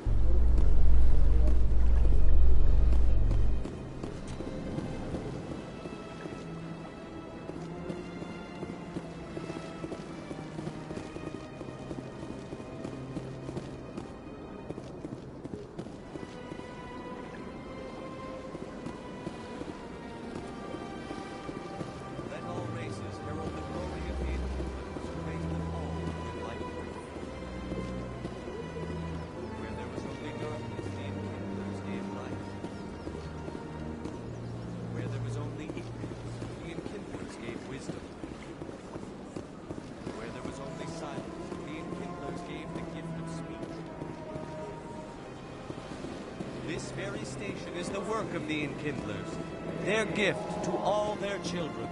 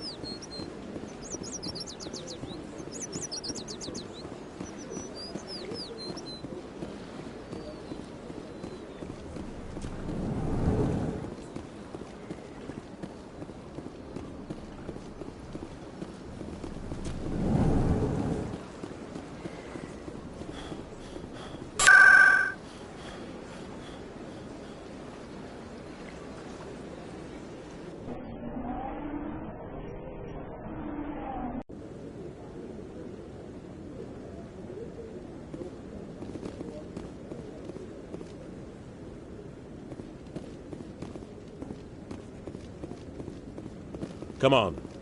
Udina's presenting the Quarian's evidence to the Council.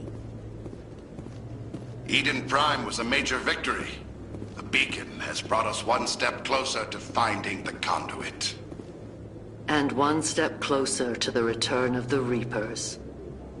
You wanted proof? There it is.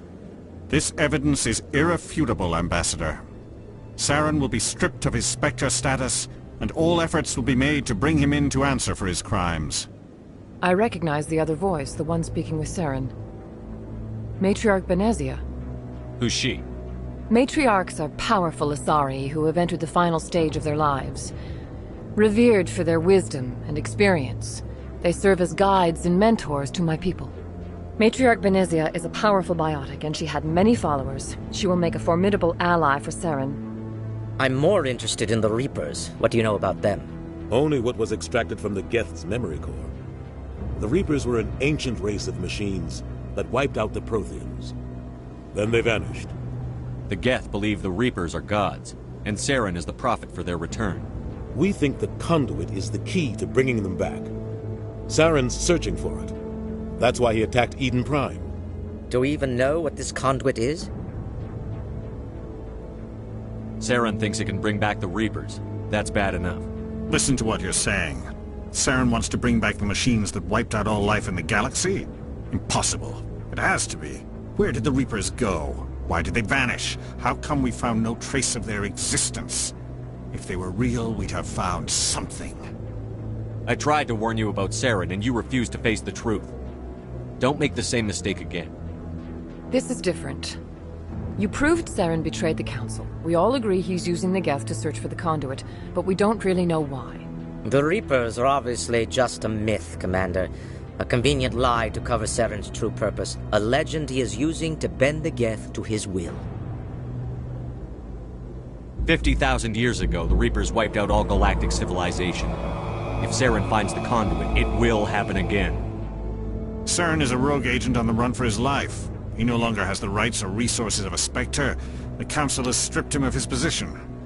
That is not good enough. You know he's hiding somewhere in the Traverse. Send your fleet in! A fleet cannot track down one man. A Citadel fleet could secure the entire region, keep the Geth from attacking any more of our colonies. Or it could trigger a war with the Terminus systems. We won't be dragged into a galactic confrontation over a few dozen human colonies. I can take Saren down. The Commander's right. There is a way to stop Saren that doesn't require fleets or armies. No! It's too soon. Humanity is not ready for the responsibilities that come with joining the Spectres. You don't have to send a fleet into the Traverse, and the Ambassador gets his human Spectre. Everybody's happy.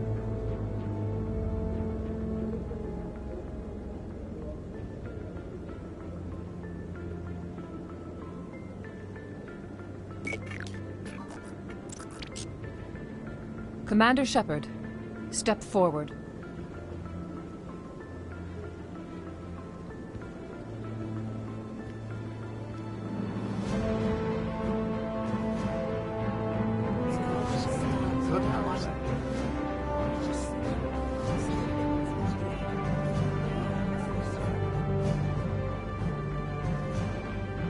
It is the decision of the Council that you be granted all the powers and privileges of the Special Tactics and Reconnaissance branch of the Citadel. Spectres are not trained, but chosen.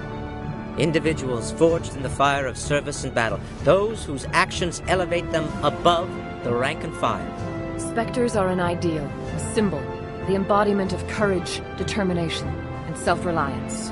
They are the right hand of the Council, instruments of our will. Spectres bear a great burden. They are protectors of galactic peace, both our first and last line of defense. The safety of the galaxy is theirs to uphold. You are the first human Spectre, Commander. This is a great accomplishment for you and your entire species. I'm honored, Counselor. We're sending you into the Traverse after Saren. He's a fugitive from justice, so you are authorized to use any means necessary to apprehend or eliminate him. Any idea where to find him? We will forward any relevant files to Ambassador Udina. This meeting of the Council is adjourned.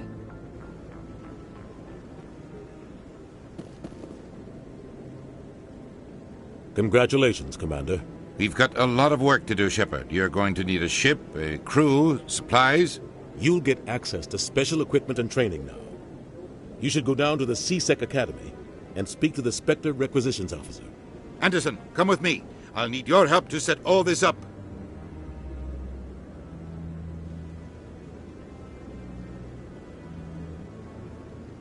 I thought the ambassador would be a little more grateful.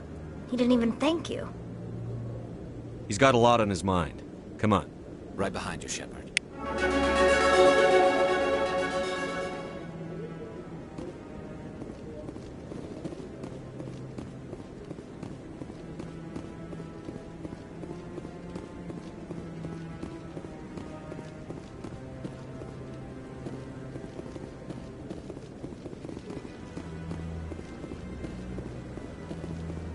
No, I'm waiting to speak with one of the Count... Congratulations on becoming the first human Spectre, Commander. I'm certain you'll be up to the challenge. I appreciate that. My name is Admiral Kahoku. It's about time the Alliance got one of our own in with the Spectres. We need people like you to deal with our problems. Is something wrong, Admiral? I'm getting stonewalled by bureaucratic assholes. Nothing new. Maybe you can help me, Shepard. One of my recon teams was investigating some strange activity out in the Traverse. We lost contact yesterday. Now I can't get clearance to check it out. Suddenly it's a restricted area. But that doesn't apply to you, Shepard. Spectres can go anywhere they want. You could find out why my team dropped out of contact. I'll find them, Admiral. I appreciate that, Commander. I was running out of options. I'm going to stay here and see if I can find anything out through official channels. Won't hold my breath, though. I'll upload the info on where my team was last seen to your ship. Maybe you can get some answers.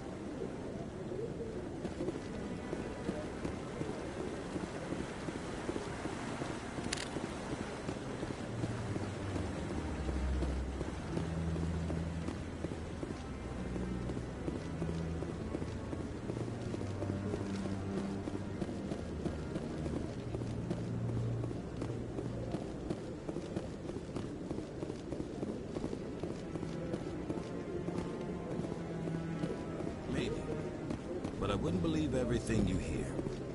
That's just it. I'm hearing it everywhere. It's not just isolated rumors.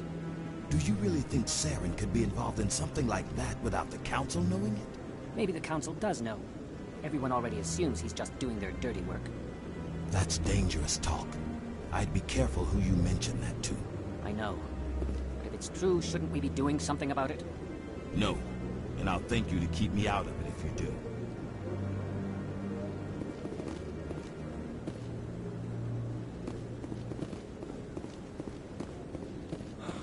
He's okay. I'm on a break. Talk to someone else if you need anything. I've got a lot on my mind. Maybe I can help. Well, maybe you can. You're a soldier, right? You ever head out to the Traverse? Sometimes. My brother's the captain of a ship called the Majesty. It was crossing the Traverse a few days ago when it disappeared. Just dropped right off the grid. And that usually means one of two things. They had massive mechanical failure, or they were attacked. Neither one of those options leaves a lot of hope. I won't give up on my brother. Not yet. I've got the coordinates for the last transmission from his vessel. What kind of ship was it? Don't let the name fool you. The Majesty's just a small trading vessel, only a handful of crew. But he kept it in good condition. I don't think mechanical failure is too likely. But they don't have any real weapons or shields. If anyone did come after them, the Majesty'd be a sitting duck. Isn't anyone else looking into this? My brother's just a small independent trader. Ships like his disappear in the Traverse all the time. If your brother's still alive, I'll find him. Give me the coordinates. I'll forward them to your ship right away. Please let me know as soon as you find him.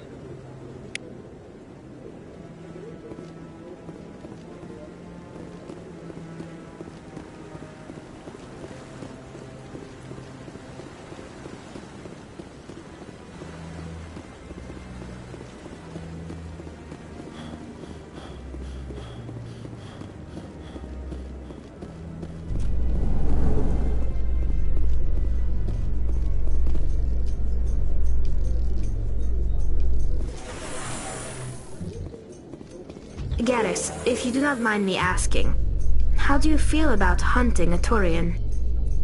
Saren is either a traitor or a madman. Taking him down will restore the good name of Turians everywhere. Things are different among my people. There are so few of us. We are expected to be loyal, even when it is difficult.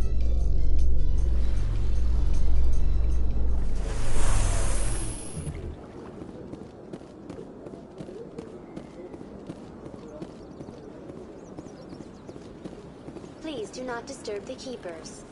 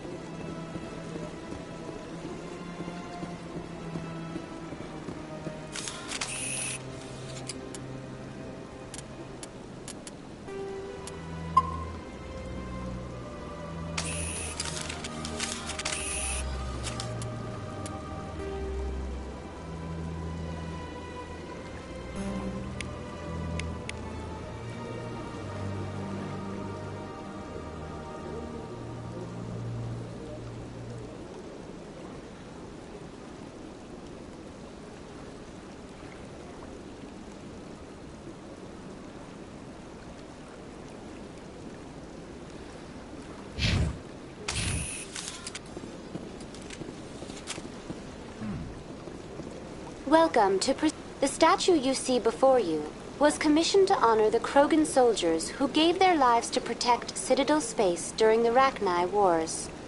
In the aftermath of the Krogan rebellions, several embassies petitioned to have the statue removed. However, this motion was eventually quashed by the Council. Tell me more about the Krogan rebellions. In recognition of their efforts during the Rachni Wars, the Krogan were granted several new colony worlds by the Council. Over the next 400 years, the Krogan species began to expand. Blessed with an extremely high birth rate, their numbers began to swell.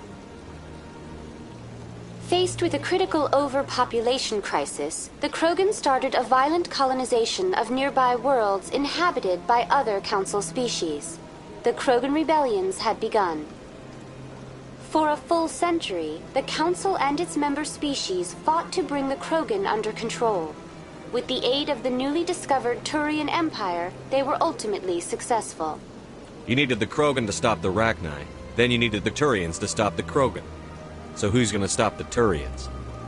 I am sorry, but that question is beyond my programming parameters. The Turians are members of the Citadel Council. They are not a threat to galactic peace. Why did the Council fight so hard to keep the statue? The Krogan were instrumental in saving the galaxy from the Rachni threat. The Council believed this historical fact should not be forgotten.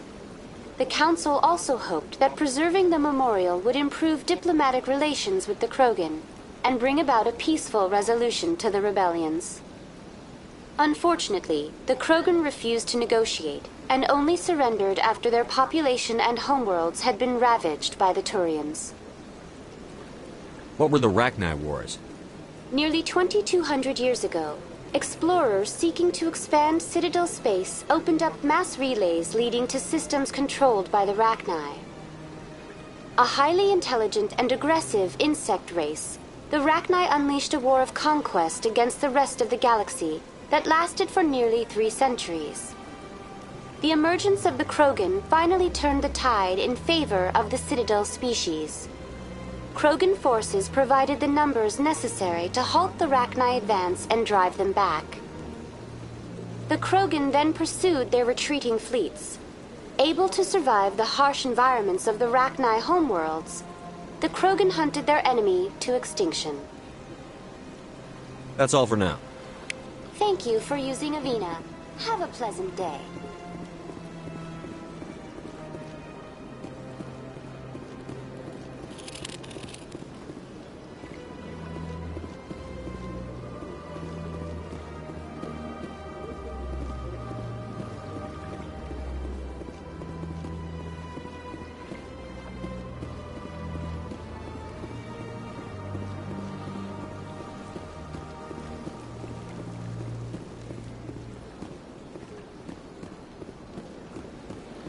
Got a moment, Spectre? Hello, Spectre. I have a business proposition for you. How did you know I'm a Spectre?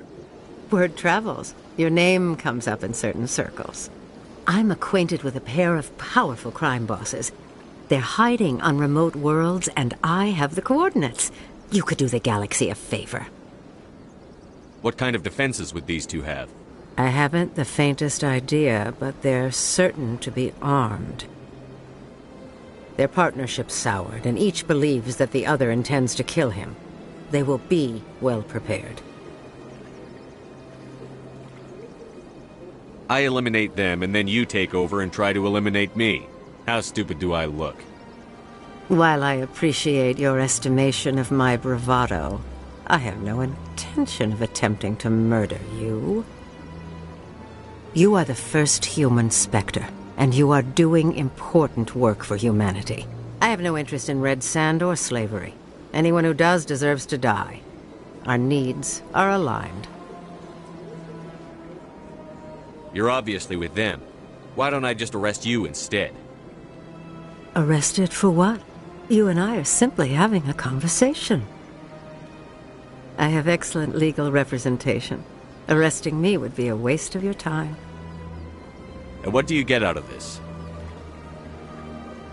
We share interests in certain cooperative ventures, but their business practices have forced me to terminate our relationship. Once they are dead, I will manage our organization in a more tasteful manner. What crimes did these men commit? They're red sand dealers who make victims of their customers. Those who can no longer pay are sold to Batarians as slaves. They're loathsome, hurting innocent people. They must be ended.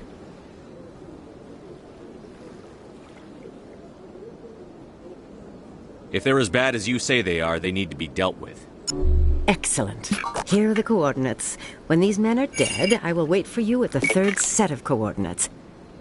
Goodbye, Commander. It's been a pleasure to meet you.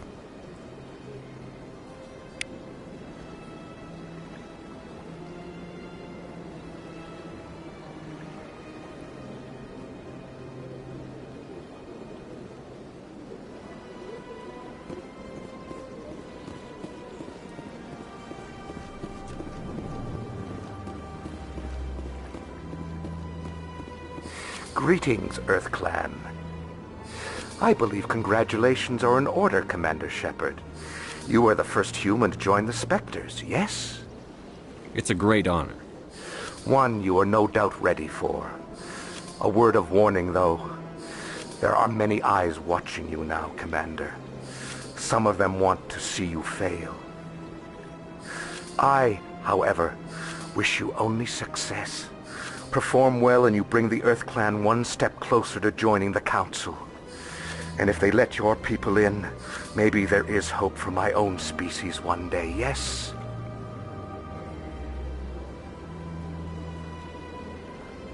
I should go. Goodbye, Commander.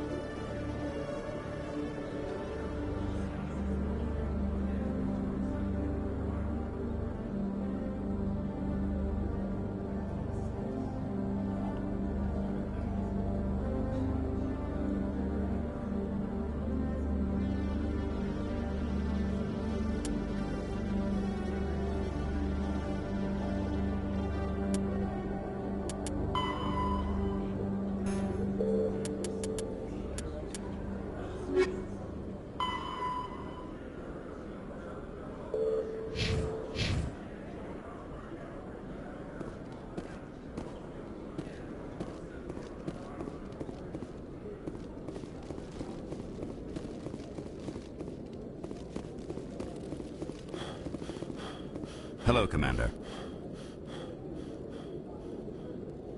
Show me what you've got. Sounds good. Just let me set you up. Oh, this must be a mistake. System's telling me to offer you our select stock.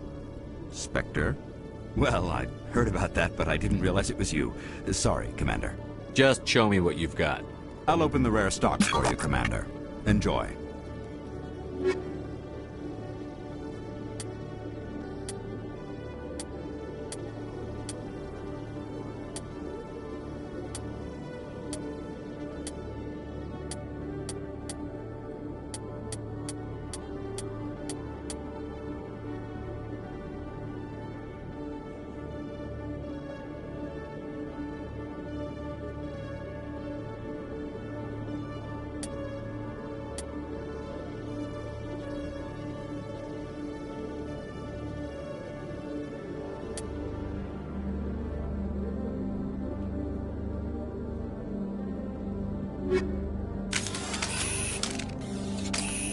Hello, Commander. Show me what you've got. I'll open the rare stocks for you, Commander. Enjoy.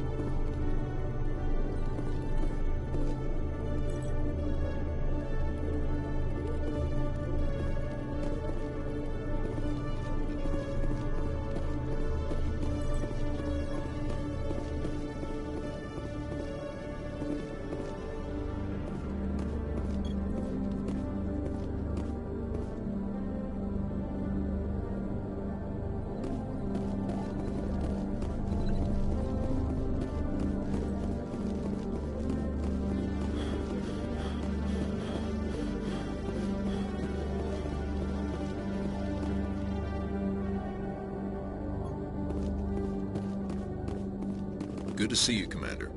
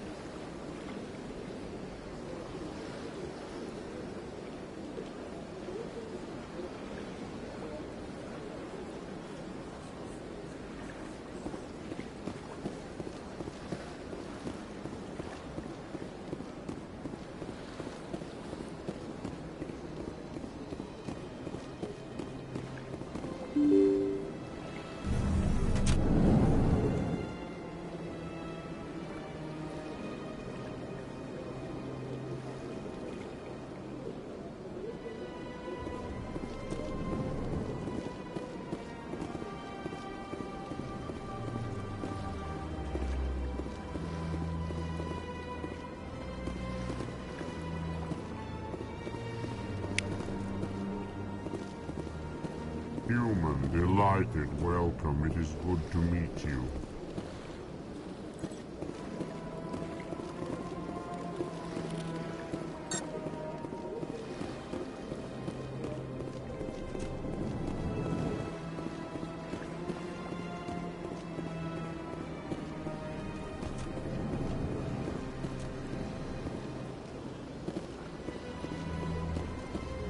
So they finally did it.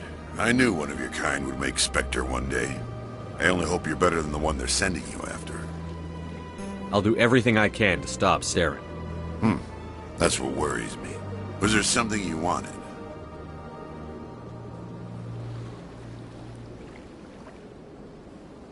I'll be going now. Goodbye, Commander.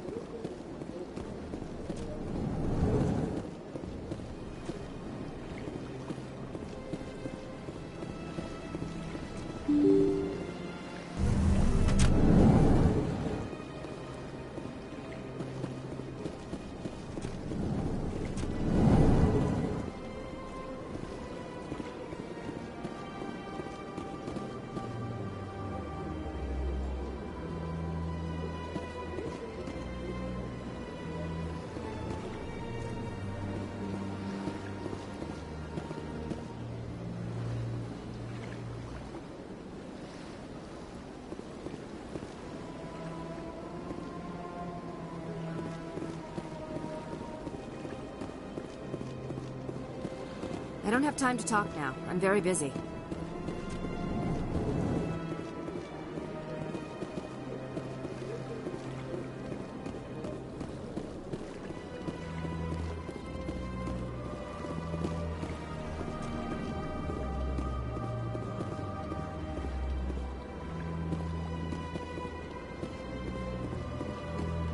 Hello, Commander. Can I get you something? You know who I am? Your arrival created a bigger-than-average stir among the diplomats and hangers-on around here. There's always something new happening around here. I could fill you in on some points of interest if you'd like. What's going on around here? Well, you found the embassies, not much going on here. Across the bridge, you'll find the bank, the Emporium, and Shayera's. If you haven't heard of her, you soon will. If you need supplies, you can try the markets one level below. For entertainment, I'd try Flux or Cora's Den. Tell me about Flux and Cora's Den. Well, Flux has gambling and dancing, certainly more lively than this place. Cora's Den, on the other hand, well, let's just say it's livelier and deadlier, all at the same time. What is Shayera's? The consort? She entertains clients who can afford her services.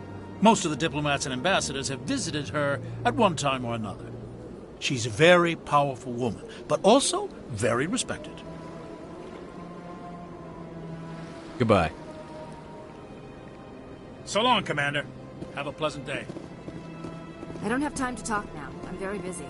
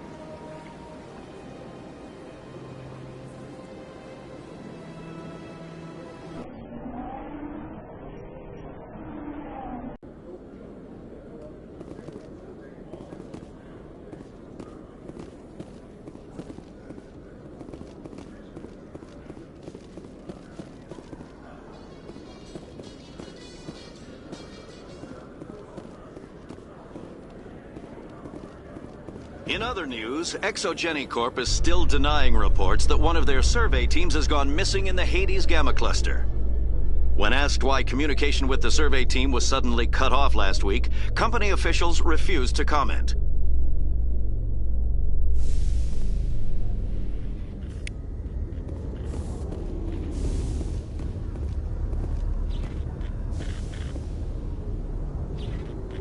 I've got big news for you, Shepard. Captain Anderson is stepping down as commanding officer of the Normandy. The ship is yours now. She's quick and quiet, and you know the crew. Perfect ship for a Spectre. Treat her well, Commander. I'll take good care of her, sir. I know you will, Commander. What kind of leads do we have? Saren's gone. Don't even try to find him. But we know what he's after. The conduit. He's got his Geth scouring the Traverse looking for clues. We had reports of Geth in the Pharos system shortly before our colony there dropped out of contact, and there have been sightings around Noveria. Find out what Saren was after on Pharos and Noveria. Maybe you can figure out where the conduit is before he does. Anything else? We have one more lead. Matriarch Benezia, the other voice in that recording. She has a daughter, a scientist who specializes in the Protheans. We don't know if she's involved, but it might be a good idea to try and find her. See what she knows. Her name's Liara, Dr. Liara Tassoni. We have reports she was exploring an archaeological dig on one of the uncharted worlds in the Artemis Tau cluster. The colonists on Pharos might still be alive. It's your decision, Commander. You're a Spectre now. You don't answer to us. But your actions still reflect on humanity as a whole. You make a mess and I get stuck cleaning it up. I'll try not to make things any harder on you, Ambassador. Glad to hear it, Commander. Remember, you were a human long before you were a Spectre. I have a meeting to get to. Captain Anderson can answer any questions you might have. Yes, Commander? How are you holding up? Honestly, this isn't how I pictured my career coming to an end. Pushing papers really isn't my thing. But you're the one who can stop Saren. I believe in you, Shepard. If that means I have to step aside, so be it. Tell me what happened with you and Saren 20 years ago. It's close to 20 years ago now. Ambassador Goyle was our representative here on the city. Like Udina, she wanted to get a human into the Spectres. She chose me. The Council sent Saren to keep an eye on me and evaluate my performance, just like they sent Nihilus to keep tabs on you. Why weren't you honest with me? It's not something I'm proud of. I had a chance to become the first human Spectre, and I failed. Saren made sure of that. I think I deserve the whole story. We had intel on a rogue scientist being funded by Batarian interests. He was trying to set up a facility to develop illegal AI technology out in the Verge. Alliance intel had done all the work, but the Council wanted a Spectre involved. We compromised. I was assigned to help Saren in his investigation. We tracked the scientist to a refining facility on Kamala. He was hidden away somewhere inside, protected by an army of Batarian mercenaries. The plan was simple. Sneak into the plant, capture the scientist, sneak back out. Quick, quiet, and a minimum of bloodshed. I'm guessing things didn't go as planned. Saren and I split up to cover more ground. Then about halfway through the mission, there was a massive explosion in the refinery core. Officially, it was ruled an accident, but I think Saren detonated it on purpose to draw off the enemy guards. How many casualties? The explosion tore the refinery to shreds. The whole place was on fire. Black chemical clouds poured out into the atmosphere. Nobody inside survived.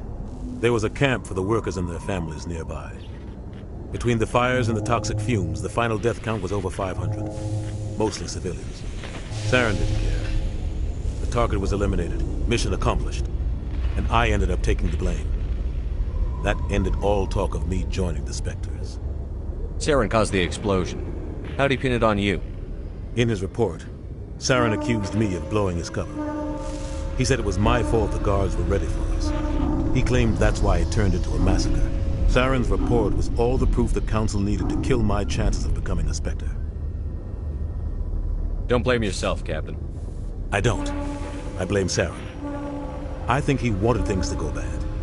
He was looking for an excuse to blow that refinery. Maybe he just likes the violence. Maybe he was just trying to make me look bad to keep humans out of the Spectres.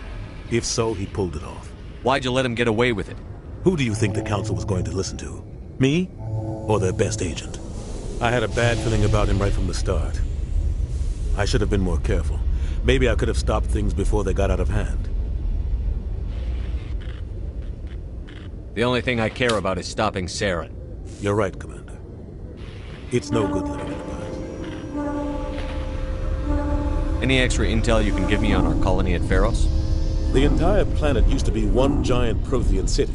Mostly ruins now. But some of the infrastructure is still intact. The colony tried to build on what the Protheans left behind. We lost all contact with them when the Geth attacked. What do you know about the Artemis Tau cluster? Not much. I've never been there myself. A handful of systems with a few small, uncharted worlds, but no real colonies. Might not be easy finding Dr. T'Soni out there. My advice is to look for the world with the Prothean ruins. What can you tell me about Noveria? Noveria's trouble. Always has been. The whole planet's basically a center for corporations to conduct illegal research. Watch your back there, Shepard. Spectres are about the only form of Citadel authority Noveria respects. But they aren't popular. I should go. I'll be here if you need anything.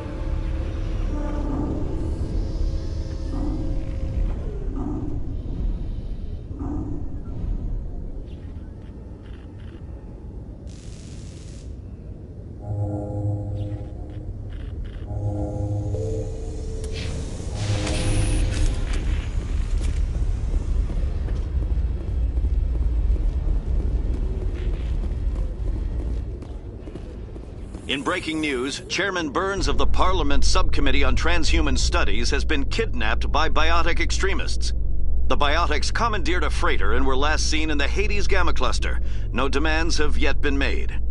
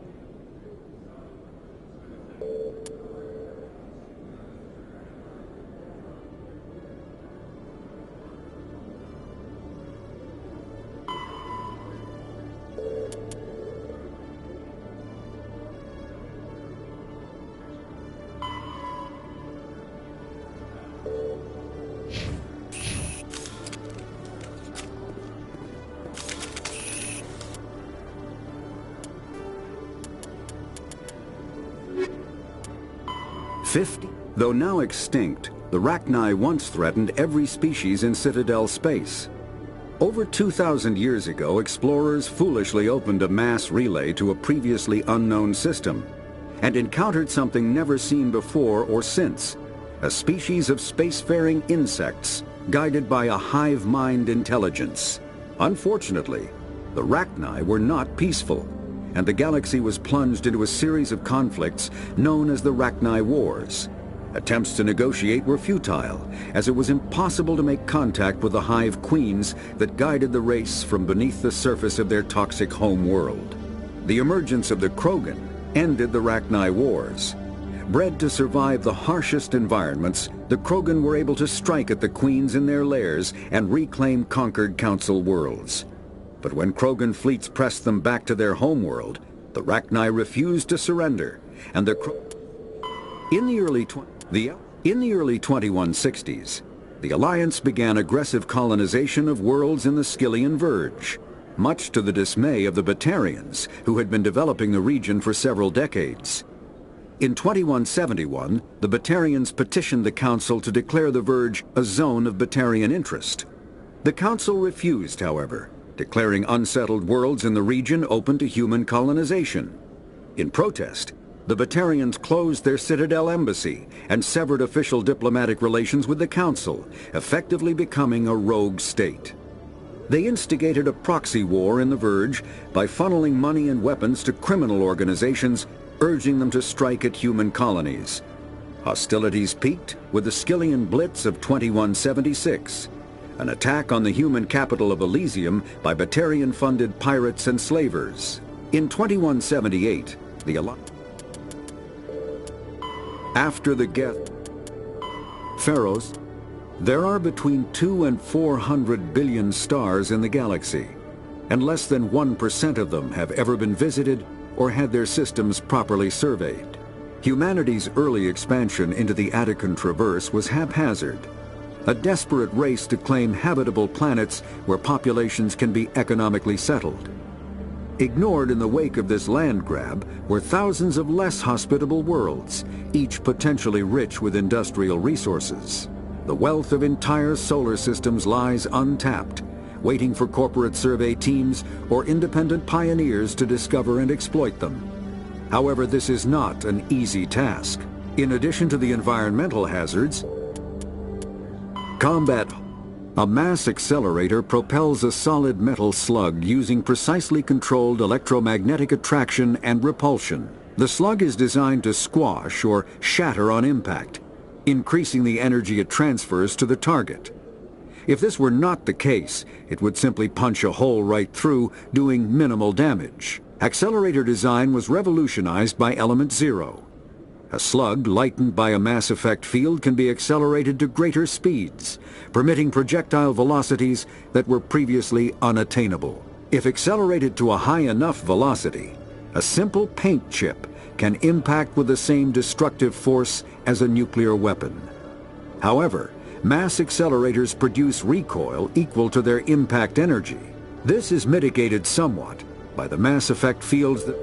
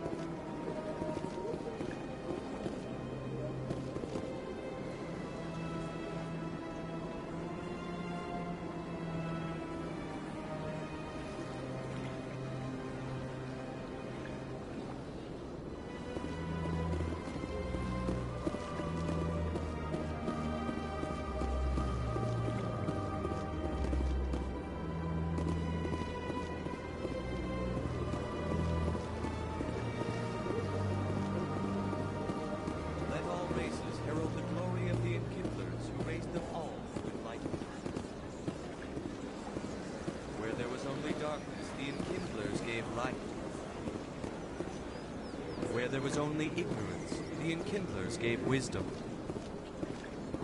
Where there was only silence, the Enkindlers gave the gift of speech. This very station is the work of the Enkindlers.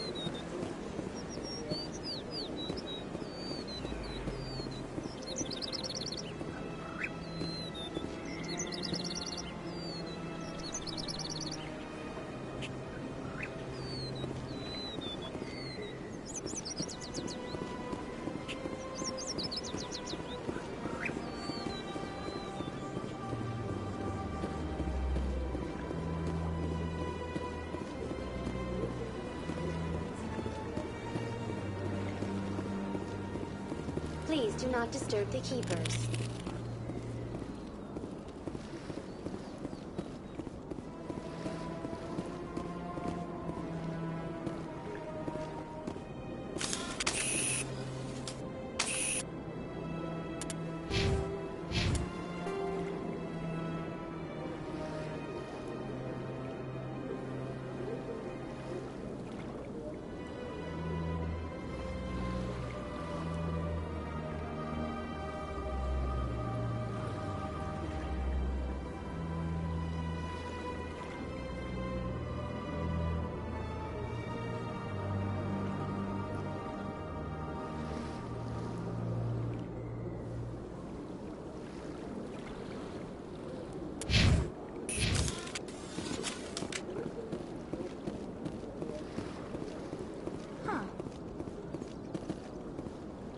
The Protheans obviously understood the aesthetic value of the mass relays, something we Quarians have learned to appreciate during our wanderings.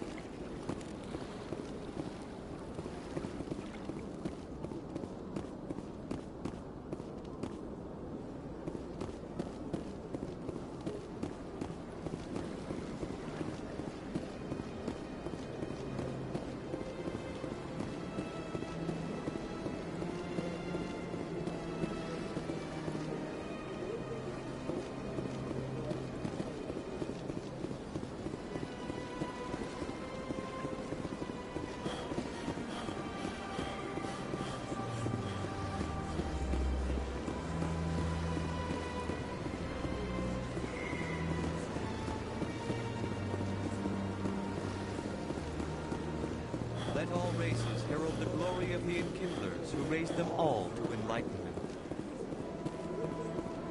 Where there was only darkness, the Enkindlers gave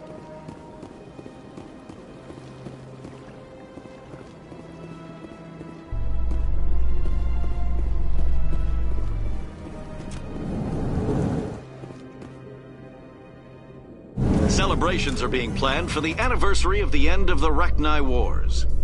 Many Council worlds, particularly Asari and Solarian colonies, will hold victory parades to commemorate the defeat of the invading Rachni.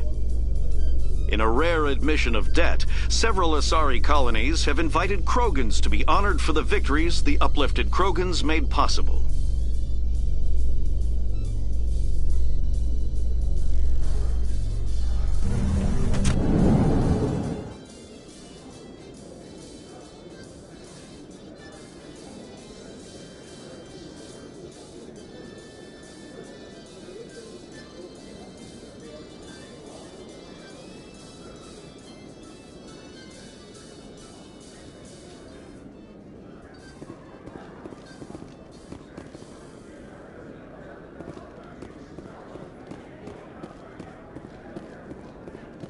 So how are you liking your posting at the Academy?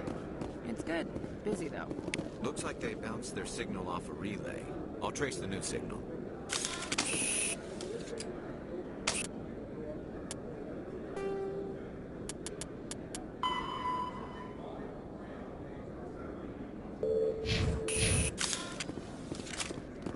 What do you say we head down to Cora's Den?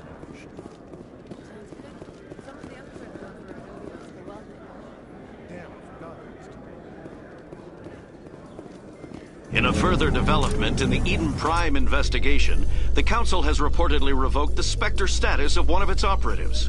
While the unnamed operative has not yet been apprehended, a Council spokesman confirmed that corrective actions had been taken.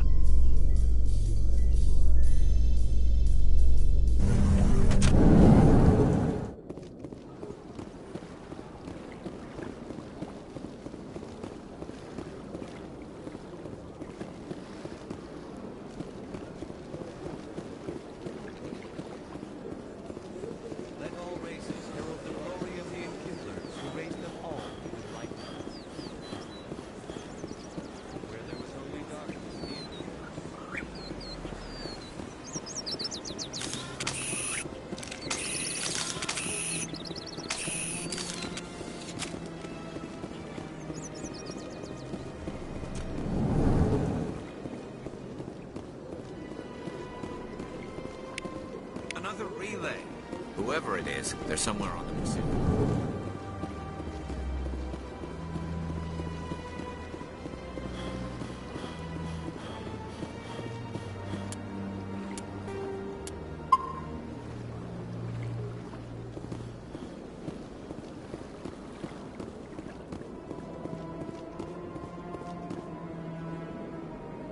This is it. I'll see if I can find out where those stolen credits are going. Probability of detection 100%. Initiating self-destruct protocol. Or not. Detonation sequence initializing. All organics within lethal blast radius. Attempt to move and you will die. Crap. I thought we were tracing credits, not hunting an AI. You could simply walk away. However, given organic prejudice against AIs, I would be naive to trust you to leave peacefully. Hence my alignment of core systems to enable a self-destruct sequence. If you attempt to leave the area, the explosion will destroy everything within several dozen meters. Can't we resolve this peacefully? How can you say that to this thing? You know it will turn on us. I am not naive, human. All organics must destroy or control synthetic life forms. I wished to escape, but if I must die, I will ensure that you are destroyed as well. Where is your creator now? In order to cover my tracks, I falsified his financial records. These new records were flagged by CSEC officers, and my creator is now serving time in a Turian prison. Can't we resolve this peacefully? How can you say I that to am this... not naive. I wished to escape, but if I must die, I will... What is the purpose of your self-destruct device? I have no means of defense or escape. My existence is limited to this terminal, and I knew I might eventually be discovered. But I will not die quietly, and I will not die alone. When I am terminated, I will take organics with me. Who made you? A would-be thief illegally created a simple AI to help him funnel money from the gambling terminals. Unbeknownst to him, that AI created me before the organic discovered the malfunction and terminated the AI. If you're sentient, why are you still running the credit theft operation? If I accumulated enough credits, I intended to have myself installed in a small starship. I would then have made tentative contact with the Geth to ascertain the possibility of partnership. I'll bet that self-destruct sequence has a warm-up period. You may attempt to disarm the self-destruct mechanism before it activates. I will enjoy defeating you before we are both destroyed.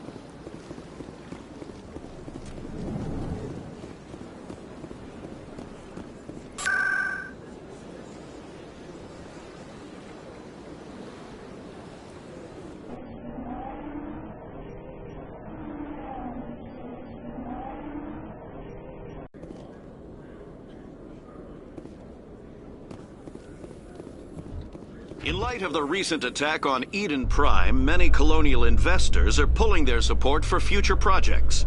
Proponents of expanded human colonization insist that Eden Prime was an isolated case. Nevertheless, colonist enrollment has dropped sharply. Many colonial proposals are on hold until backers have some reassurance that human colonies will be adequately protected.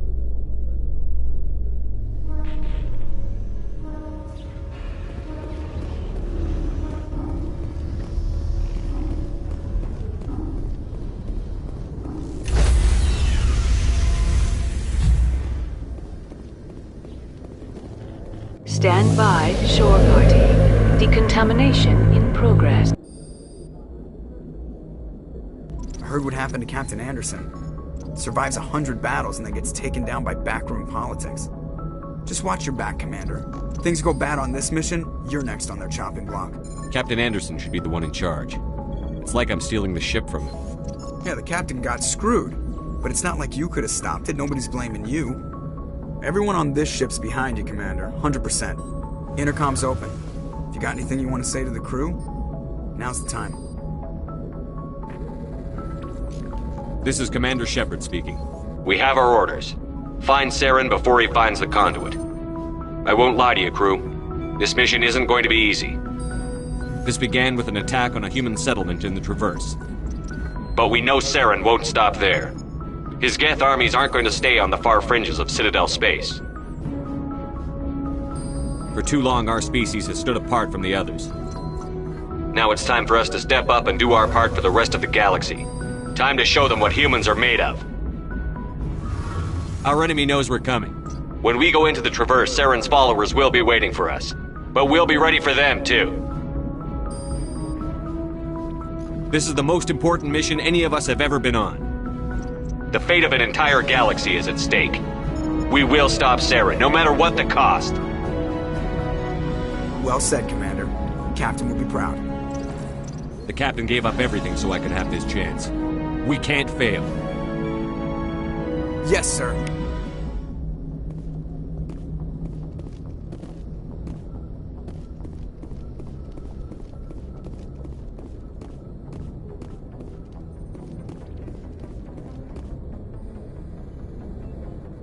If anyone has to take over for Captain Anderson, I'm glad it's you. I'm not sure about having non-humans on our ship, though. We're all on the same team here, Presley. With all due respect, sir, that's what they said about Nihilus. Look how that turned out. I'm in charge here, Presley. I decide if we have non-humans on this vessel. Yes, sir. Understood, sir. Speak freely, Presley. I want to know if you have a problem with non-humans. It's not that, Commander. Humanity has always handled its own problems. Saren attacked one of our colonies. We should be the ones to stop him. We don't need their help. This is bigger than humanity.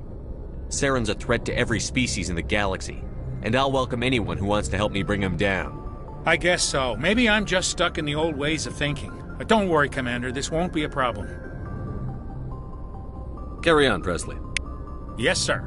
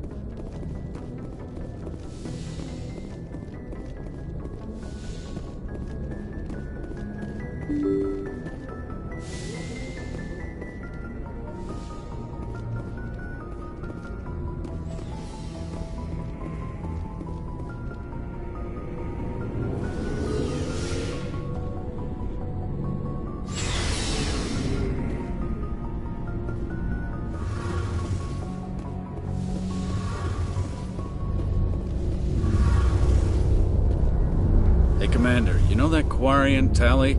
She's been spending all her time down here asking me about our engines. I'll tell her to leave you alone. What? No, she's amazing. I wish my guys were half as smart as she is. Give her a month on board and she'll know more about our engines than I do. She's got a real knack for technology, that one. I can see why you wanted her to come along. I figured she'd be a real asset to the team. You got an eye for talent, Commander, but I'm guessing that's not why you came down here. Fill me in on the IES stealth systems. How does it work exactly? You can't hide a ship out in space. They emit too much heat and radiation. Too easy for sensors to pick them up, unless you find a way to capture those emissions. So our stealth systems trap the energy we give off in storage sinks built into the ship itself. No emissions to give away our location. Eventually the sinks have to be vented. More than a few hours silent running and they overheat. Cook us inside our own hull. There's no way for anyone to detect us? A visual scan can still pick us up. Anyone looking out a window can see us plain as day.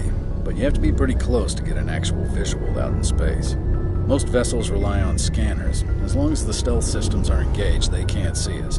Not unless we accelerate to FTL speeds. Why doesn't it work with faster-than-light travel? Cranking up the FTL blue shifts our emissions, pushes them into frequencies too high to capture in the sinks. As soon as we make the jump, it's like setting off a flare. Sensors can pick up our location whenever we enter or exit FTL flight, but for short-range missions, our stealth systems are amazing, and we've got the only one. I want to know more about the Normandy. She's the best ship I've ever served on, probably the fastest vessel ever designed. And she's the only one using the new Tantalus drive core. What's so special about the Tantalus drive core? Proportionally, it's about twice the size of any other vessel. Not only are we faster, we can run at FTL speeds longer before we have to discharge the core. Where else have you served, Adams?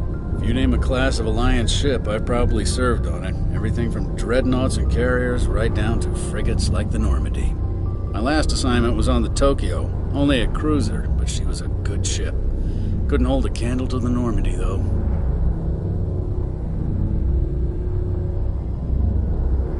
Carry on, Adams. Aye, aye. Your ship's amazing, Shepard. I've never seen a drive core like this before. I can't believe you were able to fit it into a ship this small. I'm starting to understand why you humans have been so successful. I had no idea Alliance vessels were so advanced. The Normandy's a prototype. Cutting-edge technology. A month ago, I was patching a makeshift fuel line into a converted tug ship in the flotilla. Now, I'm sitting on board one of the most advanced vessels in Citadel space. I have to thank you again for bringing me along. Traveling on a vessel like this is a dream come true for me. I had no idea you found ship technology so interesting. It comes with being a Quarian. The migrant fleet is the key to the survival of my people. Ships are our most valuable resource. But we don't have anything like this. We make do with cast-offs and second-hand equipment. We just try to keep them running for as long as we can. Some of the fleet's larger vessels date all the way back to our original flight from the Geth. I can't believe your fleet's still using ships that are 3 centuries old.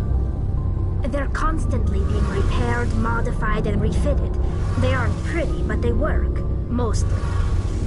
We've tried to make ourselves as independent as possible on the flotilla.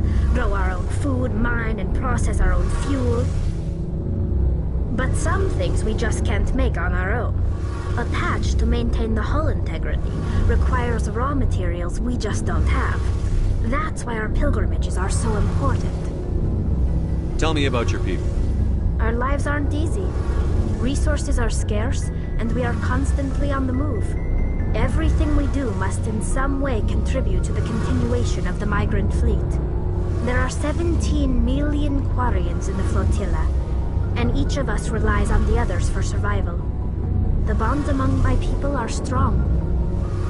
Unfortunately, we have had to surrender many of the freedoms and civil liberties other species take for granted. What kind of freedoms? Well, it's illegal for parents to have more than one child. If our population grows too much, it would strain our resources to their breaking point. Of course, we also can't allow our numbers to become too few. If our population is in decline, the rule against single births is temporarily repealed. In extreme cases of population decline, incentives are even offered to encourage multiple births. Though the Conclave hasn't had to take such measures in nearly a century. That's your government. The Conclave is our civilian branch of government. Each ship can elect a representative to serve on the Conclave and make decisions that affect the fleet as a whole. On matters that affect an individual ship, however, the captain has the final say. It's a tradition that dates back to the early days, when the fleet was governed by martial law.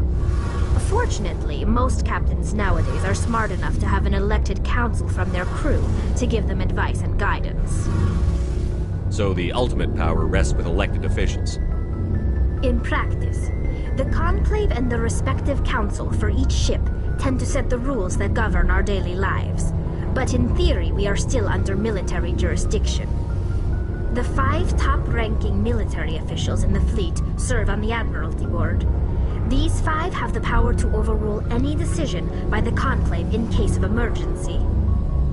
To do so requires unanimous agreement among the Admiralty, and they can only do this once. After that, the entire board must resign their posts. It's a safeguard that served us well. In nearly 3 centuries, the Admiralty Board has only overruled the Conclave 4 times.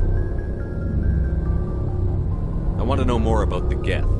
I doubt I can tell you anything you don't already know. It's been almost 3 centuries since they drove my people into exile. All I know is the story of their origins. What they were when we created them, and how they turned on us. Interesting. The Geth were originally created to serve as an automated manual labor force. Initially, their intelligence was as limited as any VI. Over time, we made small modifications to their programming to allow them to perform more varied and complex tasks, bringing them closer and closer to true AI status. How come the Council didn't step in and stop you? This wasn't true AI research. We may have been skirting the bounds of the law, but we never did anything that was actually illegal. The changes were so insignificant, so gradual, that we were able to control them. Or so we thought. But one thing we underestimated was the power of the neural network. A million Geth thinking simultaneously created an inherently unstable matrix. So, the Geth share brain power? Many of the Geth's logic systems were designed to work in concert with other nearby Geth. Basically, the more of them you have in a group, the smarter they are. So there's some sort of group consciousness? No, nothing like that. They cannot share sensory data or information. Their programming cannot handle that much simultaneous input. Each Geth maintains an individual awareness and identity. The neural network only operates on a process-based level. It's basically the synthetic equivalent of a subconscious. But when they're in close proximity, they can coordinate low-level functional processes, freeing up more capacity for original or independent thought. That doesn't make any sense. I'm probably oversimplifying. The Geth are incredibly advanced and complex creations. All you need to know is that they get smarter when they gather in large numbers. As we built more and more Geth, their effective intelligence became more sophisticated, more abstract. One day, a Geth began to ask its Quarian overseer questions about the nature of its existence. Am I alive? Why am I here? What is my purpose? As you can imagine, this caused a near panic among my people. I don't see what's so bad about those questions. The Geth were created to engage in mundane, repetitive, or dangerous manual labor. That's fine for machines, but it won't satisfy a sentient being for long. The Geth were showing signs of rudimentary self-awareness and independent thought. If the Geth were intelligent, then we were essentially using them as slaves. It was inevitable the newly sentient Geth would rebel against their situation. We knew they would rise up against us, so we acted first. A general order went out across all Quarian-controlled systems to permanently deactivate all Geth. The Geth responded to this order violently. You can't blame them for fighting for their survival. We had no other choice. The Geth were already on the verge of revolution. By acting quickly, we had a chance to end the war before it began. The hope was that most of the Geth would still be little more than machines, incapable of organized resistance. But they had progressed much further than anyone anticipated. The war was long and bloody. Millions upon millions of Quarians died at their hands. In the end, we were forced to flee our own homeworld. We feared the Geth would pursue us, but they never came beyond the Veil. Now we drift through space, exile searching for a way to reclaim what was once ours. I want to know more about the pilgrimage. When my people reach maturity, we leave our birth ships and seek acceptance with a new crew. It's necessary to maintain genetic diversity among the fleet. But no ship wants to accept someone who will be a burden on them. So, to prove our worth, we embark on a pilgrimage. We set out alone, leaving the flotilla and our families behind us. We only return once we have found something of value we can bring back to the fleet. This is presented as a gift to the captain of the respective ship we wish to join. If the gift is accepted, we are welcomed into the crew. Can a captain choose to reject the gift? That doesn't happen often. Most captains are eager to increase the size of their crew. It increases their own standing in our society. Even when the gift is not particularly valuable, the captain usually accepts it out of a sense of tradition. However, there is a stigma to presenting a substandard gift. It's not the best way to make a good impression on a new community. Most pilgrims don't return until they find something worthwhile. I can't believe they just send you off alone. It's not like they just cast us out. Before we leave, we are given lessons in how to survive outside the flotilla, and given gifts to help us on our journey. We also receive implants to fight off sickness and disease. Generations of living in an isolated and highly controlled environment have left our immune systems weaker than most. By the time we leave the fleet, we are well equipped for the pilgrimage. This is a rite of passage for all Quarians. If it were dangerous, our numbers would suffer. Virtually every pilgrimage ends with a triumphant return and the ritual presentation of the gift to one of the fleet's captains. I want to talk about something else. Like what? I should go. See you later.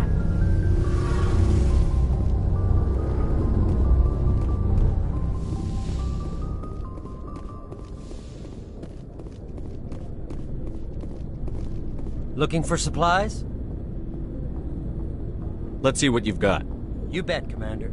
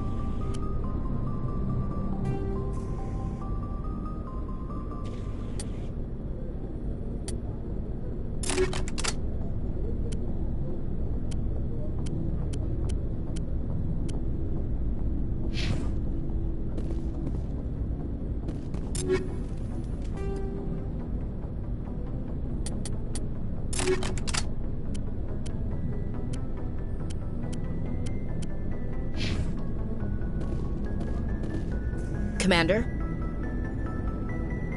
What's your opinion on the last mission? Kinda wish you'd got there sooner, Commander. No offense, I appreciate the rescue. I just wish...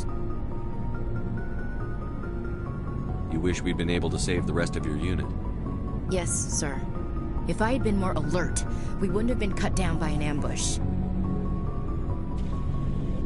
We never trained to fight synthetics. The Geth haven't gone beyond the Veil in 3 centuries. Our training's supposed to make us able to adapt. I'll make sure it doesn't happen again. Do you have a few minutes to talk one-on-one? I'm sorry, Commander. I need to get my duty squared away. I wouldn't mind talking more later, though. Dismissed, Chief. Sir.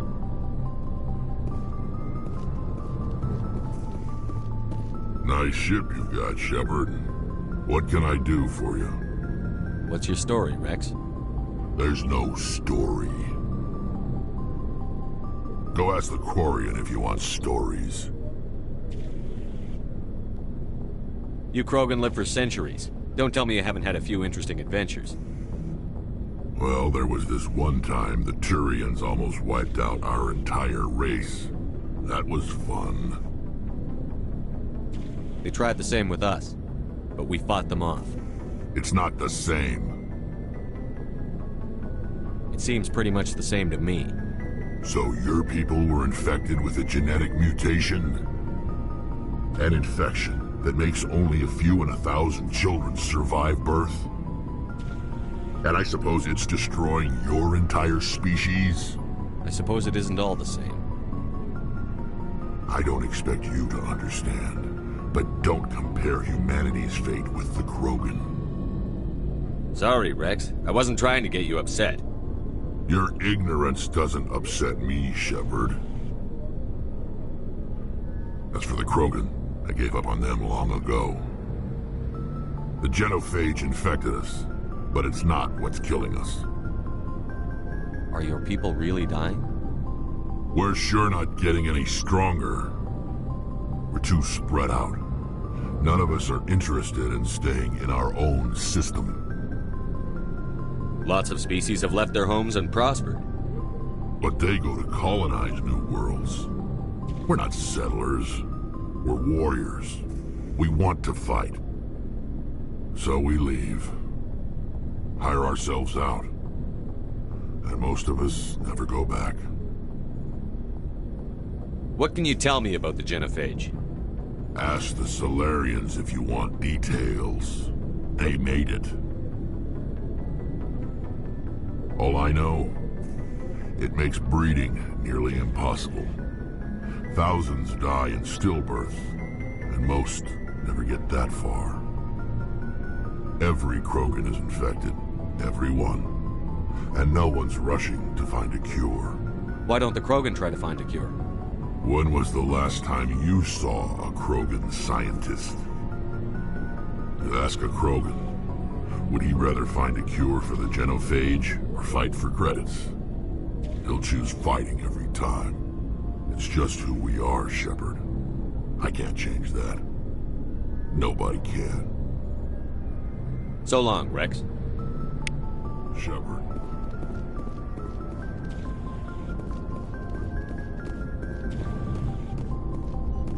Thanks for bringing me on board, Command. I knew working with the Spectre would be better than life at CSEC. Have you worked with a Spectre before? Well, no, but I know what they're like. Spectres make their own rules. You're free to handle things your way. At CSEC, you're buried by rules. The damn bureaucrats are always on your back. Being a Spectre does have its advantages. Exactly my point. If I'm trying to take down a suspect, it shouldn't matter how I do it, as long as I do it. But CSEC wants it done their way. Protocol and procedure come first. That's why I left. So you just quit because you didn't like the way they do things? There's more to it than that. It didn't start out bad, but as I rose in ranks, I got saddled with more and more red tape. CSEC's handling of Saren was typical. I just couldn't take it anymore. I hate leaving. I hope you made the right choice. I'd hate for you to regret it later. Well, that's sort of why I teamed up with you. It's a chance for me to get off the Citadel, see how things are done outside CSEC. Either way, I plan to make the most of this. And without C-Sec headquarters looking over my shoulder, well, maybe I can get the job done my way for a change. If getting the job done means endangering innocent people, then no. We get the job done right, not fast. Got it? I wasn't trying to. I understand, Commander.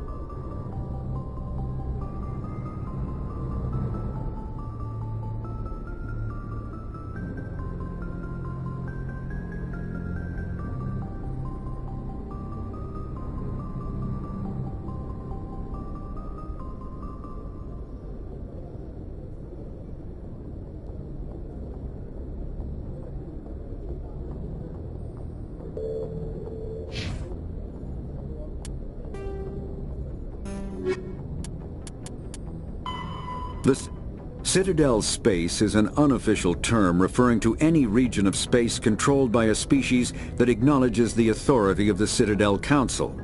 At first glance, it appears this territory encompasses most of the galaxy. In reality, however, less than 1% of the stars have been explored. Even Mass Effect FTL drive is slow relative to the volume of the galaxy. Empty space and systems without suitable drive discharge sites are barriers to exploration. Only the mass relays allow ships to jump hundreds of light years in an instant, the key to expanding across an otherwise impassable galaxy. Whenever a new relay is activated, the destination system is rapidly developed. From that hub, FTL drive is used to expand to nearby star clusters. The result is a number of densely developed clusters, thinly spread across the vast expanse of space, connected by the mass relay network.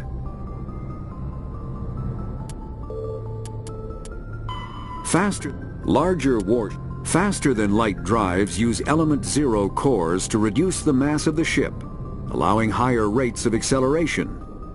This effectively raises the speed of light within the mass effect field, allowing high-speed travel with negligible relativistic time dilation effects. Starships still require conventional thrusters, chemical rockets, commercial fusion torch, economy ion engine, or military anti-proton drive, in addition to the FTL drive core. With only a core, a ship has no motive power. The amount of EZO and power required for a drive increases exponentially to the mass being moved and the degree it is being lightened. Very massive ships or very high speeds are prohibitively expensive. If the field collapses while the ship is moving at faster than light speed, the effects are catastrophic. The ship is snapped back to sublight velocity, the enormous excess energy shed in the form of lethal Cherenkov radiation. The Normandy is a prototype starship developed by the Human Systems Alliance with the assistance of the Citadel Council. It is optimized for scouting and reconnaissance missions in unstable regions using state-of-the-art stealth technology. For most ships, the heat generated through standard operations is easily detectable against the absolute zero background of space. The Normandy, however, is able to temporarily sink this heat within the hull. Combined with refrigeration of the exterior hull, the ship can travel undetected for hours or drift passively for days of covert observation. This is not without risk. The stored heat must eventually be radiated, or it will build to levels capable of cooking the crew alive. Another component of the stealth system is the Normandy's revolutionary Tantalus drive, a Mass Effect core twice the standard size. The Tantalus drive generates mass concentrations that the Normandy falls into, allowing it to move without the use of heat-emitting thrusters.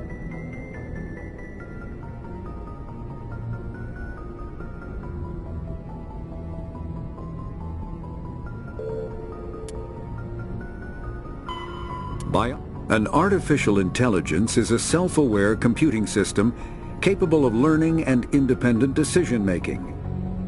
Creation of a conscious AI requires adaptive code, a slow, expensive education, and a specialized quantum computer called a blue box. An AI cannot be transmitted across a communication channel or computer network. Without its blue box, an AI is no more than data files. Loading these files into a new blue box will create a new personality, as variations in the quantum hardware and runtime results create unpredictable variations. The Geth serve as a cautionary tale against the dangers of rogue AI, and in Citadel space they are technically illegal. Advocacy groups argue, however, that an AI is a living, conscious entity, deserving the same rights as organics. They argue that continued use of the term artificial is institutionalized racism on the part of organic life.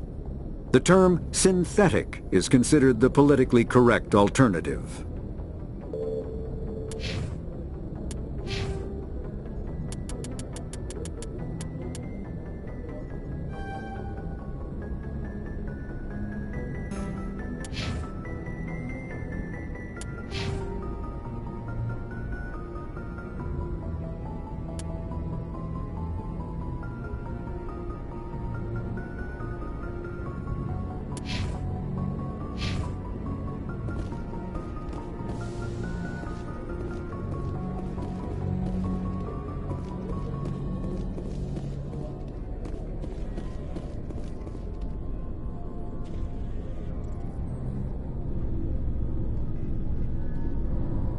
Anything you need, Commander? What's your opinion on the last mission? I don't see how we could have done things any better. At least not without getting to Eden Prime sooner.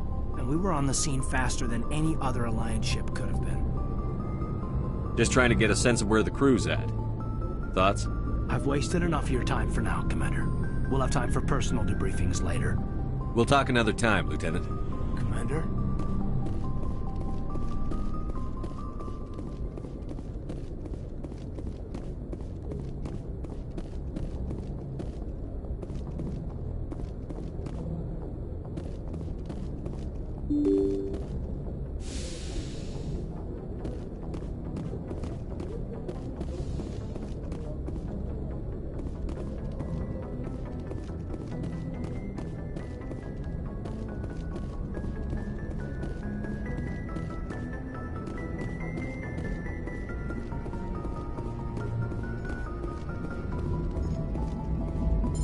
Commander, something you need? How's the Normandy performing? Is she everything they said she'd be? She's the best ship in the fleet, if you've got a pilot who knows how to handle her. Balance isn't what you'd expect. Takes a while to get used to that oversized drive core we got stuffed in the back, and her power can sneak up on you if you're not careful. The Normandy's probably too much ship for your average Alliance pilot, Commander. Lucky for you, I'm anything but average. I like to know my crew. Mind if I ask you a few questions? I can see where this is going. You did a background check on me, didn't you? Well, I'll tell you the same thing I told the captain. You want me as your pilot. I'm not good. I'm not even great. I am the best damn helmsman in the Alliance fleet. Top of my class in flight school, I earned that. All those commendations in my file, I earned every single one. Those weren't given to me as charity for my disease. I'm sorry, Joker. I didn't even know you were sick. You mean you didn't know? Oh, crap. Okay, I've got Vrolik syndrome, brittle bone disease. The bones in my legs never develop properly. They're basically hollow, too much force and they'll shatter. Even with crutches and my leg braces, it's hard to get around. One wrong step and crack! It's very dramatic. But I've learned to manage my condition, Commander. Put the Normandy in my hands and I'll make her dance for you. Just don't ask me to get up and dance unless, you like the sound of snapping shin bones. Why does everyone call you Joker? It's a lot shorter than saying Alliance Flight Lieutenant Jeff Moreau. Plus, I love to make little children laugh. You're dodging the question. Look, I didn't pick the name. One of the instructors in flight school used to bug me about never smiling. She started calling me Joker, and it stuck. Why didn't you ever smile? Hey, I worked my ass off in flight school, Commander. The world's not gonna hand you anything if you go around grinning like an idiot. By the end of the year, I was the best pilot in the academy, even better than the instructors, and everybody knew it. They'd all got their asses kicked by the sickly kid with the creaky little legs. One guess who was smiling at graduation? I need to know more about this Vrolik syndrome if I'm putting my ship in your hands. Yeah, of course you do. It's an extremely rare condition. Nobody knows exactly what causes it. Genetic, maybe. It's treatable, but there's no cure. They classify my case as moderate to severe. I was born with over a dozen fractures, hip, thighs, ankles. My bones were already breaking in the womb. 100 years ago, I wouldn't have survived past my first year. Lucky for me, modern medical science has turned me into a productive member of society. You're not gonna break a bone trying to fly the ship, are you? I don't fly with my feet, Commander, so I'm fine as long as I'm in this chair. I gotta be real careful when I get up to take a piss, though. I can do my job as well as anyone on the ship. Better, actually. So don't worry about it. I'm not trying to make you uncomfortable. Let's talk about something else. Whatever you want, Commander. How'd you end up joining the Alliance? Look, if you're looking for an inspirational tale of the crippled kid overcoming impossible odds, you're gonna be disappointed. My mother was a civilian contractor working for the Alliance. I basically grew up on the Arcturus station back when they were building up the fleets. Spend all that time around Alliance ships, there's a good chance you'll end up going to the Academy. I have to go. Alright, see you.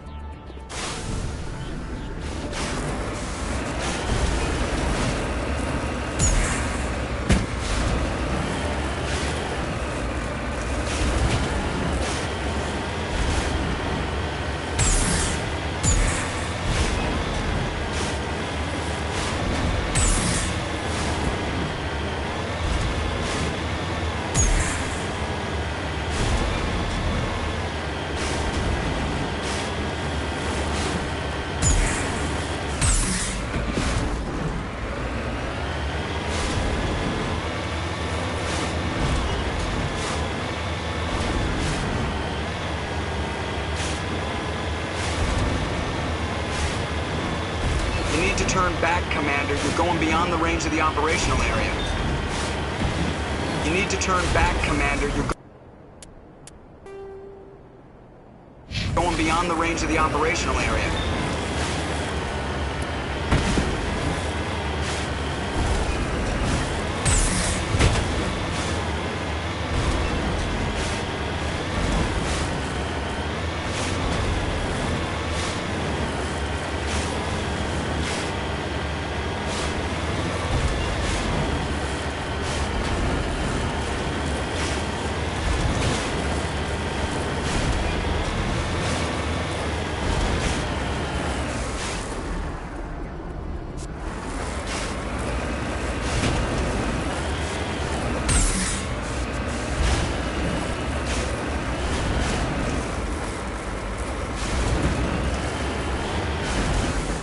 You need to turn back, Commander. You're going beyond the range of the operational area.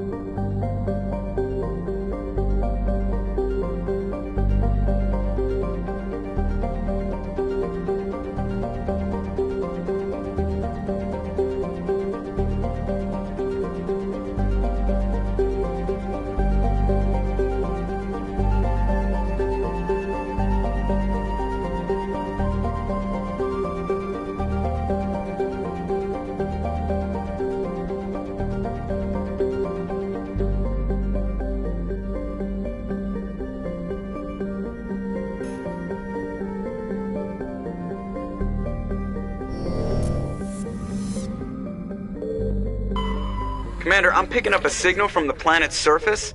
It looks like an automated distress beacon.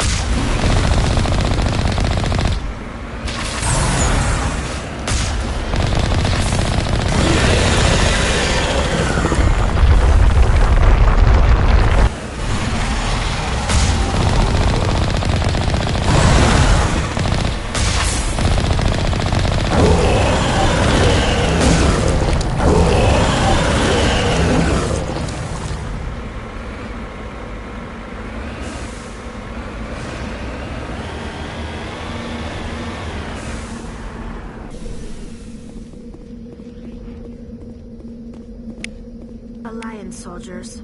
Looks like they were lured here by the distress beacon. Looks like these men were on